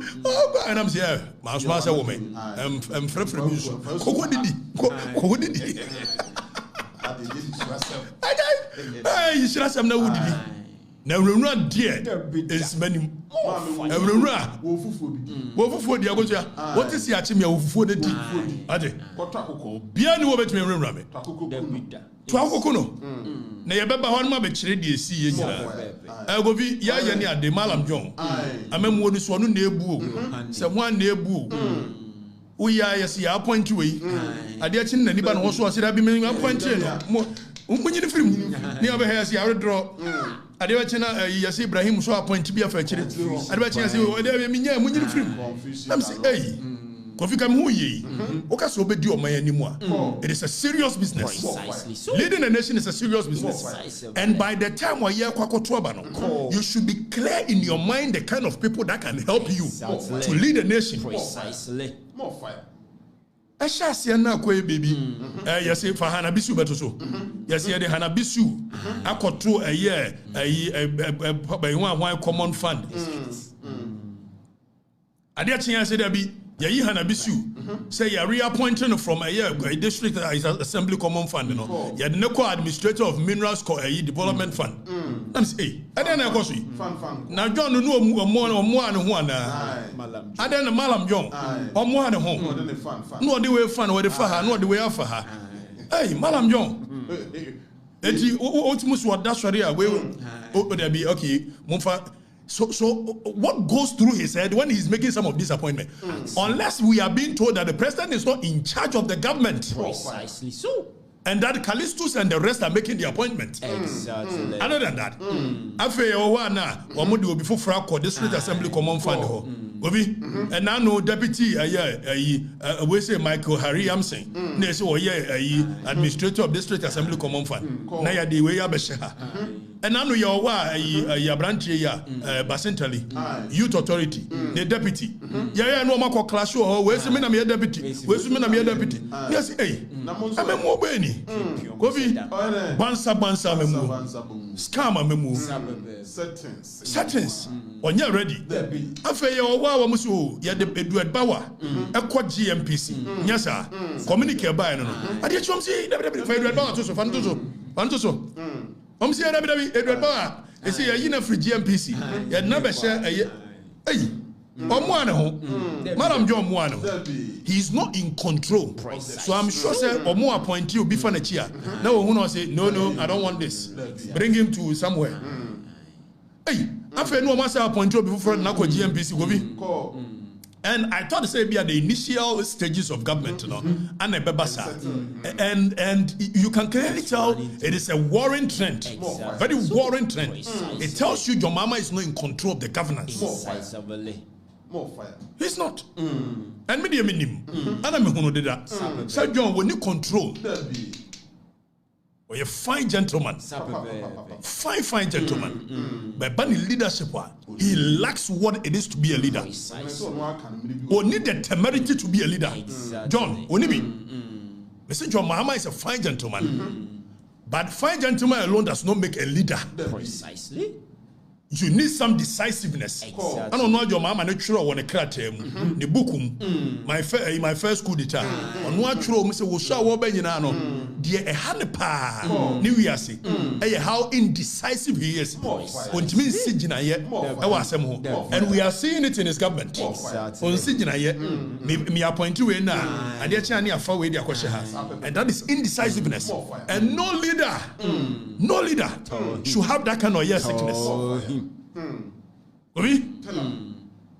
When I decided I was going to leave Angel, I left Angel. Precisely. When I decided I was going to leave XYZ, I left XYZ. Exactly. And that is decisiveness, regardless of how the people feel about it. So me, I am so decisive when I'm making a decision. When you number to me, I call right. When I'm clear in my mind, I have to go to left. When you're there, I call left. And that is what is happening. Man, finding you okay with it. So John Mahama, I feel me 100 men who say, yes, say more appointee will be as deputy, deputy ECG, managing it. Every year near cultural crata, a branch, watching a tie, I shall shirt, a Joanna baby, a John Ayuku Kansi, as acting deputy managing director of ECG.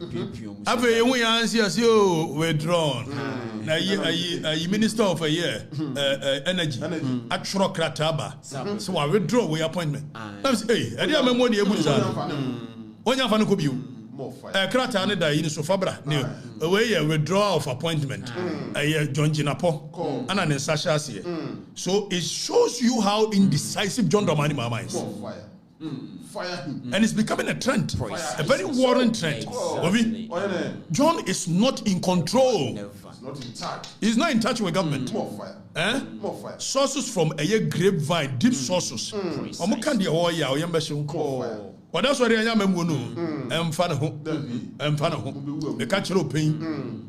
John, we name the Okosokra. 18 year appointed Japa, and I can tell you on authority. The mama you appointed Japa, and I'll show you today. Japa, yeah, John appointed. Na Japa John Memoni Japa and the Memoni Besho form. Japa. And then you John appointed, and I come and demonstrate and prove it. Precisely so. Prosper Bani, and I appointed Japa. The Member says Prosper Bani on what grounds? What legal grounds? And what Gina the Chua Japa, I ne letter was what the appointment. No Prosper Bani, no, baby out here, no, you will say question. Tell him. Embrabbing, yes, the president has the right to do some of these things. But you better Mrano. Fire. And I'm sure you're different. Monko Ghana Records.com, I'm going to read me. Unko read me. You should be good. More fire. Were you sacked from NGO or you left? It will be a ultimate fact. Whether sack or left, Ebia will wait via fat. Sack or left. Ebia. Nina no and the end result is a mini angel who you. Yes, sir. Whether sack or left. End result is an appeal. And the American coupon, some guess one. You need Breman was a more. Now, maybe church much. Boy, Boko many more brother. Maybe we are some Darbania. And one by Yakromahi. It in Betimia Sachia Kojo. Amana Yakroman Fini. We are some more 10 Huna Yao. Median Cademinis and Katu will be bored than near Yanum Nesaba Usu. And so mean pen or be abonio. And come home crab about time. I feel what 10 Hulusu free here. Mebaje Mumpenabi. Mema Monchambo Siamo. Medium more conconsabia. And now Majuma Bakupe Amiyentra. And now Mentumefra. And I check your board, dear Chami. And I want them to attend Kua Mudia. And Yamon Pabu Jun Sobenum Namiram free metro concono. And one era dear Chromise. As a Kwabia free fay. Meno Pomano high. Meno Bank, I say, Adumya Mianema coach, Tinaya Minsumo. Adumya Mepe, Neme Coacham. Minsumo. Why they? And show Mutena. And she's a witch in me, Kwambe, so what time me, so witch in me, Daddy Lumba Kura or Dad Demochron, and Mamma Moniji Mosai, Muya Mudinatum. Sa what you to me, ha? I said, Monigia. I did be really my guess for. Or no Munyan function. Namia Mitia Consul politics, and I'm going to better. Timothy Akurana say why? Me for home. Me say that Lumba said that them no atronum. And no idea child na hwe shoe. No ability. Na you say no mo did natem. That the Lumba. One car politics oh. Oni di o matem oh. Obonyo mo sa memfa bitirinya da Roma na mo nche no mo di nkola no. No wi a wasa ko di that Lumba atem. Na me what time your difference o mo there. Bobie Yanko national security is in front of wood. Aye. Sir. We decisive. John, you decisive. A pian memu. So pian we sha. No pian we where you were from. No akosha. No pian baha. Tie scam. A pian memu. Game of chess. To pian da mekakra. No where you know. Was matter kwakwa. We'll be going to serious matters. So, your friend is saying that Bempo. Was it Tuesday and Monday? Wednesday. Okay, so Wednesday, no go be cultural exams. Now, Mobaka 3 weeks ago, Mekacham said Jakwa. And the national security, Remy. Man, for so there be one year certain the national security knew what I did. You. The evidence is there to show. Precise. Wednesday, no. Kofi afe ye wawana mature exams we me befi. Na me banana me intel. Emma me feel say my people will pick you up. But on your sure say a Friday and a Saturday, which is a ne. It's not me away. And one moment Benz be boss spy. So me guys here now mo here. So one men namwa me ni baby ogobi. Na dia omunim no. I'm a militant. That's what I don't fear. Exactly. So we had spotted them. And an Benz na here a year spot ya mo. Na omudi machia they are not smart say. Me share na me gina the temple. Na me speaker ko di nkomo. Me say tu na me gina filling station bi. Na me tofu na me hwese ampa na Benz no ko akra no agina. Na so okay. So we were me guys in Ekasano, we wanted to know, should we go, should we stay there? Now I'm saying, let's go. Whatever will happen, let it happen. More fire. Oh, come. What is it? More fire. It's me branch Christian village no me ye no adie na. Obi. Abe ye hwese pick up. We be. Na omo ye na boys no said yeah omo ye go tell ya me kan ho asem ya wow sorry ave wow no me dwe so mo twam akwa de mu yan say boys no de go ta no pack more fire but trans say waka ni mo na me say itika me ko I didn't want to mind them but pack me na we see na clock AK47 na we I say me kabibia na we ye AK47 na we ye na boy see attention gram ogobi mema pa na ba ko na si no ana ba ko nso abegina ba chika na ba ko abegina ba chi na sa boys no nso asia free sa aka anim ana omo course scene na wo Christian village ho obi with AK47 so na ba ko bom papa hey be done. I'm like okay be done. Do you even have the right to sit in my car without permission? Oh by on for warrant in chire I say hey we are for be make us just say omo force door na bie na me bie ma omo no trance or trans here move. When I'm saying move to where?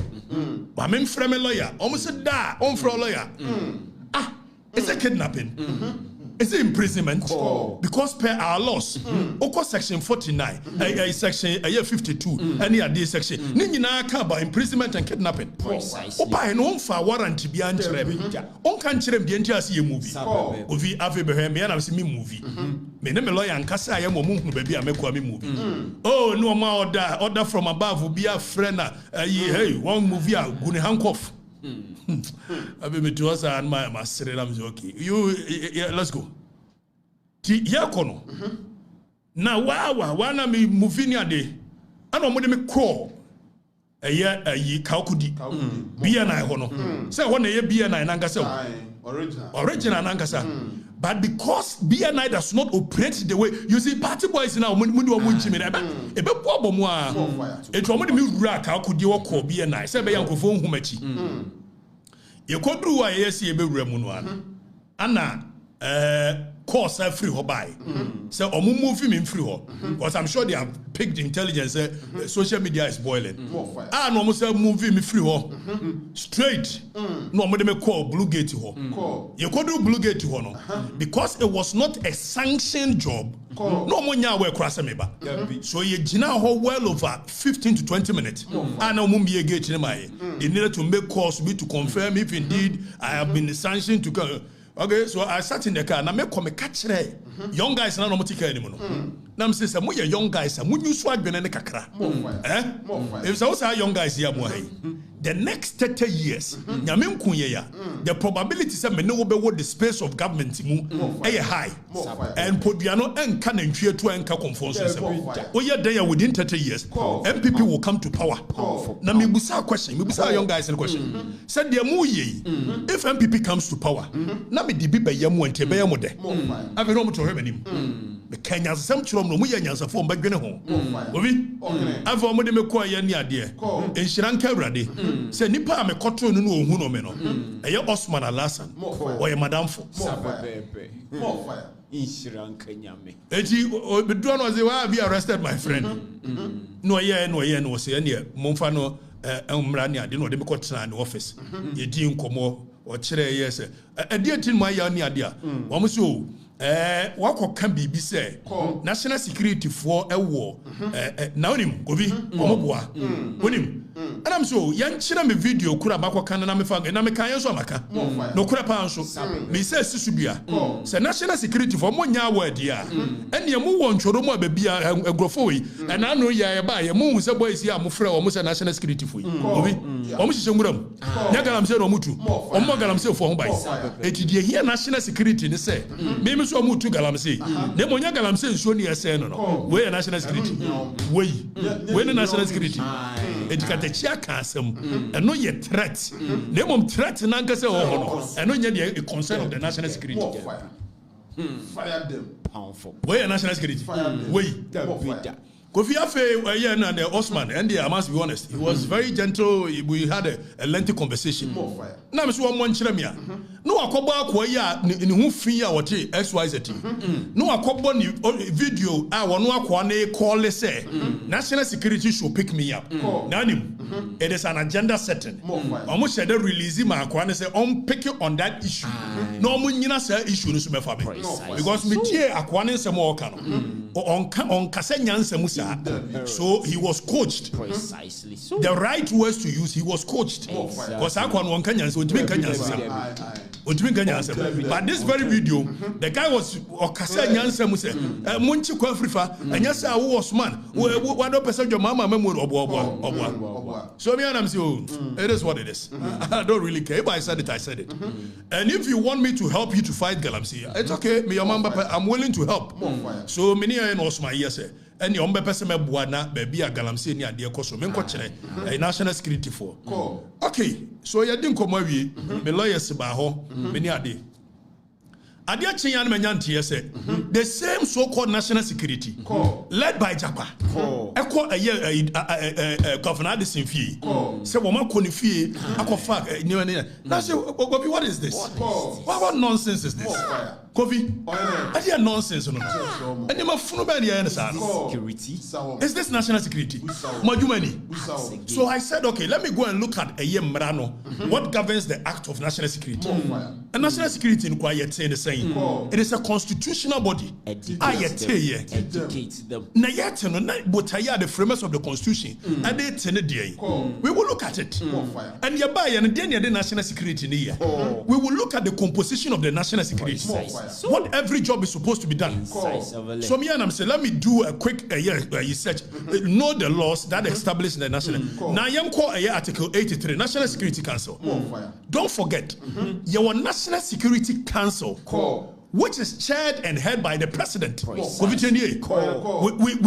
ordinarily, the framers of the Constitution said they are going to set up a National Security Council. And maybe a coordinator, you're from National Security Secretariat. Exactly. So because the president cannot run the day-to-day activity of the national security, that is how come he's appointed a coordinator to be there and do the job. More fire. But the president, if you want to see how serious the national security setup is, architecture is, that is why the only council in Ghana and a chair is a president. The military council as well. Exactly. If it's a danger, if it's a president, the number one priority is to keep the people safe from external attacks, from internal attacks, gathering of information. So I say the National Security Council consists of the president, the vice president, ministers of foreign affairs, defense, interior, finance, and other ministers as determined by the president. Now, 84, it tells you the chair of the national security, who is supposed to be the chair of the national security. Now, functions of the National Security Council, advisory role. The NSC advises the president on matters relating to national security, including foreign affairs, defense and internal security. So, per the Constitution, other functions, the NSC may perform other functions as may be prescribed by the Constitution or any other law. So, any other law, and you Act 1030, say no supplement the Constitution. Kofi Act said now National Security Council aside the National Security Council, and yet National Security Secretariat, and only the coordinator ABBA, which is a mandate of a year the law, Act 1030, and the Gina so the appointee. Now under the Security Secretariat, and your word your friend NIB first number of any BNI. That is the National Investigations Bureau. Then we have a research department. Then we have a National Signals Bureau, NSB. All of these people, they are appointed by the coordinator in consultation with the president. So the president has ultimate responsibility to see what the national security is being used for. What is the mandate of the national security? Yanko Act, I set national security. Fameko here section 14. Enlarge on the role in the national security or mandate. Near her national security in Kwan, or bet me a young maybe wabra for police, and Kamwa. So you call the functions of the national security per year, section 14 of Act 1030. What's the national security? Intelligence, internal intelligence shall. So medical catcher say, internal intelligence, which is the NIB. My friend NIB. Or Moma Juma say, or Moba share internal intelligence, gathering of information internally. Internally. The Madani security gas or Mochi Chimcrophone. Or Juma Penny. And NSB no. Or Mojuma Pan say, or Mobaji signals from across the world for any external threat. So NIB no and the Yemuno. Research department, or Mona research here, social re-engineering. It will call any society that is a serious society.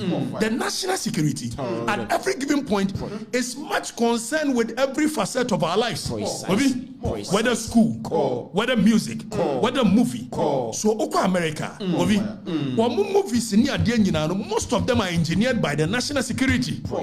Because social reorientation, social re-engineering, and we sit in a country where the president doesn't know, he has no clue what national security is used for.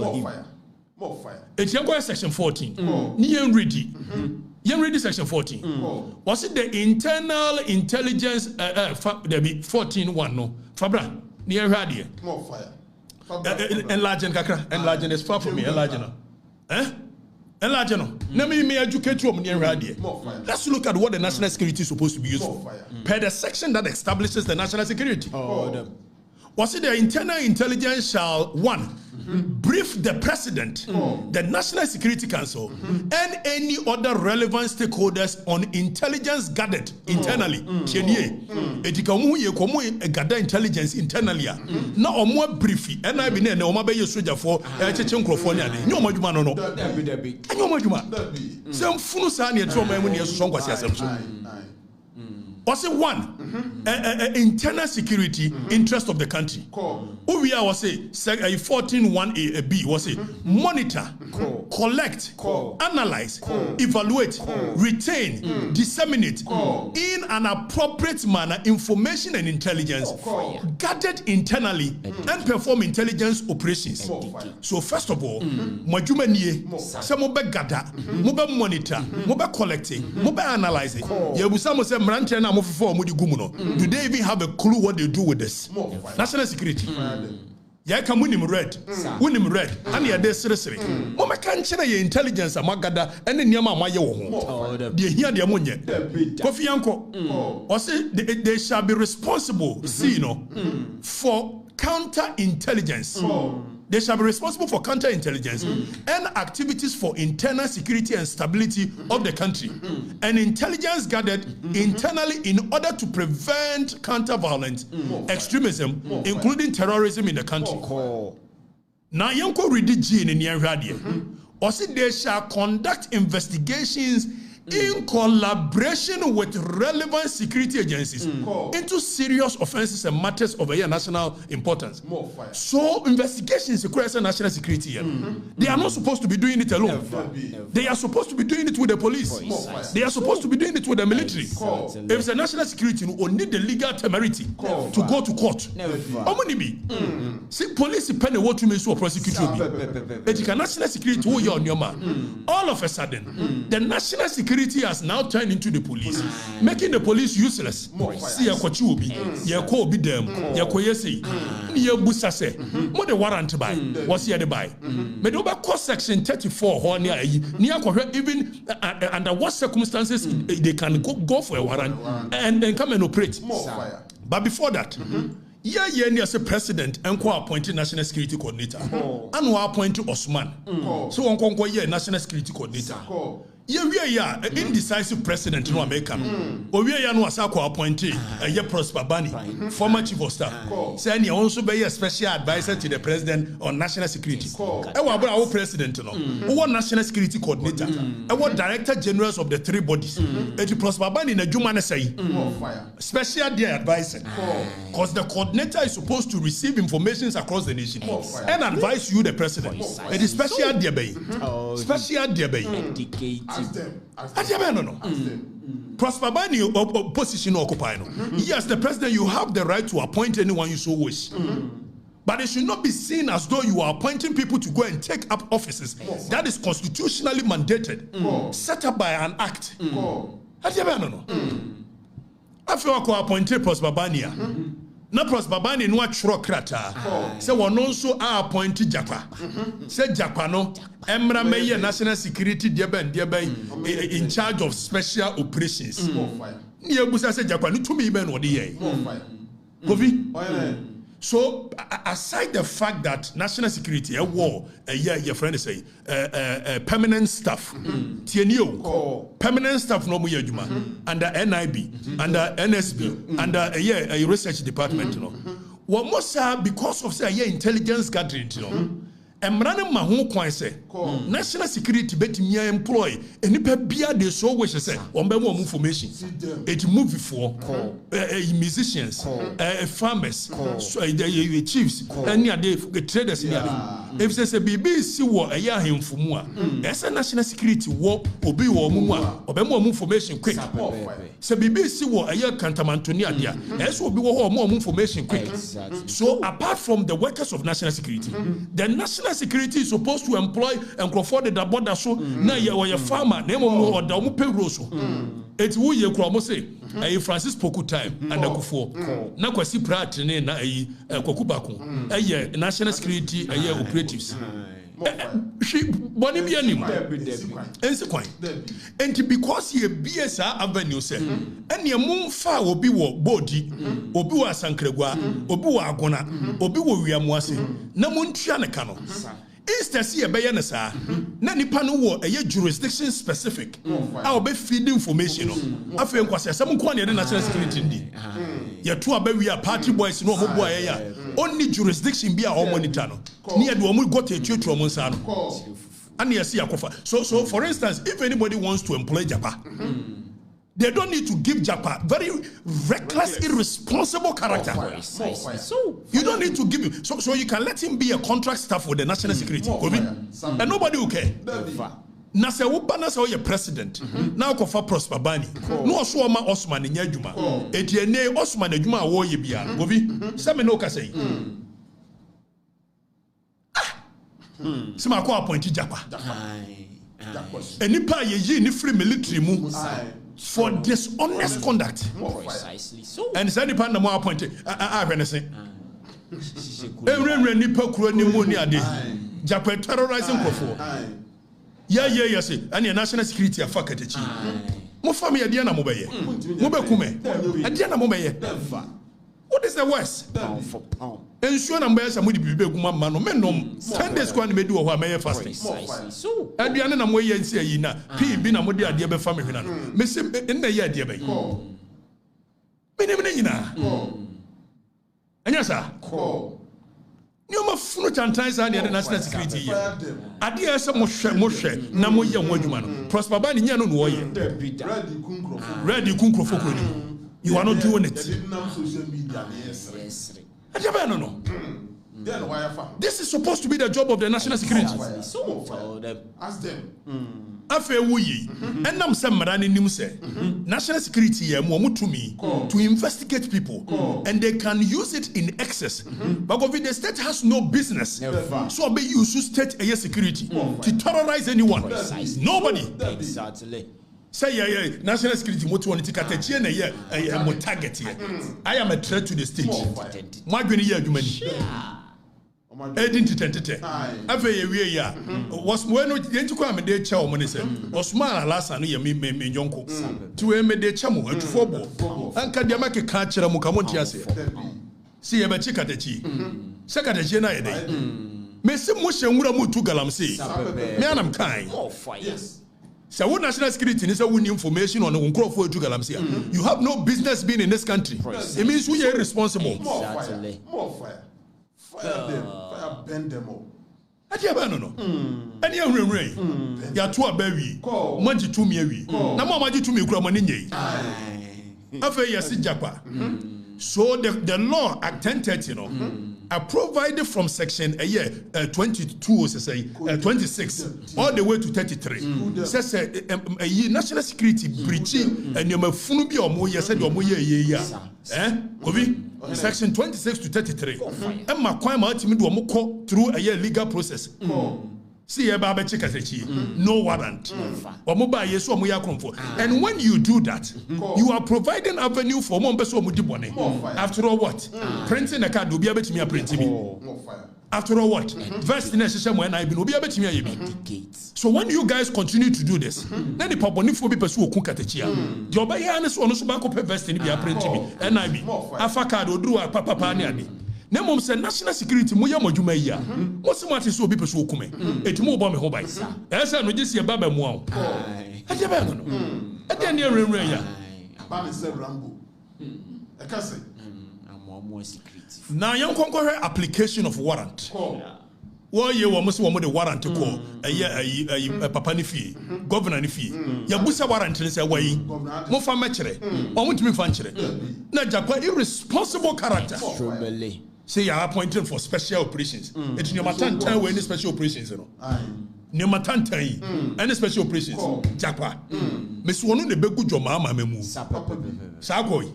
Now what can your man you know security anymore? Very irresponsible character. Tin ye yin dino. Oh military nim. And akufo. Ye yin di. Afa say o kwaji warrant go fitie warrant ye. Was it where a director general of an intelligence agency, medical culture say intelligence agency no, Ansah, the NIB, the RD, and the NSB. Director general is never where the director general of intelligence agency or an employee discuss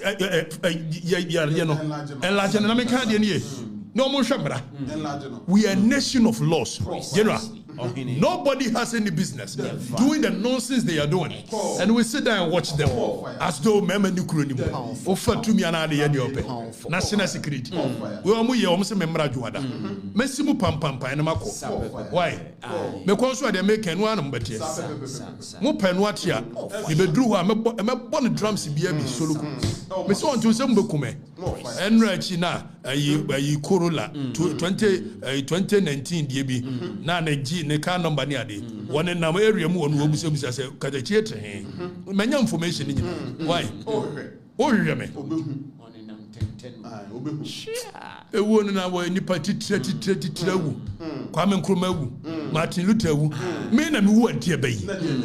No, should I be who names and funu now more the nationality. So, or says a Kobasa will be a baby. That's all person the warrant coachina. Where Director General of an intelligence agency or an employee designated by the Director General has reasonable grounds to believe that a warrant is required to enable the agency to perform function under this act, the Director General or the designated employer may apply for the issue of the warrant. It won't mean warrant at large. You must be specific with exactly the other warrant in the It would you warrant say require this in fee. No one state you will say CCTV. You have no business. So go to CCTV. Okwaje warrant. Now say at the same thing akwaje warrant. Na yiri sika da ho fam ho mai. Na yiri no wakwaje warrant on so. Say na no nkrofo e ba ye na ayi nkrofo a wo bit madam fo bit me kam. You want say ye the wo ka ho. Na me so wo de na ka ho say me na aba ba chimia. Ono so akwache na wo de ne ye dai. What the warrant for me so? And so the warrant ne apply to another person. Who national security munim nyansa ni.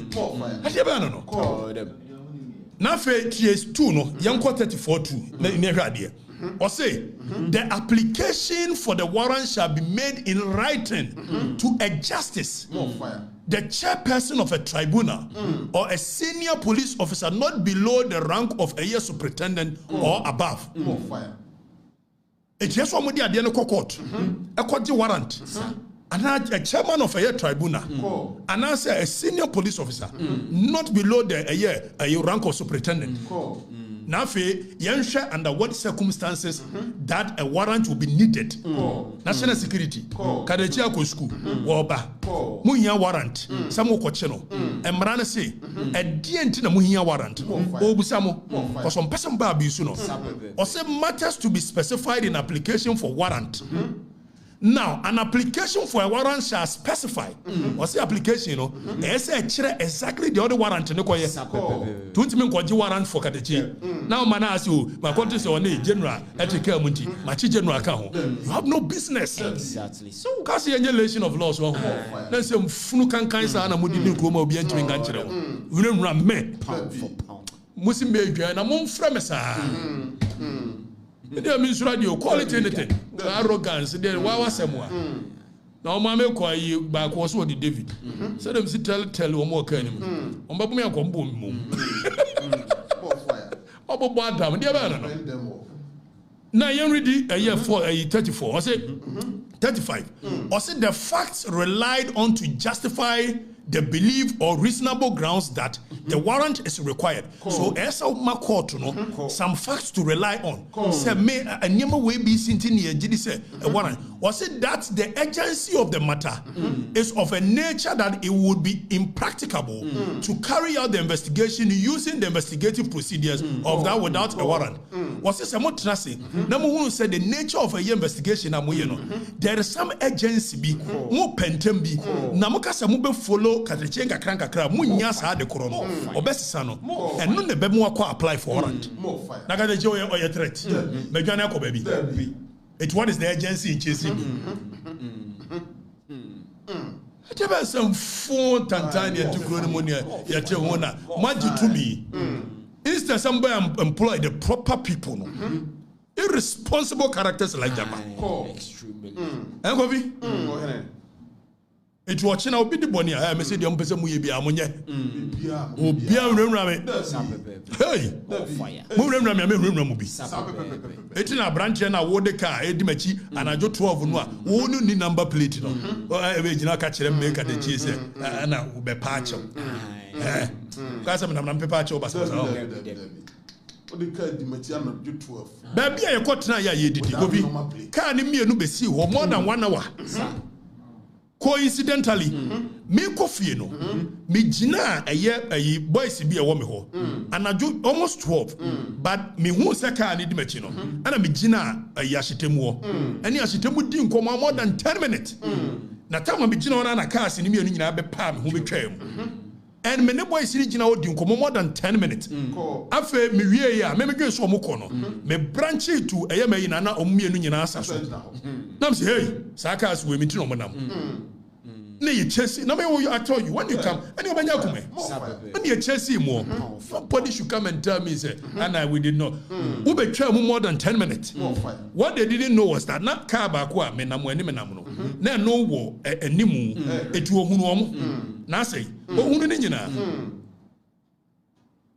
onim say you call ya me ko refi car Range Rover na sa back e ma me cameras ni ade ni wo say be kan dey in Rimrami. More fire.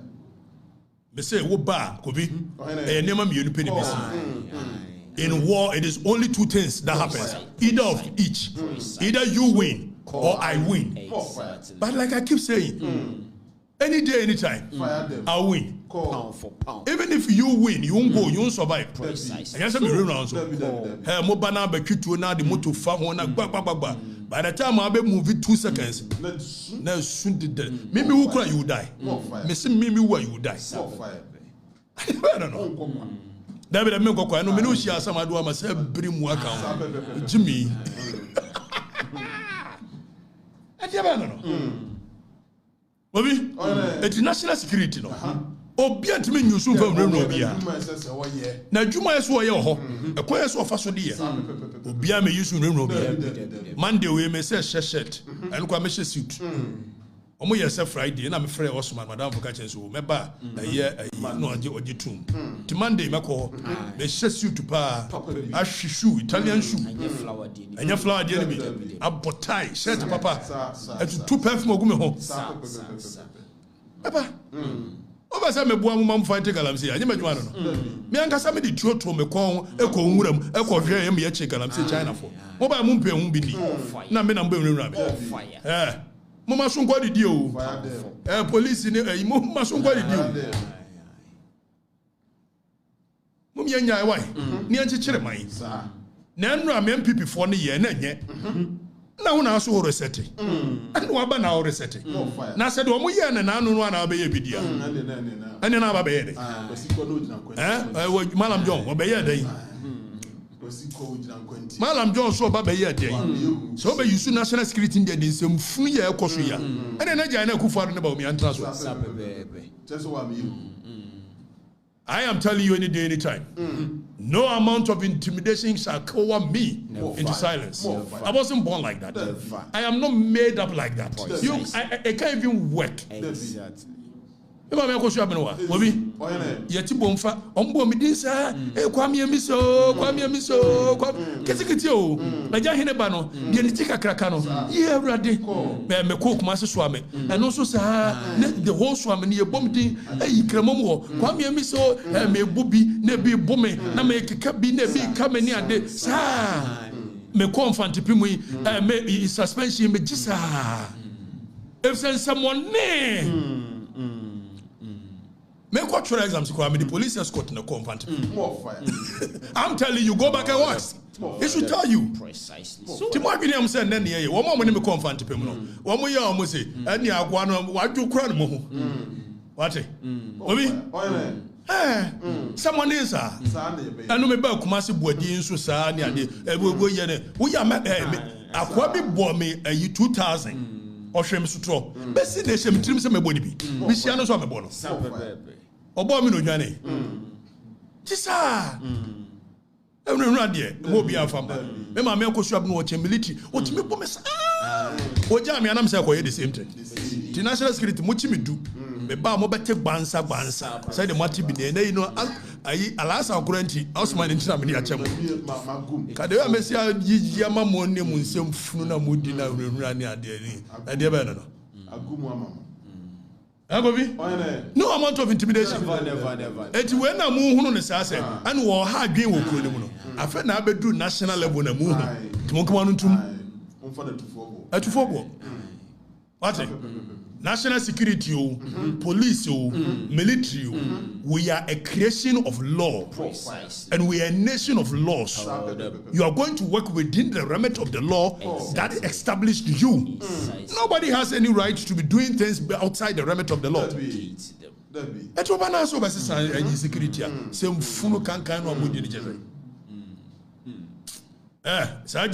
you have to be careful. Precisely. Oh yeah, no more yes and yeah. When they will kill, I don't fear these things. John line I don't know. Nipa titra wo me went to there. Enti jaba. Onye wo sesa why nyansem hunu na di na be one. Wo ayi odame sisi woni ade Ghana for bebre kan bi ma. Meboa. That is what we call nation of laws. Ave obenya tumia. Ni oma funu sa na odi tumi ni di. Na wura obi fie na di tuo no akona matutu CCTV ni ade. Rambo star. Mi wukro bi wa beto so abeka na adwa kire wo. Ade.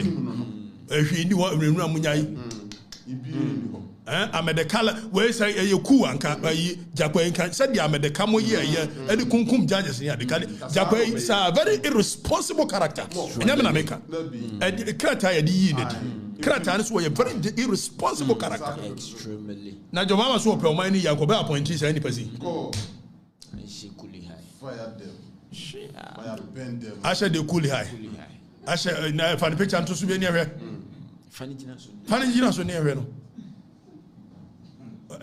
said we say colors na bomu ahye yi eche ahye yi de dan tiri simu no agira no media minim jisi ekubusa no jakwa jarof you have to be magnanimous with the power that has been given to you. You cannot be using power to intimidate people. The very people you claim to serve, the very people you want to serve, you are using the power to intimidate them. Doesn't make sense to you. It's a your mama and Nimu Kosia Manquanyam Christosum Malam Yohani. Also January. Just a baby out about Kutum Malam Yohani as a Malam Yono.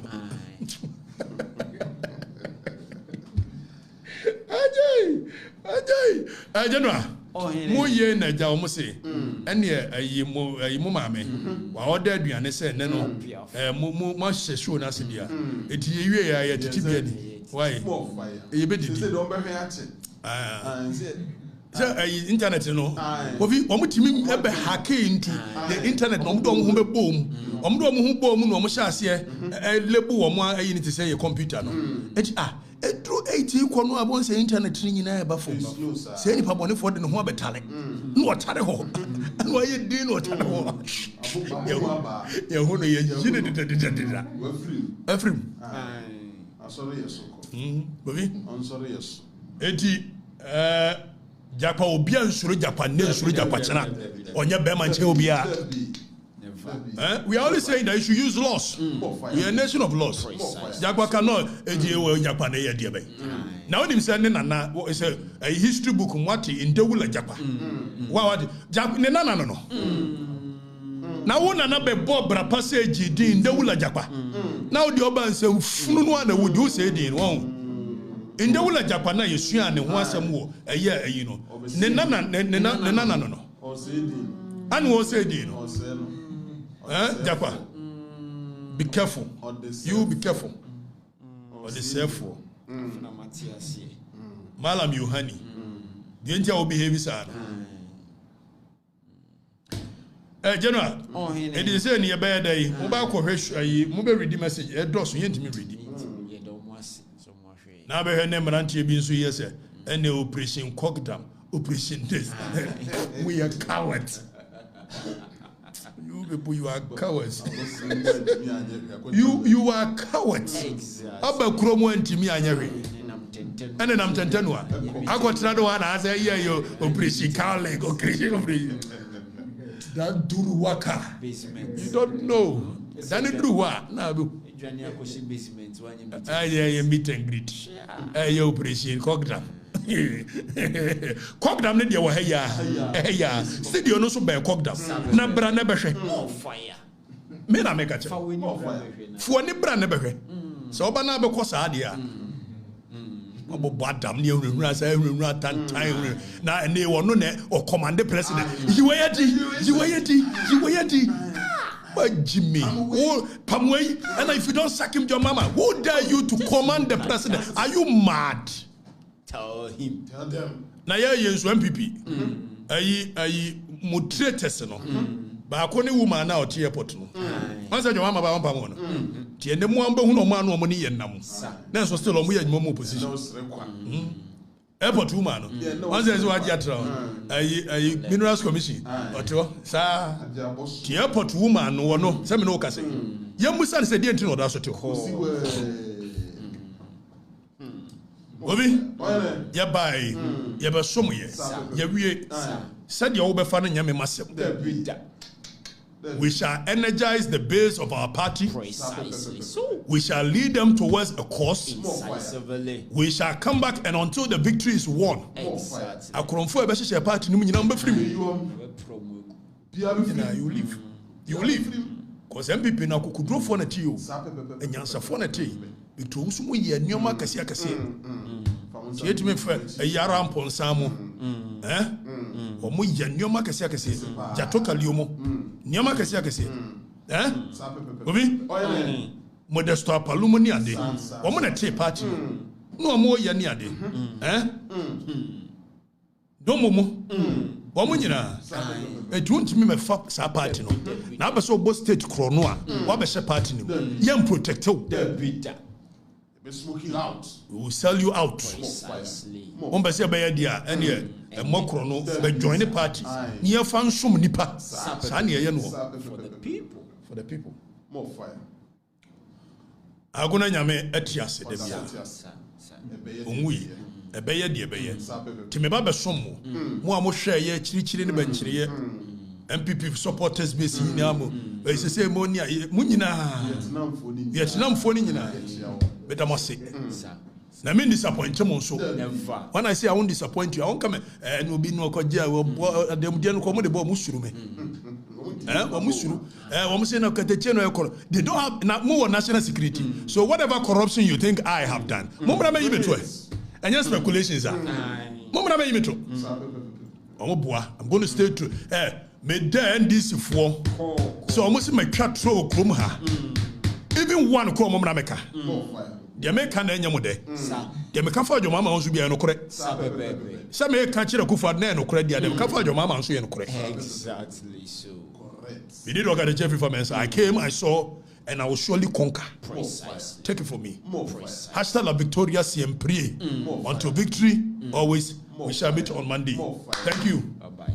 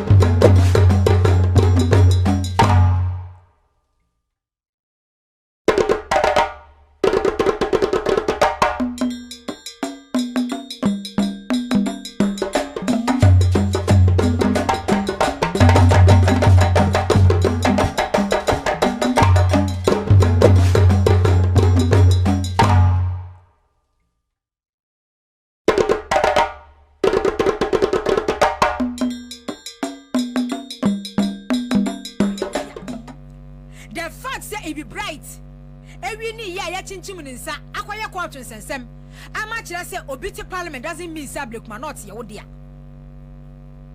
na sa city we no Ghana fo nyina ni di akire ene ebe konkon hwa da ho no mu say ya ene ebe wo ho no makonkon na da ho no mu say ya say ne Blakuma not no o munya rep o munya na musini e wo parliament say court e wo Ghana ha high court e wo enkna ha no mo say the only way out solution on bet me dia a resolve a Blakuma issues ne dia ene ne Blakuma o munya yi because recollection electoral commission no ene ne electoral commission esa pin sheet no or friend returning officers no various polling stations na wo mmra di ya fa pin sheet we say ya na ya di ato wono mo bibia wo so bia no ya hwe eya wo na wo sign ye eya wo handwriting eya wo na wo ye presiding officer baako a wo ba ya return officer baako a wo ba ya say the signature but enema na ya twere wo so no enye wo noa and then that pin sheet no say ya de ka ho a MPP ni na wini MPP ni maame no akua free ye awini sa pin sheet no say ya de ka ho a so far do ma quality a akua free ye na and then that same pin sheet no so no a mo de ka ho no akua free ye awini no enipa no na ye EC official no say figures na e wo so no onim ba bi e free eti do no tena wa no mo na abato no no hwe so electoral commission wo nipa na wo yi no ma ne kwata that police station wa no no ono no e ka kira wo se figure wo so no onim ba bi e free na sa won so se chinchinacha wo de beka ho no wa declare akua free ye wi na de a o ene Blakuma de an sasafo ho 4 years o ma nya MP wo parliament sabe Blakuma fo mo Blakuma not se electoral commission be ko ne de a o mo nchen safo no mo so ye Ghana fo no mo ye nipa ni bi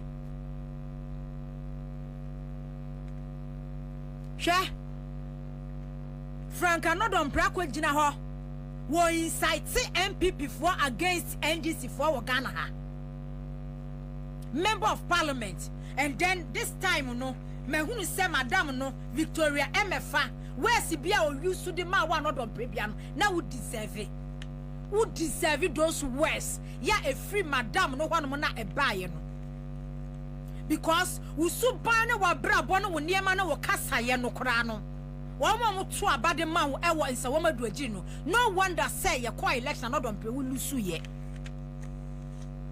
no wonder say Anodon Pre wo lusu ya wo di bukata katashi ena afem a wo de te parliament and then nyina mu no and na wo gina bonte ka kire MPP for say se wo twam ni MPP ni ene NDC ni eko a kwobua MPP ni no na wo mo pese he said the last time MP Ben kan ye wo parliament Emmanuel Amabo na say say ya goja governance na wo say mo ye ne ye se ye bebo mu a ye bebo mu na se Anodon Pre sa na wo de bade a ene ne parliament wo no mo de 137 kro mo bo mu ne he say ya mo ye 88 wo gina ho incite se wo tonkra akwade ama honorable Mahama Yariga any majority for say omo prepare omo for the west because omo hu say omo lose hwe omo hu say omo no ti a say opposition no omo tie no boni a omo di Ghana any said omo party na tetia pansam aduro no party na saye aduro no enya dia next 4-8 years no abem omo bebebie enti don be ya ne say omo be saye ade member of parliament ya enipa bibini nipa dasani ensa wo madu agiri ahimfu wom teacher fo wom nurses fo wom asofo wom ato santen na makoto abane ade ama Anodon Pre so represent mo na ni tiri mu adwen nyina ya adwen fin adwen bone kwase asem member of parliament ejina bonten incite MPP for against NDC for ejina abonten ka say parliament one mo na ye wo no ye ne NDC for e de be fe so ye no mu de be huru so ye kwase asem bi e be di bia ye be di member of parliament and then oba jina ho no mo na so otufo no ade mawa na de ya che ne ye ni abere ye ho ne ye condemn so oba no e overreact ye member of parliament ya enipa bibini nipa dasani ensa wo madu agiri ahimfu wom teacher fo wom nurses fo wom asofo wom ato santen na makoto abane ade ama Anodon Pre so represent mo na ni tiri mu adwen nyina ya adwen fin adwen bone kwase asem member of parliament ejina bonten incite MPP for against NDC for ejina abonten ka say parliament one mo na ye wo no ye ne NDC for e de be fe so ye no mu de be huru so ye kwase asem bi e be di bia ye be di member of parliament and then oba jina ho no mo na so otufo no ade mawa na de ya che ne ye ni abere ye ho ne ye condemn so oba no e overreact ye you je ma me video no anodon pre video no mfa na me nkona me mra na ya ka honorable anodon pre honorable akasa fi won kasa yie honorable onnim se ogina baabi enti wo ya de onye ne ho so ye honorable on respecting ho na almost on what you so add according that regarding according that respect no so we MPP ni mapa now we to say MPP for and now say MPP ni any NDC ni ekwa bo MPP ni no na yam ku NDC ni no we are giving the EC 1 week 1 week 7 days. The EC must come and declare our candidate as the winner of the Kwabena election. If the NDC led by Mahama Yariga will not be reasonable, no matter based on all the evidence available, the winner, no more against somebody to trust them, they will continue. They are not going to allow the EC to collect.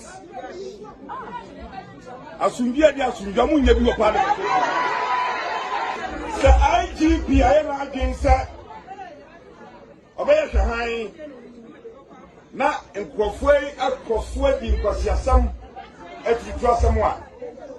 We will continue to demonstrate. So we are MPP ni mapa. Now we got to say MPP for and now say MPP ni any NDC ni ekwa. Bo MPP ni no na yam ku NDC ni no.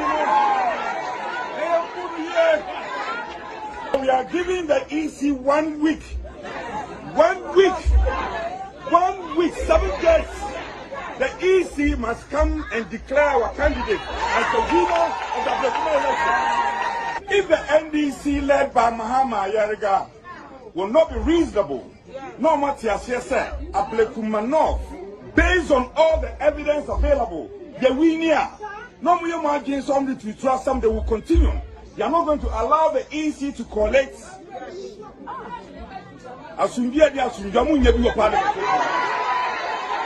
The IGP I am against Obey Shahai na nkofwe di nkwasiasam etutua someone. We will continue to demonstrate. So we are MPP ni mapa. Now we got to say MPP for sa ahantan so no mo de tena bam 8 years e take Ghana for granted no and one no mo de to opposition na ahantan and kosenka by this time President Mahama asori atie year was why thank you to yi and kadian kaya expect to MPP for say MPP mu leadership any more MPs fiano mu go parliament no and kamu sori an kama sham hona kamu gu basi na mo kwa all the 16 regions na mo pagana fuachew because ahantan sunu a ebe wura wo musa so omaye god omaye Ghana nyankopon sana MPP for hu wo mo ho because what they think in their mind they say unya wealth na say unya sika wa mo maka nyina no ubetimi aduo mo so tisasa bi agimifo ne moafo sa ahantan no a wo mo di nya 38% sa ahantan no a wo mo di go parliament 88 seats no sa ahantan no wo mo di better opposition a check because omunsu enyansa efemfiri mu say sa Ghana no sa ahantan wa say say NDC for some better kwaso edi nkwasi asem a ene yensu ye be kire majority ni Mahama Yariga say yensu ye no mo be face wo parliament hono mo anodon pre wo constituency so wo madu agirifo say kona ko pagya enkonwa se mu be di nkwasi asem e wo parliament sana wo constituency sana mo hwe okwan wo parliament enuntia sa hantan wei sa suban wei emrashebedwafo MPP mrashebedwafo enuti na mufri 169 2016 2017 I drop it by 137 I drop it to 88 because you people don't learn. Montrans is critical thinkers. Na Montrans na mun who say, Mo so ban ni dia mo ya no Ghana fo chi wa de Ghana fo ye tan Ghana fo mpe ye chirisa ade a wasa Montrans na mu ni say dia mama ni magu ase aside se mu belu tu wo man ni wi a wo man no e bo wo man ne kro no mu so ban ni ma bra bo na mo kasaye enu enti ena ane mugu parliament 88 seats. There was a MP, and I make us say, "Why your MPP near?" And not on prayer. Oh, say supporters go on. Yeah, bossy. Supporters no, mumisa and not on prayer MPP party, mo party leadership say. And ye done as do some pempenso way. Ya moko Ablekumanov city one. Mumisa mo party in Peninfo say. Adentin and net and Guasia the just atoye. These are the questions, sir. And what's the movie some penny for? Okay, me kwa kodin komo we yaba sesia na matwa so e de fio. Dr. Tanko Rashid Computer, Deputy National Director of Election and IT Edema NDC. Ye kwa kodin komo. Ni aba betwa so sesia. Dog, good afternoon. Good afternoon. Nyame adom na onso what to say? How dey abo? You. Say, Dog, my Mr. Ablekuma constituency seat in the one seminal. Ya come and I could do say. Ablekuma North constituency and your port. And then cry yourself for Springport. Now your fali reach to be a friend who substituted service. Who say almost dodgy service. NPP candidates, you know. Almost now almost dodgy service. So believe it's almost to me on so here they are called filing they are not judging or granted man say young substitute service no so you call this no service no for board parliament almost notice board any Supreme Court notice board you better put some WhatsApp messages linking na any WhatsApp message you be mom so your next I join this on mobile case no e be cause almost say that nonsense thing that they are doing, that illegality, no more here, no more parliament, no more some funsano. They see idea, this is substitution services in there. The next one, we are going to flag it out with them. Na ada court no more kwa mama. Omamba, so mo doji. Omo serve omo. So mo doji court no. So your court is no member. So in the your father, I didn't know judge not grant the Supreme Court, judge no more to grant my substituted serviceman for years. So we are almost to because Omodoja it's a contempt court. By that time, we will make sure that we will call on the government of His Excellency John Dramani Mahama. We want to show them that we are in power. Who are they? What's another prairie max be and send be a worker ever Ablekuma not who say NDC for and sit now because all my we need any parliament one more business be and so one more bed distract one bed hamupa our parliament. I didn't last time no more, I didn't know more free. They should try that nonsense again. Minya, almost try again nonsense no who are there young. I'm not on Prenukra or more dodgy. Or dodgy court. Who said the family were court? Who himself go yes seat. The guy has stolen the seat. And only yet so audacity to open his mouth and talk rubbish. I didn't have a problem. I didn't say Papa will cry. Almost by a few name called Saga at among ourselves and see who is who. This man, you have stolen a seat. Who go wear seat? Who go to this is. You really kill somebody, they shot somebody over there. You, this man, and he have the audacity to talk this rubbish. I don't know, I can't tell you MP some. Next time, I'm going to parliament. Nipa 88, almost trouble. Nipa 183. How can 88 people overtake 183? They should beat the hell out of them. I'm going to be here. Ghanaians, Omutu Abama NDC with this huge number because they want to have peace of mind. So you can't bring this macro minority no muka no muka as some fusa na it is a better ya by yam prida ye touch another from what catch home the next time omu ti agro a say yam person to me ye agene de ye dey be ba ho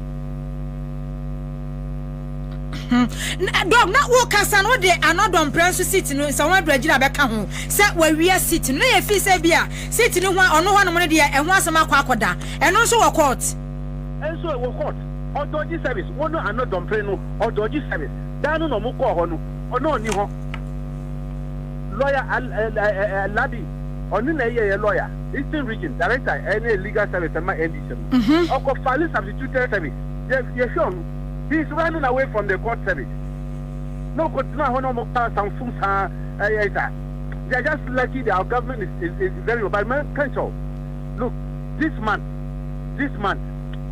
mini a ube hu ade na ebe ye they are not showing that they are daring us Ghanaians no mo tuma NDC no omo tuma NDC say yen ye adwuma ma omu sa no mo tuma 57% no sa no mo sa ma parliament no 183 no o dia say omo pe peace sa na me can say yen ma minority from tablet in fact the truck at akoma speaker of parliament proposals no come to speaker of parliament omo ma minority from omo ma no tablet and a laptop omo tuna fie no mo share there no because they have not even from quorum to do any business in the house.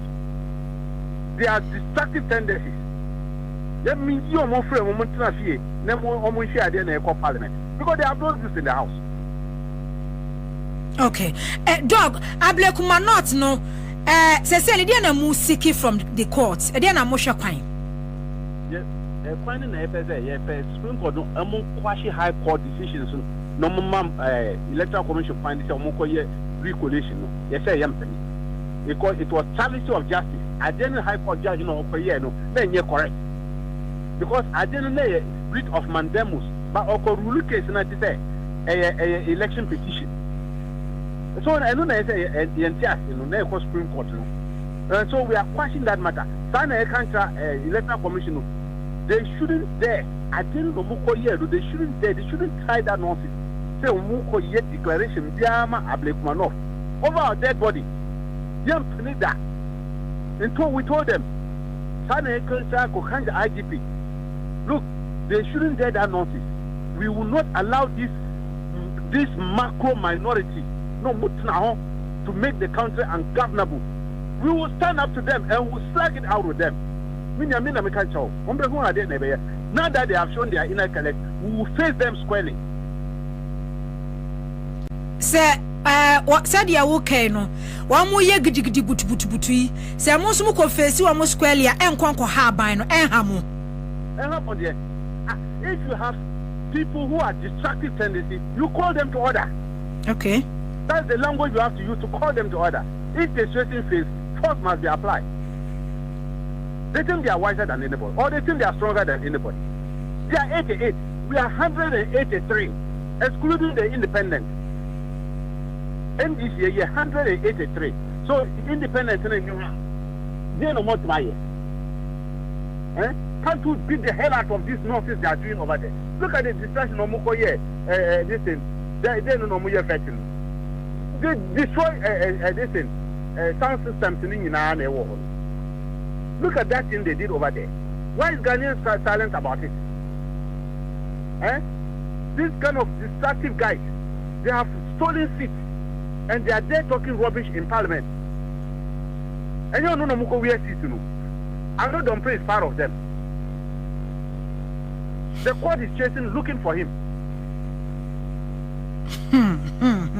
Almost a dog, Adwa committee, no minority for class, one more your Omunko. And when American judges, among fair report, no command speaker. Speaker should take his decision. And we will implement it. We will call on the government of His Excellency John Dramani Mahama. We are not going to follow any indiscipline in this country. That kind of indiscipline, that disrespectful act they did, that's why they got 38.2%. And they are repeating that nonsense in Parliament now. Let them misbehave again. We will make sure that we will let them understand that we are in power. And this is the war power. They should come to reality that they are in opposition and they must behave. enti ene Ablekuma North so the kaka say no don press crowd there no mo legal head of legal team no Eastern region epen wonya no. What about the other constituencies? Obuasi East, Ibi Bright, Tema Central no de ka ho no. And afen so Okaikwe Central no eno so no ehun sam te same.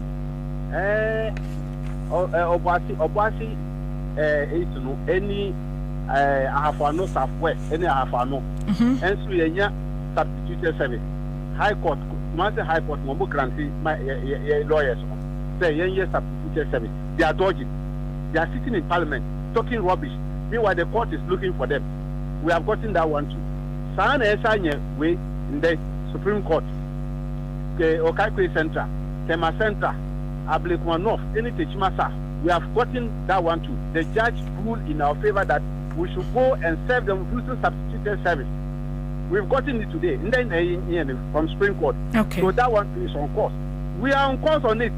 Look, Minia, we will follow case with till casket. We will make sure that these illegal guys, you better come money now from court, this is from Parliament, using the court process.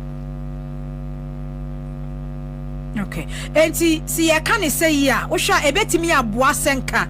Those constituencies na misunderstanding aba ho na ye ni pin sheets na pin sheet cry buy no enye authentic no ni ade na press EC return officers bi ekeka na enye na me sign ye handwriting was no ebe ye papa say enka court ebe grant for re-election. Say no na fine. That's why I always appeal to our supporters say, oh look, they should be patient. This thing we are not going to allow it to die. Because the Nimadia no Mokoye are not compared for fake pin sheet, or for manufacture pin fake one. Only the returning officers, then they went and declare him as winner. Kano Musa ye Okaikwe Center. No Muyesa Ablekuma, thinking that they could succeed in the Ablekuma. Thank God our boys stood up against them. Now stop on. I did when you no your fake pin sheet, fake one. No Moko used to declare for me. Sana we say court no high court no kwani no mo ye no mo kwashi Supreme Court mo kwashi it. Na criticize share kwani bi na ebe fa. Then you say because Ablekuma North no 62 polling stations. Omo ni pin sheet o. Electoral Commission you go IPAC me na me tina IPAC beat me my NDC. MPP omo ba ho na omo ka say omo ni pin sheet. Electoral Commission say omo so ni omo ni pin sheet. Na kwani no mo ko fa no mo konye scan pin sheet. No more Bobie say obey you see 62 court declare Ablekuma North. If not thieves and crooked electoral officers, then you think that we are going to fold our arms and allow this illegality? Minya yempunu, wait yempunu and see that. They should try our nonsense. Okay. Mo constituents na say mo supporters NDC for share the be free mu aba esan say obregu ya. Na me kan chomo so omo tu bo ase omo my kwan ye na ye party leaders na ye juma we will not let them down. We will follow it. We will make sure that the right person a Rabna obeko parliament. Okay. A Rabna beko parliament onina Ablekuma North omuno mutuma Ablekuma North no omutuma Rabna. We will make sure that their right decision is taken care of. That illegality will not happen. It won't happen today. It won't happen tomorrow. Okay. Yes, that. Okay. Dog, mami na wasi area. I was for Dr. Tanko Rashid Computer, Deputy National Director of Election and IT NDC. And I work on. And he said, yeah, another pre inside MPP for no. Monso NDC for. Se mujina baby, not member of Parliament. Bia. Oba be John Mobeka ensehunu bia insight bia no so mo do so a mo tun chance na mo no and so say another press say mo MPP for mo nam na say NDC ni MPP kwa mo nkotungu NDC ni no so na mo mbo no enti mo so no mo na mo na say member of parliament bi omu ni hu say oye member of parliament oye honorable enti se wonu so gina baabi no o kan semhunu no o ka ensem a ensem fata mo nkotun hye no so na mo nipa koro mo no and if I deal with that person because Ghana never want no any penny a bre and say we a penny na so respect to who mu said ye emrantia wa Ghana hanum ma di wo mani ama kwama den krofo Crofo gas e ja mo crofo yiri no ma ja wo mo en crofo business aye basa no se wuti si abonten na se wo si sebe se de enkwasiasa na ba kwaka se hu na be kwaka ba kwaka de a ene sa crofo no so they will come after you. They will come after you. And ma mesia ebe di watem e wo bedwam enipem. And ma mesia be yo pa e wo nipem. Me Facebook page wa join bia me so mon share and awia infama me. John Boadu for best a week or two ni e kasa. John Boadu ese eye ne de se MPP for elusu. John Boadu se eye ne de se MPP for elusu. Mon share me Facebook page ni infama me. Na mon kan hu se me demu wo CTV live awia Ghana's #1 television station. Me demu wo CTV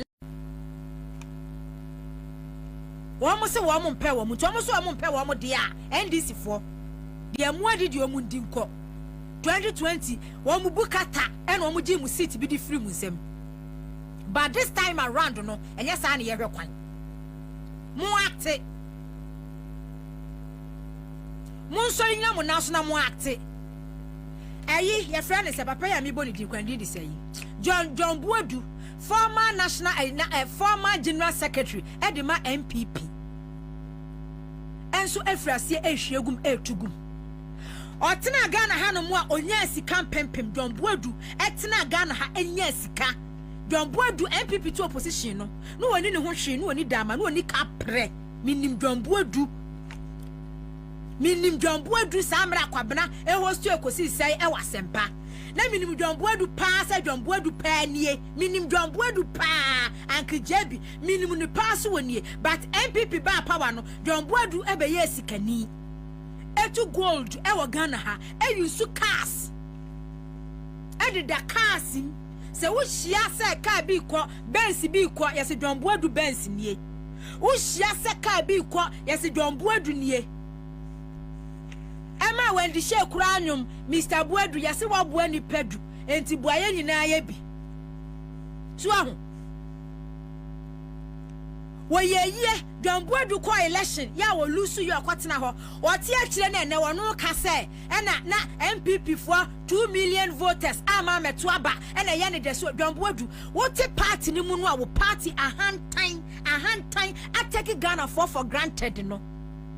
Da bay ena John Boadu wo sorry ya criticize ya condemn wo party leadership say Ghana for nyamwa da bay ena John Boadu wo kwa radio station wo kwatena TV bi so mu de mo radio station de bia mo kwatena ko e ho ka monsem e ho ka ye se eniema wo akasa wo party no a na wo ni wo ho hwe ama wa yesikani no eniema na kwan mo de Ghana for nam so no sa kwan no eye bone Eya boni sabi nipa nyamwa Ghana fo nyamwa Ghana fo ye nipa da be na John Boadu ye bi da.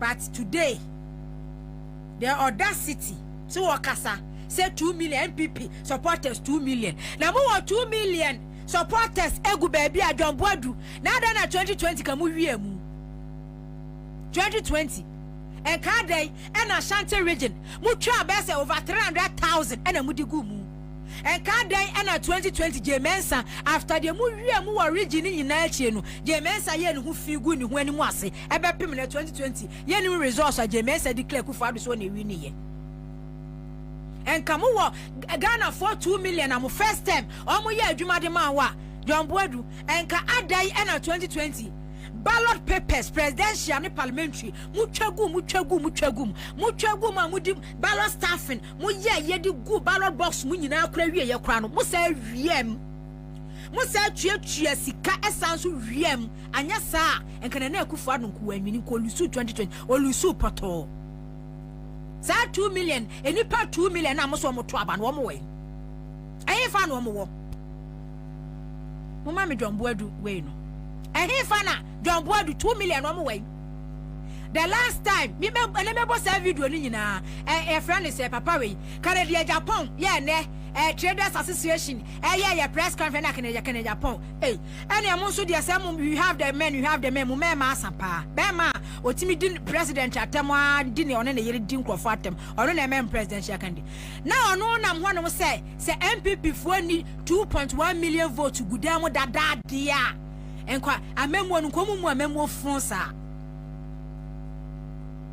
ai enti Jomboadu 2 million no enye ni pawo 2 million no eye ballot papers amo printed di bebre ballot papers e be na national organizer Joseph Yaminum wa mo kwato so wo Kumasi ana akadem no obi ko na fuom ballot boxes ya tom printing mienu asemiensa na si na afuom school bus no makwa ballot boxes na ballot papers ya tom printing na wo mo se mu 2 million Ghana for 2 million na mu fi so mo kwato abade ama mo dia Jomboadu eye dai ena mu twa presidential ni parliamentary presidential over 2 million ballot papers mu twa ye e dispatch ye across the country e cha ye so obi anya bi question me bisa no mu de mu 2 million da ho ena mu 2 million da ho na mu fi se Ghana fo agimi na maka mu 2 million da ho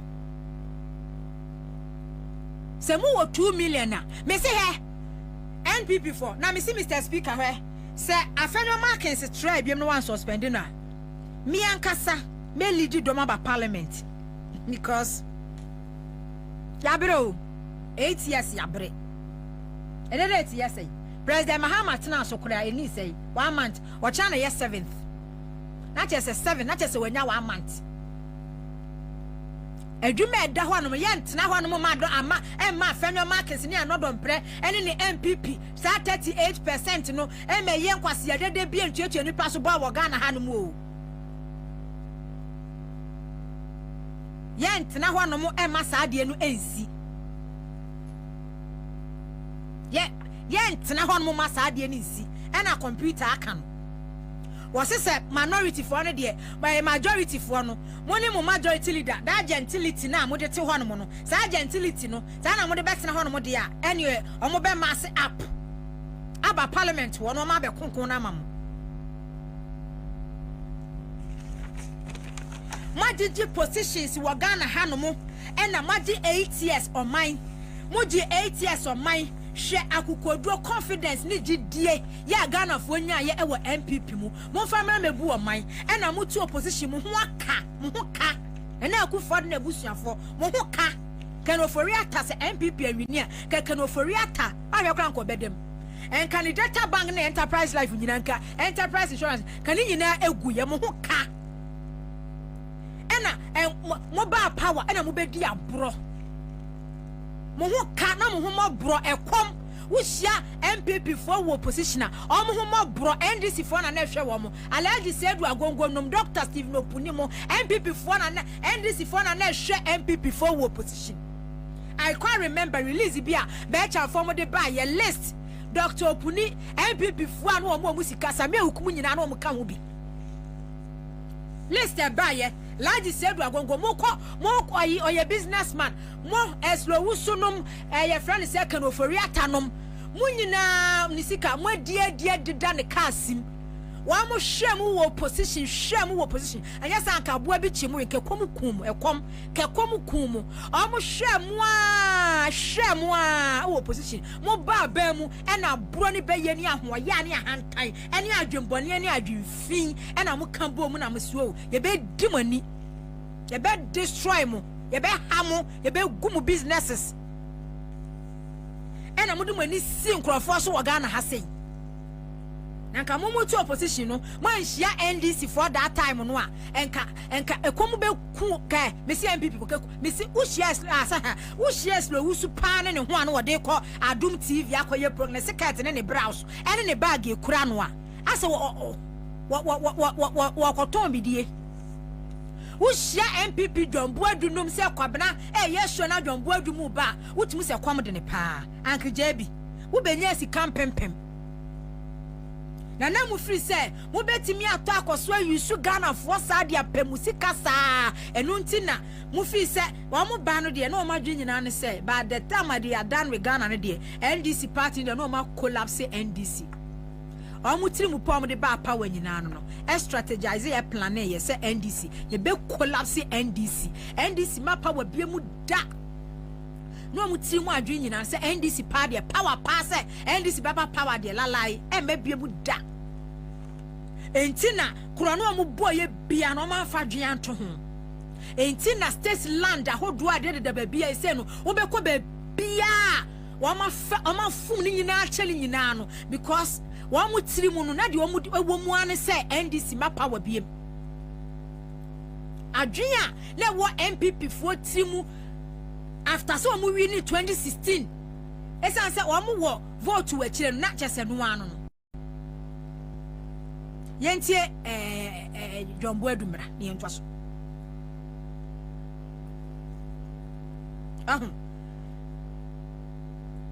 Omo betu bese 2.7 million. Eti year class 18 years omo betu. Omo betu grab ya go betu against because nipa ne bu afu. Enti do so omo betu no. Enti years omo betu. So, if I tell say rejected ballot na orchestrated. Oh, I no put the na sa school of thought. I don't know say me bu afu. What am I mean? Obi so I just me to no man say no. Apart from rejected the crowd, that's a 2 million so and sound to aba. Anyway. They be born aba so my idea pa. Because si bia na the enti o wan beto no. So mo ko na mo to gain see ya. Kan he be nya be 20%. So, nti o man to no eye. Adekunti o man beto no. E be kan ye nyina ye ni. Na e kan ye ni a. E be sa back to them. And omu nunu omu no omu sresre and omu ju omu ho say na 2 million no ankwa ankoto 2 million na ankwa ankoto na se nka 2 million no kwakoto ya enka dey say MPP fo nim say omu what that supporters no ya omu ye loyal to MPP omu beto adbade question me bisa na say sa ballot papers na muni je mensa eka bo mu na mo print ye na mo de kwa akoye den ballot papers no a mo print ye in millions no because yet we call efie bi mu ba akopɛ ne ye wo presidential ballot papers over 500,000 gu hono mo a se na MPP for ewo nipa 2 million aside wo munya aye no a eye 38% no 2 million wo ho a omo beto abade ama wo mo dia ene mo ko print sa ballot papers ne de yede nti mo no ahantan na mo di ko opposition no eno na he say mo sa de to opposition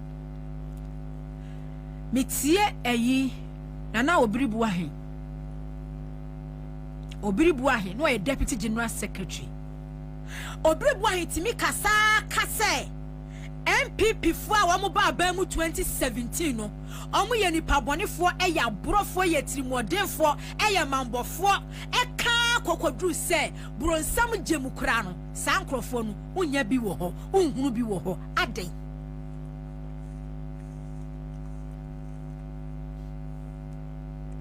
tuahu okay. Nidini ya oben ho na Arabna oben. Thank you. Okay. Me hwe ne ye. Thank you. Why menu abema. Oben not Austin. Thank you. Obiribu ahe say 2017 Ghana for MPP for amokoto aba 2016 so na medi Ghana for so no. Wokọ bronsam jemu a. Sa group no Sankrofo no President Ekufuado Dr. Bawumia mo kan ofori atamo any ministers no o se bronsam jemu kura no ohunu bi wo ho no mo da. And I was like, wow.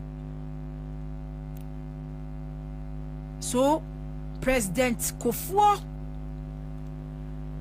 na on pese Ekufuado be lead MPP ni nyina no wonim ni yie se akwa no adwen papa bia ni tirim Dr. Nyahonya Watamaklo ni short voice bi aya na yebo o se Ghana ye be regret it. After 2016 o se Ghana ade aya no ye be regret it. Ye be regret it. Na mpanso no Ghana for I regret 8 years. Ama even after 8 years koran you go so I regret it. See your boy MPPD. You go so I regret it. See your boy MPPD. Political party MPP. Your boy MPPD.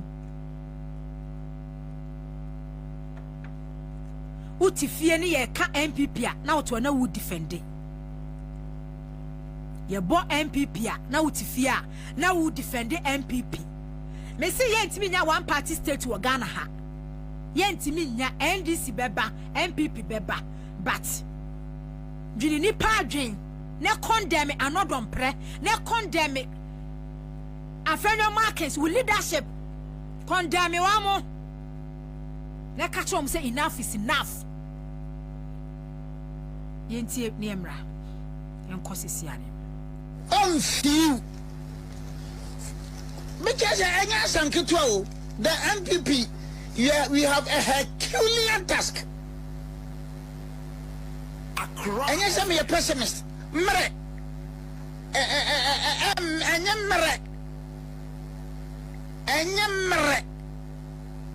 Apatino, Akomwa, Nedubabisha, Akoma, Emcom, Nadonko, my bread.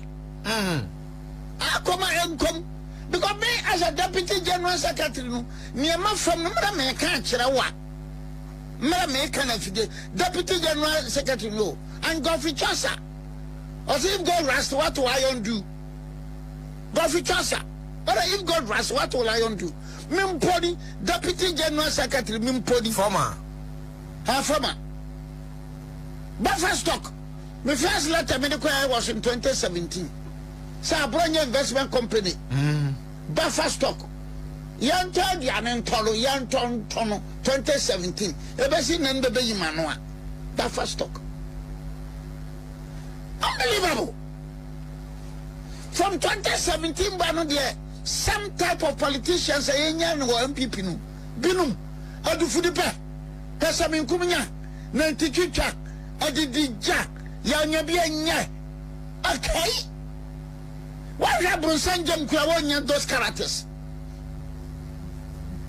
I am not missing West. Madam Michael Pempe, Saddam Jam Casa, Wabedi Matam, Dimatam, Atam Dian and the first dim, Badim. To borrow the words of Nana Butler, what takes him. She takes some. But you are not now, ya, very now fire. Apoyena, ya, boy. Aboy. Okay. Aboy. Kurobehu, Bahabehu, Niomian Subati the Kankani. Sikani Baja Binimania Bebe Kodi, Ben Kodi. Bemkodi na ora sueba few I was for so MPP new MPP former deputy general secretary or say MPP abai MPP for Ghana for nya awomo no or say boys weda was say bronsam jem kura no omu ye nipa bone fo ama bronsam jem kura no wo wo musu nipa wa bronsam jem wase womu ye nipa wase MPP fua womu bedi Ghana so from 2017 eba de womu nipa ban bronsam jem kura no nhia bi wo ho wase abro nipa bone kura no etirimode yenko ayani benko andi wase womu ye nipa bone fua ma oni ba bi a wo be hia bi waso dat na se mame ene education minister MT aye enhyiamudie bi honorable Haruna Idrusu na say enhyiamudie no ye free mu aba ne say hostel fees a wo mutua no was say yente so from 3,000 to 2,500. Okay. Education minister. Okay. Honorable Haruna Idrusu na me pese ye bo video no ye bo wi a na ye discuss about it. Okay. Enti no and then the council converting or can you say first year student, first year for tertiary no. Tertiary for no. Omo be di kan ya but on be make sure say omusika parent bia no. On be refund omusika. Fees and Charges Act of Ghana. So GTEC will take steps to ensure that our investors comply with that directives. We want to do things in a manner that due process is respected and our lawful processes are respected. As I say, we have to bring proceedings, but our Vice Chancellor will be here, and this one I'll say it for her. You couldn't have Vice Chancellor coming to wait for you. It's not part of the training she's giving to our students. So next time, do right. The Fees and Charges Act of Ghana. So GTEC will take steps to ensure that our investors comply with that directives. We want to do things in a manner that due process is respected and our lawful processes are respected. As I say, we have to bring proceedings, but our Vice Chancellor will be here, and this one I'll say it for her. You couldn't have Vice Chancellor coming to wait for you. It's not part of the training she's giving to our students. So next time, do right. Because I'm a student activist, I could at the beginning say this, or else you'll hear me. But next time, don't keep Vice Chancellor waiting for you. It's not done anywhere in the world.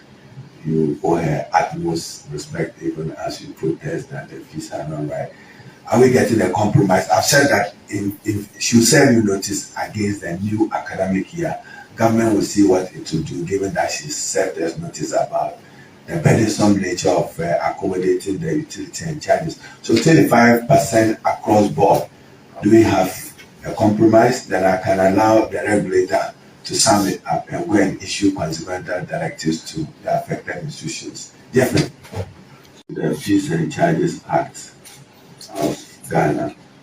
So GTEC will take steps to ensure that our investors comply with that directives. We want to do things in a manner that due process is respected and our lawful processes are respected.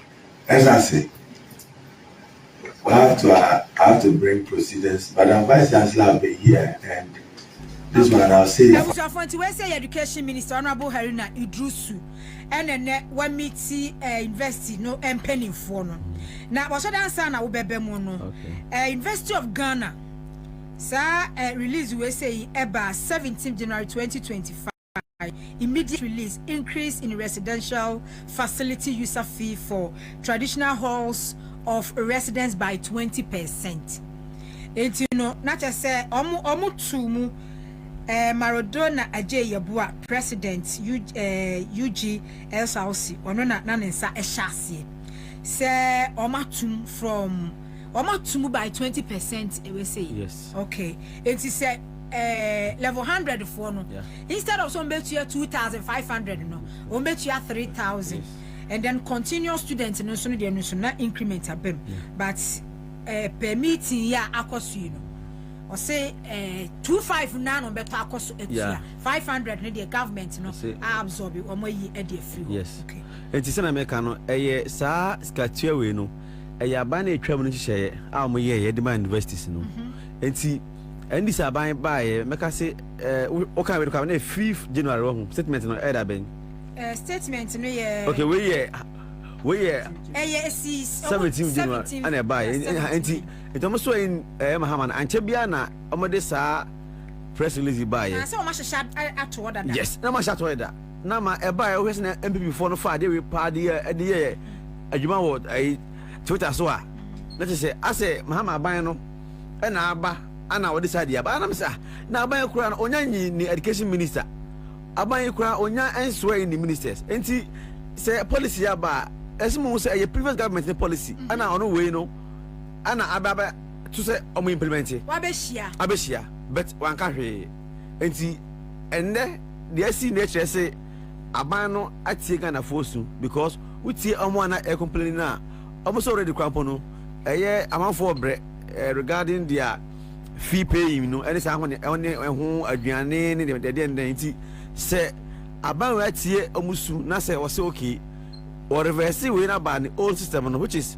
they pay instead of paying 3,000 no almost 2,500. Say a very good news for them. I said you mutia dada no ano. Eno ano mo santua. Yes. Ana say na kan bi mu no regarding yes omo first years no. We asem we no asem bi a ani say aban aka na osan kan bi mu. Wo say ubi a okọ this year university bia office wafa. Na this year na okan first year this year afiwe okay I have 25 years ubi aboko university afiwe bia no aban so for office uche campaign na o say ese a ochira e ba last year nti no okay afiwe no onum se nipa e be ko school bebre no awfo no be bre in paying their fees it's aban so offer sa kan this year let's say 2025 for no but say the amount for be other because okay so any policy say that be who quarter share first year be unless say be abanu be this year so say be feasible then obeti make so inside I will take off year be no mema first years na entua but this year no dey a year for 2025 academic year and abanu say offer saka no na ebi no na e ka say oh aban no ontimi nya how do I do so say aban we e kan the budget e march ya ebesi mi aban be kan the budget na sa budget no sa fees no aban so for saka no obe kire o de be shem wi a na say o ma approve budget ni wi a aban be se sika no e de atua obi bia okosa school ni bia refund ubiye so what ya Oscar wi no aban se obere refund Oscar ma na hona afu bi so e kasa se ene sa de a enka se me no so sa enka ma cha aban se enka on keep Oscar no mum e ya mo anka matua no na enka next year no okay because so the man e bia obedi watua wie okay na enka cover next academic year okay and see asema afu bi ka and I'm sure say do once the debate is on no me sure say in some way na be ma omatimi ahwe whether they will give them the cash and that's okay omo get scan na say next year no mu no na otua fine ti eno say ade a ho but abana say afu we die ubi akọ tertiary school bia say college you see university you see di o so afa oka obetua Oscar ma enti eno say ade Haruna Drisu aka na say o hwe social media utietie Chrome edwam omo atise asempa because and the fees you saying first semester e be tua 3,000 e be tua 4,000 depending on school awoko game panka ho ana da game well was my coach here be a year o minim se private university kan ho dia I don't know much about that so that's a government dia no kuma yeah but I don't know that private universities are partner minti yeah so mo be kire you so mo kire mo that is was my coach here be na anu ya and so the game plan so dia ne board enti no minim se private kan ho but for now the minim se yeah public universities okay and I say but minim se private kan ho fine next and also one kan so when you alert scout here anyway here to come back so basically that is what it is and alpha braniaje so at least ebe mo some cushion kakra ha na omo so omo wan ha na kroma ye na afa no yemra hajj okay wako meka no nanka me ko 2011 na me se play number se ana mantima ko be see that me ko aji okay eti enra enemenya nti asem se hajj board no hajj committee no baye press conference okay Alhaji Collins I'm a press conference eti enra no information baye ne se hajj benefo atena se obi opeso ko Mecca say Mecca eko instead so obetua 75,000 Ghana cedis no obetua 62,000 I say yate so 13,000 what the call dollars mu a I say yate so be say $900 yes yate so be $900 hey ya kan 13,000 na yeah but say dollars na share wa yes yate so be say $900 close to $1,000 yeah enti ama asemwe usa ya yende ho na free ba na ukozongo mu na se free ndras me eto fom no che ase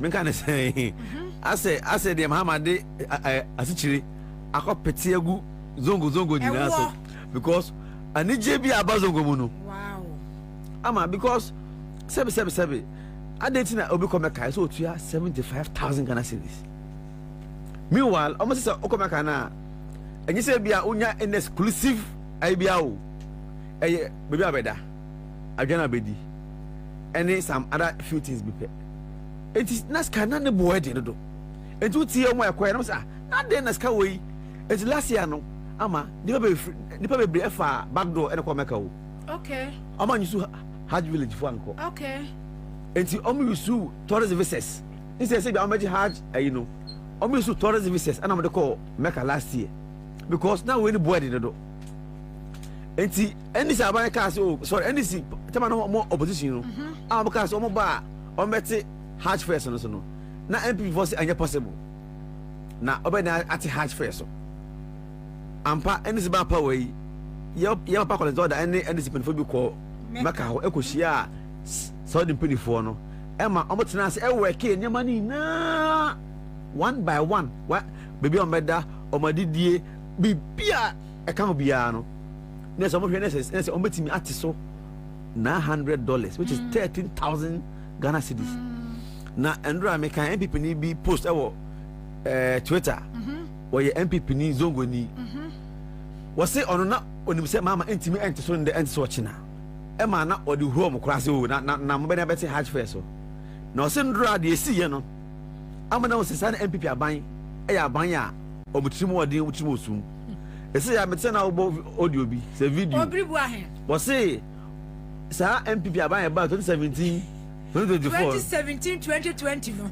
2020 no se opeti mo de obutim odi no u she bi ho na sa na ba no so kan was it atimodeni greediness skana na omo no na omo di si obufie mansions afa meka na bedane as a business se omo de mokwa ono nya more than $1,000 per person o or just bet tibia na say more than $1,000 any profit per person oko na ade aye akwantu ye nyamesom ekwan so na onyonko wote na ono edrigi mfaso we sirawo enu media nti no wonder say enu me no wagun kama yes because na say angle bia omo hawo omo ni ndue eko omo ni nsu oku party wa ku ndua no mo problem enso no mo problem mo de ye say bibia say atwa ho hye bia omo ni asofo no mo enso problem no problem because omo hajj ye cathedral osukosi adane swimming pool ada nyankopon enti wo pa say die na wo paso ye guy ne say na asema guy ne kan say o say enti MPP so 2028 you bet me ko zongo masa akwa campaign na yes that's the question because any say aban no de okan no waye ama ye can say ontimi nye because how possible say possible say obetimi atete enema ni biso ama dipa ho han no itaja na mantimi anye enti zongo mu de ama say ye de wo na akopete o na afiri de anyem ho ase e bia meka no nipa ebenya this year no ebeye because quota no person o ma increase okay o ma increase quota in the number of a year betimi akọ this year pilgrimage and pilgrims no yeah enti o ma ba onim say no mo je 75,000 Ghana cedis ni na no Alhaji Collins da oda ni team na adwuma o ma ye ne kire say e car bufuado ba mi aban ajade ato ho eye $5.4 million. Wow, new story. I'm a shame, and I don't know where it came from. Say, I didn't so worker, but I didn't you are overcharging. And I will make it about profit. And you know, okay, well, until I like to see you handed over to oh yeah, so where you say wait, I was saying my Yoko for now because any pan sikana ojino otiama boss my broso ba mo no so yi si je adwuma ye mo no yes yano na aka so do na do so I do okay ba ampa the my bills no mo no na aka no so because so obi say obetimi ati so from 75,000 to 62,000 also omoka ba wona wo charge 75,000 wo momu no wa boka $5.4 million not in cedi so $5.4 million e dia to ho no mo a say ndo no so no ba betete so no wa say eja ne ka And the says the can now would 75,000 Ghana cedis. And then I know this can now the day. Now the man why? Because you Hajj village Senate here, Senate here. Senate Mahama buying 2011 Omo Hajj village ADC was most time. I'm a same Hajj village. I'm a Senate here na Senate here mosque na AC wo and e bia the partner na say I'm a sign bia no aba ka say bia omaye ayi bia ye ayi bia say obi humida bibia ni ho nti Hajj no plane na amko free ana adwane na amko free ana nti I think say some of them you could now because it doesn't make sense to me. But Adia Yami Wawan said Dr. Bobie as vice president. How? Terrible. Why ye kremoni Samira Bobie so amko Hajj. Amko Hajj. Even this year I'm going. This year after you okwe. Me obey me omako ba ku bia no hu ayi beba here. And then vice president Muslim one we yere. Yeah, office wo bebregu ho. Yeah. Na wanya that empathy. Yeah. Amfama fellow Muslim. Yes, wanya mom da. And not even when they were crying, scanning wedding. And I was wouldn't pass it. Just can was zongo there. Fine, scaffold, but I'm hey, had Yanni, I like you for now. He's go discuss your papa. Don't mind the buildings. Who do zongo, eh? Sadine, who would have when you know what anyway, zongo dear. Don't mind those buildings. So, Nima, who Chawaka say Nima, and here or more. See, Nima. But to say, Macano, so become Maca. Or plan be 10 years ago. Okay. Okay. Eh, but some ebia Odijo or Nima. I'm obese kasa for 10 years. So on kwatintia na boa. And yes ka I say nipa ka people na otimi sorry na say this am come because when we say scan guna council. But do one na no. Obese scan sa Ansah na otimi akọ. Me people work in Tampo. Onye nantwi nwan. Ama onye na be 15 years. Oh, they pay up. And other call Mecca last year. Wow. Yes. It was also last 2 years. And other call Mecca. No, what did 75,000 Ghana cedis? No, Bob, now they are what they are called mansion. Mansion. Now they are called. Aye. See, can I say any? If you look at somebody, because no me is can I look at toy. Oh, and you know, it's all you are dancing idea. Oh, personal, abnormal personal. What's on the car? It's a buffet. It's not question. It's not kind. ECG for instance, maybe ECG. When I'm just catching a beer, and so now I can't. Because ECG for the catcher will say, we have found say, yeah, annual revenue, as a quarterly revenue, 1 billion. Annual revenue, mobilizing $1 billion. Yeah, 200%. Yeah, they say quite a 1 billion. I drop you about 800,000. Listen, do 1 million. How? See, it's not. You know, possibly they are looking at it. Sana man, I was seeing. I'm going to I had just and I'm charging the come for any but me pa alaja chocolate not that chow.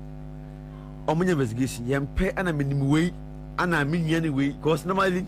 Eba say na mo san fa se e de penifo e pa chew ye pa na chew Ghana for person mu hwan na edi sa sika no anasika no mo de eden omo de ski omo de se Moscow make a ho e ma Ghana for ana ye nim ya journalist omo nja sa we bi nwia enti me koba no da bi ye pese in the next 2 months and after I know ye hu sa sika no